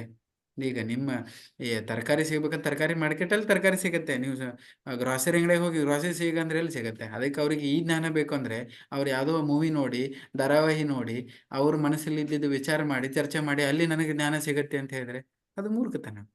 ಅದು ಜ್ಞಾನ ಎಲ್ಲಿ ಸಿಗತ್ತೆ ಅಲ್ಲಿ ಇಲ್ಲಿ ಬಾ ಅಂತ ಹೇಳಿ, ಅವರಿಗೆ ಇದು ಕೇಳಂತ ಹೇಳಿ, ಅಥವಾ ಇದನ್ನ ಮೊದಲು ಹೇಗಿದೆ ಹಾಗೆ ಶಾಸ್ತ್ರ ಅಧ್ಯಯನ ಮಾಡಂತೇಳಿ ಅಲ್ಲಿ ಉತ್ತರ ಸಿಗತ್ತೆ. ಗುರುಗಳ ಮೂಲಕ ಅದು ಸಿಗತ್ತೆ. ಅವ್ರಿಗೆ ಇಷ್ಟ ಇದ್ರೆ, ಅವ್ರಿಗೆ ಇಷ್ಟನೇ ಇಲ್ಲ ಅಂದ್ರೆ ಅವ್ರಿಗೇನು ನಾವೇನು ಮಾಡೋಕ್ಕಾಗಲ್ಲ. ಓಕೆ ಓಕೆ, ಥ್ಯಾಂಕ್ ಯು, ಧನ್ಯವಾದಗಳು. ಹರೇ ಕೃಷ್ಣ. ನೆಕ್ಸ್ಟ್. ಓಕೆ, ಹರೇ ಕೃಷ್ಣ ಪ್ರಭುಜಿ. ಲಾಸ್ಟ್ ಕ್ವಶನ್ ಇದು. ತುಂಬಾ ಸಮಯ ಆಗ್ತಾ ಇದೆ, 10 ಗಂಟೆ ಆಯ್ತು. ಲಾಸ್ಟ್ ಕ್ವಶನ್ ಯಾರು ಕೇಳ್ತಾ ಇರೋದು? ಶಿಲ್ಪ ಮತ್ತೆ ಜಿನ ಕೇಳಿ. ಪ್ರಭುಜಿ, ಪರಾತ್ಪರ ಅಂದ್ರೆ ಏನು? ಯಾರು ಹೇಳ್ತೀರಿ ಪರಾತ್ಪರ ಅಂದ್ರೆ? ಪರಾತ್ಪರ ಅಂದ್ರೆ ಪರಮಾತ್ಮ. ಇನ್ನೊಂದು ಅದರ ಅಪೋಸಿಟ್ ವರ್ಡ್ ಯೂಸ್ ಮಾಡ್ತಾರೆ ಎಲ್ಲ ಕಡೆ, ಅದೇನು? ಪರಾತ್ಪರ ಪರಾತ್ಪರ ಜ್ಞಾನ ಅಂತ. ನೀವು ಅದೇನ್ ಸ್ಟೇಟ್ಮೆಂಟ್ ಏನಿದೆ ಅದು ಅದೊಂದೇ ಶಬ್ದ ತಗೊಂಬಂದಿರಲ್ಲ, ಸ್ಟೇಟ್ಮೆಂಟ್ ಏನು? ಪ್ರಭುಜಿ, ಸಂಪೂರ್ಣ ಊಹೆ. ನಿಜವಾದ ಜ್ಞಾನಿಯು ದೇವರ ಪರಾತ್ಪರ ಎಂದು ತಿಳಿದಿರುತ್ತಾನೆ. ಈ ಹಾ ಭೌತಿಕ ರೀತಿಗಳಲ್ಲಿ ದೇವರು ಅತೀತ ಎಂದು ಯಾರು ತಿಳಿದಿರುತ್ತಾರೋ ಅವರು ನಿಜಕ್ಕೂ ದೇವರು ಎಂದರೆ ಎಂಬುದನ್ನು ತಿಳಿದಿರುತ್ತಾರೆ. ಎಸ್ ಎಸ್, ಪರಾತ್ಪರ ಜ್ಞಾನ ಅಂದ್ರೆ ಭಗವಂತನ ಕನೆಕ್ಟ್ ಇರೋದು, ಪರಾತ್ಪರ ಜ್ಞಾನ. ಓಕೆ, ನೆಕ್ಸ್ಟ್ ಸಾಕಾ? ಪ್ರಭುಜಿ, ಇದ್ನ 61 ಪೇಜಲ್ಲಿ ಹಾ ಕೃಷ್ಣನಿಗೆ ಎಂದೆಂದು ಶರಣಾಗದ 4 ವಿಧದ ದುಷ್ಟ ಜನರಿರುವಂತೆ ಅಂತ ಮೆನ್ಷನ್ ಮಾಡಿದ್ದಾರೆ. ಹಾ ಅವರು 4 ಜನ ಯಾರು? ಅವರು ಅದು ಭಗವದ್ಗೀತೆಯಲ್ಲಿ ಇನ್ನೊಂದೆಲ್ಲೋ ಶ್ಲೋಕದಲ್ಲಿದೆ. ಯಾರು ಈಗ ದೇವರಿಗೆ ಶರಣಾಗೋರೋರು ಸುಕೃತಿಗಳಿದ್ದಾರೆ, ದುಷ್ಕೃತಿಗಳು ಇದ್ದಾರೆ. ಸೊ ಅದನ್ನ ಸ್ವಲ್ಪ ಭಗವದ್ಗೀತೆಯಲ್ಲಿ ನೀವು ಯಾರು ರಿಸರ್ಚ್ ತೆಗಿಬೇಕು, ಅದನ್ನ ಅಲ್ಲೆಲ್ಲೋ ಇದೆ ಅದು. ಸೊ ನಂಗೆ ನೆನಪು ಬರ್ತಾ ಇಲ್ಲ. 4 ರೀತಿ ದುಷ್ಕೃತಿಗಳು ಇದ್ದಾರೆ ಅಲ್ಲಿ. ಸೊ ಸಾಧ್ಯ ಆದ್ರೆ ನಾನು ಹುಡುಕಿ ನಾಳೆ ಕ್ಲಾಸಲ್ಲಿ ಹೇಳ್ತೀನಿ, ನಾಳೆ ಅಂದ್ರೆ ಮುಂದಿನ ಕ್ಲಾಸಲ್ಲಿ. ಇಲ್ಲಾಂದ್ರೆ ನೀವು ಕೂಡ ಆ ಸೆಕ್ಷನ್ ತೆಗೀರಿ. ಇದೇನು ಭಗವದ್ಗೀತೆ ಸುಕೃತಿಗಳ ಬಗ್ಗೆ ಹೇಳ್ತಿದ್ದಾರೆ 7ನೇ ಅಧ್ಯಾಯದಲ್ಲಿ. ಎಲ್ಲಿದೆ ಅದು? 7ನೇ ಅಧ್ಯಾಯ 7ನೇ ಅಧ್ಯಾಯ 16ನೇ 16ನೇ ಶ್ಲೋಕ. ಅಲ್ಲೇ ಹಿಂದೆ ಮುಂದೆ ಅದು ಸೆಕ್ಷನ್ ಸ್ವಲ್ಪ ಓಪನ್ ಮಾಡಿದೆ. ಇದಕ್ಕೋಸ್ಕರ ನೀವು ಅದನ್ನ ಓಪನ್ ಮಾಡಿ ಸ್ವಲ್ಪ 1-2-4 ಶ್ಲೋಕ ಹುಡುಕಿ, ಅಲ್ಲಿ ದುಷ್ಕೃತಿಗಳ ಬಗ್ಗೆ ಸಿಗತ್ತೆ ನಿಮಗೆ. Okay, okay Prabhuji. Very good. Okay, so ಇಲ್ಲಿ ಮುಗಿಸುವ. Thank you. ಸೊ ಹೀಗೆ ನೋಡಿ, ಇಷ್ಟು ಉತ್ಸಾಹದಿಂದ ಇಷ್ಟೊಂದು ಭಕ್ತರು ಇಲ್ಲಿ ಕೂತ್ಕೊಂಡು ಕ್ಲಾಸ್ ಕೇಳ್ತಿದ್ದಾರೆ, ತುಂಬ ಖುಷಿ ಆಗ್ತಿದೆ. ಹೀಗೆ ಕೇಳಿ ಡೈಲಿ ಕ್ಲಾಸ್, ಹಗುರ ನಮ್ದು ಜ್ಞಾನ ಮುಂದೆ ಹೋಗ್ತದೆ. ಸೊ ಏನಾದ್ರು ಅನೌನ್ಸ್ಮೆಂಟ್ ಇದೆಯಾ ಅಥವಾ ಮುಗಿಸೋದಾ ಇಲ್ಲಿ? ಅನೌನ್ಸ್ಮೆಂಟ್ ಇದೆ ಒಂದ್ ಸ್ವಲ್ಪ. ಈಗ ಹೇಳದ ಪ್ರಭು. ಹೇಳಿ. ಹರೇ ಕೃಷ್ಣ. ಒಂದಿಷ್ಟು ಅನೌನ್ಸ್ಮೆಂಟ್ ಇದೆ, ಜಸ್ಟ್ ಹೇಳಕ್ ಇಷ್ಟಪಡ್ತೀನಿ. ಅದು ಫಸ್ಟ್ದು, ನಾವು ಮೊದ್ಲೇ ಹೇಳ್ದಂಗೆ ಎಲ್ಲರೂ ವಿಡಿಯೋ ಆನ್ ಮಾಡ್ಕೊಂಡಿದ್ರೆ ಒಳ್ಳೇದಾಗುತ್ತೆ. ಅಂದ್ರೆ ನಮಗೂ ಸ್ವಲ್ಪ ಕೇಳಕ್ಕೆ ಅದೆಲ್ಲ ಇಷ್ಟ, ಅದು ಅಟೆಂಟಿವ್ ಆಗಿ ಕೇಳಕ್ಕೆ ಅನುಕೂಲವಾಗುತ್ತೆ. ಸೊ ಎಲ್ಲರೂ ಅದು ದಯವಿಟ್ಟು ವಿಡಿಯೋ ಆನ್ ಮಾಡ್ಕೊಂಡಿರಿ. ಮತ್ತೆ ಇನ್ನೊಂದು, ಇಲ್ಲಿ ಪ್ರಭುಜಿ ಅವರೆಲ್ಲ ಸಮಯವನ್ನು ತೆಗೆದುಕೊಂಡು ದಿನ ನಮ್ಗೆ ಕ್ಲಾಸ್ ಕೊಡ್ತಾ ಇದ್ದಾರೆ. ಸೊ ಅದಕ್ಕೆ ನಾವು ನಮ್ಮ ತಕ್ಕಂತೆ ಸ್ವಲ್ಪ ಅದೇನಂತಾರೆ ಹೋಮ್ವರ್ಕ್, ನಾವು ಅದಕ್ಕೆ ಸ್ವಲ್ಪ ಹೋಮ್ವರ್ಕ್ ಆ ತರ ಓದ್ಕೊಂಡ್ ಬರ್ಬೇಕು. ಹಾಗೆ ಎಲ್ಲರೂ ದಯವಿಟ್ಟು ನಿಮ್ಗೆ ಬಿಡುಗಡೆ ಇದ್ದಾಗ, ಹಾಗೆ ಯಾವಾಗ ಟೈಮ್ ಸಿಕ್ಕಿದ್ರೆ ಅವಾಗ ಸ್ವಲ್ಪ ಬುಕ್ಸ್ಗಳೆಲ್ಲ ಓದಕ್ಕೆ ಟ್ರೈ ಮಾಡಿ. ಹಾಗೆ ಯಾವ್ದು ಎಲ್ಲರೂ ಅಂದ್ರೆ ನಮ್ಮ ಇದು ಪ್ರಾಕ್ಟಿಕಲ್ ಆಗಿ ನಾವು ನೋಡ್ಬೇಕಾದ್ರೆ ನಮ್ಗೂ ಏನೋ ಒಂದು ಕೆಲಸ ಇರ್ತದೆ. ಒಂದೊಂದ್ಸರಿ ನಾವು ಆಫೀಸಲ್ಲಿ ಹೋಗುವಾಗ ದಾರಿಯಲ್ಲಿ ಬಸ್ಸಲ್ಲಿ ಕುಂತಾಗ ಅಥವಾ ಯಾವಾಗ ಟೈಮ್ ಸಿಕ್ಕಿದ್ರೆ ಅವಾಗ ಸ್ವಲ್ಪ ತಗೊಂಡು ಓದಿದ್ರೆ ನಮ್ಗೆ ಹಾಗೆ ಬುಕ್ ಚಿಕ್ಕ ಆಗಿದ್ರಿಂದ ಅದು ಮುಕ್ತಾಯ ಆಗ್ತಾ ಹೋಗುತ್ತೆ. ಸೊ ಪ್ರಾಕ್ಟಿಕಲ್ ಆಗಿ ಫಸ್ಟ್ಗೆ ನಾನ್ ಅನ್ಕೊಂಡಿದ್ದೆ, ನನ್ಗೆ ಇದು ಅಂದ್ರೆ ಅವ್ರ ಪ್ರಭುಜಿ ಅವ್ರು ಕೊಟ್ಟಿದ್ದಾಗ ಇದು ಓದ್ಬೇಕು ಮತ್ತೆ ಅಂದ್ರೆಗಿನ ಟೈಮ್ ಸಿಗುತ್ತೋ ಇಲ್ಲ ಅಂತ ಅನ್ಕೊಂಡಿದ್ದೆ. ಹಾಗೆ ನಾವು ಜಪ ಮಾಡಕ್ನು ಅದೆಲ್ಲ ಫಸ್ಟ್ ಹೇಳಿದಾಗ 1 ಮಾಲಿಂದ ಸ್ಟಾರ್ಟ್ ಮಾಡಿದಾಗನು ಹಾಗೆ ಅನಿಸಿತ್ತು, ಟೈಮ್ ಸಿಗುತ್ತೋ ಇಲ್ಲ ಅಂತ. ಬಟ್ ಆಟೋಮೆಟಿಕ್ ಆಗಿ ನಾವು ಮಾಡ್ತಾ ಹೋಗಿದ್ರೆ ನಾವು ಅದಕ್ಕೆ ಸೆಟ್ ಆಗ್ತಾ ಹೋಗುತ್ತೆ ನಮ್ ಟೈಮ್ ಸ್ಕೆಡ್ಯೂಲ್. ಲೈಕ್ ಮಾರ್ನಿಂಗ್ ಒಂದು 2 ಅವರ್ಸ್ ಅದಕ್ಕೆ ಇಟ್ಕೊಂತೀವಿ, ಮತ್ತೆ ಸಂಜೆ ಬಂದಾಗ 1 ಅವರ್ 1.5 ಅವರ್ ಇಟ್ಕೊಂಡಿದ್ರೇನು ಸಾಕಾಗುತ್ತೆ. ಸೊ ಹಾಗೆ ಆಗೋರಿಗೆ ನಮ್ಗೆ ಗೊತ್ತಿಲ್ಲದೆ ಬುಕ್ ಎಲ್ಲ ಕಂಪ್ಲೀಟ್ ಆಗ್ತಾ ಹೋಗುತ್ತೆ. ದಿನ ಏನಂದ್ರೆ ತಪ್ಪದೆ ನಾವು ಆ ಸ್ಕೆಡ್ಯೂಲ್ ನ ಫಾಲೋ ಮಾಡ್ಕೊಂತ ಹೋಗ್ಬೇಕು. ಅದು ಯಾವ ಸ್ಕೆಡ್ಯೂಲ್ ಇದ್ರೆ ನೀವು ಸ್ವಲ್ಪ ಅದಕ್ಕ ಒಂದು ಟೈಮ್ ಇಟ್ಕೊಂಡು ಮಾಡಿದ್ರೆ ಅದು ಚೆನ್ನಾಗಿರುತ್ತೆ. ಇನ್ನೊಂದು ಇಂಪಾರ್ಟೆಂಟ್ ವಿಷಯ ಏನಂದ್ರೆ ಅವರು ಮಾಡಿದ್ದನ್ನ ನೋಟ್ ಮಾಡ್ಕೊಂತ ಹೋಗಿ, ಮತ್ತೆ ನೀವು ಓದಿರೋದನ್ನು ಹೈಲೈಟ್ ಮಾಡ್ಕೊಂತ ಹೋಗಿ ಬುಕ್ ಅಲ್ಲಿ. ಯಾಕಂದ್ರೆ ಮತ್ತೆ ನೆಕ್ಸ್ಟ್ ಟೈಮ್ ನೀವು ಅದು ಬುಕ್ ಹೋಗಿದ್ದಾಗ ಮತ್ತೆ ಫಸ್ಟ್ ಇದೆ ಎಲ್ಲ ಓದಕ್ಕೆ ನಿಮ್ಗೆ ಒಂದೊಂದ್ಸರಿ ಟೈಮ್ ಆಗಲ್ಲ. ಸೊ ಅಲ್ಲಲ್ಲಿ ಹಗುರಕ್ಕೆ ಎಲ್ಲಾದ್ರೂ ನೀವು ರೆಫರ್ ಪಾಯಿಂಟ್ಸ್ ಅಥವಾ ಹೈಲೈಟ್ ಮಾಡ್ಕೊಂಡಿದ್ರೆ ಅದು ಸ್ವಲ್ಪ ನೋಡಿದ ತಕ್ಷಣ ನಿಮ್ಗೆ ಅಲ್ಲಿ ಆ ಪೇಜ್ ಏನಿದೆ ಅಂತ ನಿಮ್ಗೆ ಸ್ವಲ್ಪ ಅರ್ಥ ಆಗುತ್ತೆ. ಸೊ ಅದನ್ನು ನೀವು ಮಾಡ್ಕೋಬಹುದು. ಈ ಪಾಯಿಂಟ್ಸ್ ಎಲ್ಲ ನೋಟ್ ನಮ್ಗೆ ಕ್ವಿಜ್ ನಡೀತಾ ಇರುತ್ತಲ್ಲ, ಅದಕ್ಕೆ ನೀವು ಮತ್ತೆ ಕ್ವಿಕ್ ರೆಫರೆನ್ಸ್ ಆಗಿ ಯೂಸ್ ಆಗುತ್ತೆ. ಮತ್ತೆ ಇನ್ನೊಂದು ಈ ವಿಷಯ ಏನಂದ್ರೆ, ಇಲ್ಲ ಕೆಲವ್ರಿಗೆ ಇದು ಸೆಷನ್ ಜಾಯಿನ್ ಆಗಕ್ಕೆ ಒಂದ್ ವೇಳೆ ನಿಮ್ಗೆ ಕಷ್ಟ ಆದ್ರೆಗಿನ ನಾವು ಅದನ್ನೆಲ್ಲ ಯೂಟ್ಯೂಬ್ ಅಲ್ಲಿ ಹಾಕಕ್ಕೆ ಟ್ರೈ ಮಾಡ್ತಾ ಇದ್ದೀವಿ. ಸೊ ಅದಕ್ಕೂ ಈಗ ಚಾನೆಲ್ ಅವರು ಕಳಿಸ್ತಾರೆ ಲಿಂಕ್. ಸೊ ಅದರಲ್ಲಿ ನಾವು ಇದು ರೆಕಾರ್ಡಿಂಗ್ ಎಲ್ಲ ನಾವು ಅದ್ರಲ್ಲಿ ಡೌನ್ಲೋಡ್ ಮಾಡಿ ಅದ್ರಲ್ಲಿ ಅಪ್ಲೋಡ್ ಮಾಡ್ತೀವಿ. ಸೊ ನೀವು ಅದು ಒಂದ್ ವೇಳೆ ನೀವು ಇಲ್ಲಿ ರಾತ್ರಿ ಸಮಯದಲ್ಲಿ ನಿಮ್ಗೆ ಒಂದ್ ವೇಳೆ ಅನುಕೂಲ ಇಲ್ಲ ಅಂದ್ರೆಗಿನ ನೀವು ಅಲ್ಲಿ ಹೋಗಿ ಡೈರೆಕ್ಟ್ ಆಗಿ ರೆಕಾರ್ಡಿಂಗ್ ನೋಡಿ ಮತ್ತೆ ಅದು ವಿಷಯಗಳನ್ನ ತಿಳ್ಕೊಬಹುದು. ಸೊ ಅದು ಒಂದು ವಿಷಯ. ಇನ್ನೊಂದು ಇನ್ನೊಂದು ವಿಷಯ ಇದು ಕೇಳುದಿಲ್ಲ ಪ್ರಭುಜಿ. ಒಂದು ಅಂಶ ಅದು ಕೇಳಿಸ್ತಾ ಇಲ್ವಾ? ಈಗ ಹೇಳಿ, ಕೇಳಿಸ್ತಾ ಇದೆ ಈಗ. ಅವಾಗ ಕೇಳಿಲ್ಲ, ಬ್ರೇಕ್ ಆಯ್ತು. Hello, okay. ಅದು ಒಂದು ಸೇವೆ ಇದೆ. ನಾವೊಂದು ಮೆಸೇಜ್ ಹಾಕಿದೆ. ಅದು ಏನಂದ್ರೆ ನಮ್ಗೆ ಒಂದು ಸ್ವಲ್ಪ ಇದು ಜೂಮ್ ಮೀಟಿಂಗ್ದು ಪ್ರತಿ ವರ್ಷ ಇದು ನಾವೆಲ್ಲ ಇದು ಆನ್ಲೈನ್ ಕ್ಲಾಸಿಗೆ ಬಳಸಕ್ಕೆ ಮತ್ತೆ ಇದು ಸೇವಕ್ಕೆ ನಾವು ಇದು ಪ್ರವಚನಗೆ ಎಲ್ಲ ಬಳಸಕ್ಕೆ ನಮ್ಗೆ ಇದು ಒಂದು ರಿನ್ಯೂವಲ್ ಮಾಡಿಸ್ಕೋಬೇಕು. ಯಾಕಂದ್ರೆ ಇದು ಜಾಸ್ತಿ ಜನ ಈ ತರ 1 hour ಮೇಲೆ ನಾವು ರಿಕಾರ್ಡಿಂಗ್ ಅದೆಲ್ಲ ತೆಕ್ಕೋಬೇಕಂದ್ರೆ ಅದಕ್ಕೆ ನಾವು ಅದಕ್ಕೆ ಸಬ್ಸ್ಕ್ರೈಬ್ ಮಾಡ್ಕೋಬೇಕು ಜೂಮ್ ಪ್ರೋಗೆ. ಅದಕ್ಕೆ ನೀವು ಅದು ರಿನ್ಯೂವಲ್ ಮಾಡ್ಕೋಬೇಕು. ಸೊ ಅದಕ್ಕೆ ಒಂದು ಹಣ ಇರುತ್ತೆ. ಸೊ ನಾವು ಅದು ಯಾರಾದ್ರೂ ಇಷ್ಟವಾದ ಹೆಲ್ಪ್ ಮಾಡ್ಬೇಕು, ಆತರ ಡೊನೇಟ್ ಮಾಡ್ಬೇಕು ಅಂದವರು ಭಾಗವಹಿಸೋ ಆತರ ಒಟ್ಟು ನನಗೆ ಮೆಸೇಜ್ ಮಾಡಿ. ಸೊ ಅದರ ಮಾಹಿತಿ ತಿಳಿಸ್ತೀನಿ, ಅದು ಎಷ್ಟಾಗುತ್ತೆ ಏನು ಅಂತ. ಸೊ ಯಾರಾದ್ರೂ ಅದ್ರಿಗೆ ನೀವು ಸ್ವಲ್ಪ ಇಂಟ್ರೆಸ್ಟ್ ಇದ್ದವರು ನಮ್ಗೆ ತಿಳಿಸಬಹುದು. ಇದೊಂದು ಅಷ್ಟೇ. ಓಕೆ, ಹರೇ ಕೃಷ್ಣ. ಸೊ ಯೂಟ್ಯೂಬ್ದು ಎಷ್ಟು ಜನ ಚಾನೆಲ್ ಸಬ್ಸ್ಕ್ರೈಬ್ ಮಾಡಿ ಶೇರ್ ಮಾಡಿ?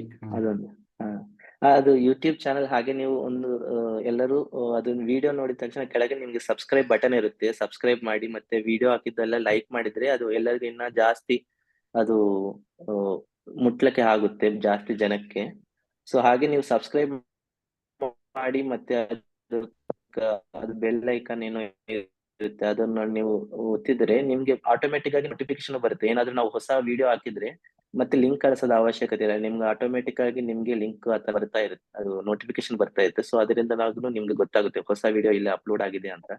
ಸೊ ಅದರಲ್ಲಿ ನೀವು ಯೂಟ್ಯೂಬ್ ಅಲ್ಲಿ ಓಪನ್ ಮಾಡಿದಾಗ ಲಿಂಕ್ ಆ ಚಾನಲ್ಗೆ ಕೆಳಗಡೆ ಸಬ್ಸ್ಕ್ರೈಬ್ ಬಟನ್ ಅಂತ ಇರುತ್ತೆ, ಅದು ನೀವು ದಯವಿಟ್ಟು ಕ್ಲಿಕ್ ಮಾಡಿ.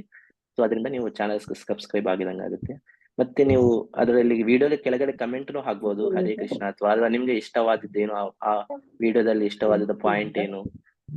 ಕೆಲವೊಂದ್ಸರಿ ನೀವು ಡೌಟ್ಸ್ ಇದ್ರೆ ಕೆಲವು ಇಲ್ಲಿ ಕೇಳಕ್ ಆಗಿರಲ್ಲ.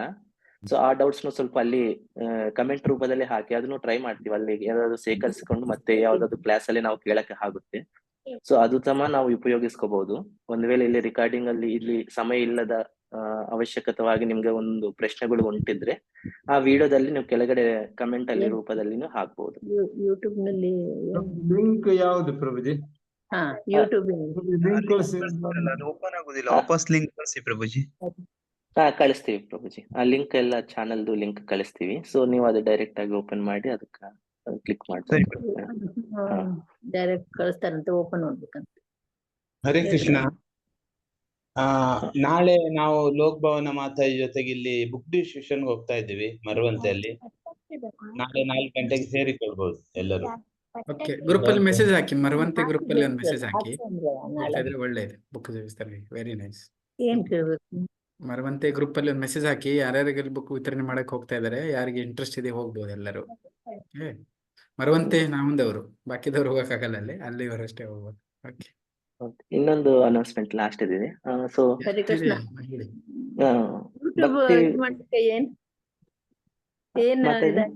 ಯೂಟ್ಯೂಬ್ ಅನ್ನು ಸರ್ಚ್ ಮಾಡ್ಲಿಕ್ಕೆ ಯಾವ್ದು ಹಾಕ್ಬೇಕು ಅಂತ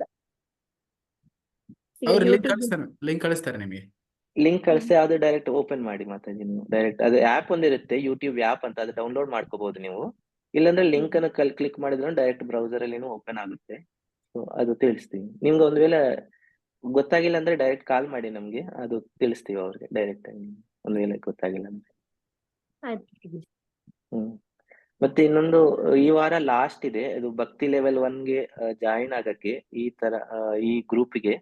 ಸೊ ಯಾರಾದ್ರೂ ಇನ್ನ ನಿಮ್ಮ ಗೊತ್ತಿದ್ದವರು ಅವ್ರು ಸೇರ್ಬೇಕಂತ ಇದ್ರೆ ಕಳಿಸಿ ನಮ್ಗೆ, ಅದು ಕಾಂಟ್ಯಾಕ್ಟ್ ಕಳಿಸಿ. ಯಾವ ಏರಿಯಾ ಕೋಆರ್ಡಿನೇಟರ್ಸ್ಗೆ ಕಾಂಟ್ಯಾಕ್ಟ್ ಕಳಿಸಿ, ಅಥವಾ ನನಗೆ ಕಳಿಸಿ, ನಾನು ಪ್ಲೇಸ್ ಜೊತೆಗೆ ನಾನು ಅವ್ರಿಗೆ ಫಾರ್ವರ್ಡ್ ಮಾಡ್ತೀನಿ. ಸೊ ಅದನ್ನು ಈ ವಾರ ಲಾಸ್ಟ್ ಇದೆ ನಾವು ತಗೊಳ್ಳೋದು. ಮತ್ತೆ ಯಾಕಂದ್ರೆ ಮುಂದೆ ಹೋಗ್ತಾ ಇದ್ರೆ ಅವ್ರ ಡಿಲೇ ಆಗುತ್ತೆ. ಸೊ ಅದಕ್ಕಾಗಿ ಈ ವಾರ ಲಾಸ್ಟ್ ಅಂತ ಇಟ್ಕೊಂಡಿದ್ದೀವಿ ಭಕ್ತಿ ಲೆವೆಲ್ 1 ಗ್ರೂಪ್ಗೆ ಜಾಯಿನ್ ಆಗಕ್ಕೆ. ಹರೇ ಕೃಷ್ಣ. ಸೊ ಶ್ರೀಲ ಪ್ರಭುಪಾದ ಕಿ ಜೈ, ಸಮವೇತ ಗೌರ ಭಕ್ತರಿಂದ ಕಿ ಹರೇ ಜೈ. ಕೃಷ್ಣ ಪ್ರಭುಜಿ. ಹರೇ ಕೃಷ್ಣ ಪ್ರಭುಜಿ, ಎಕ್ಸಾಮ್ ಈಗ ಇತ್ತ ನಾಳೆಗ?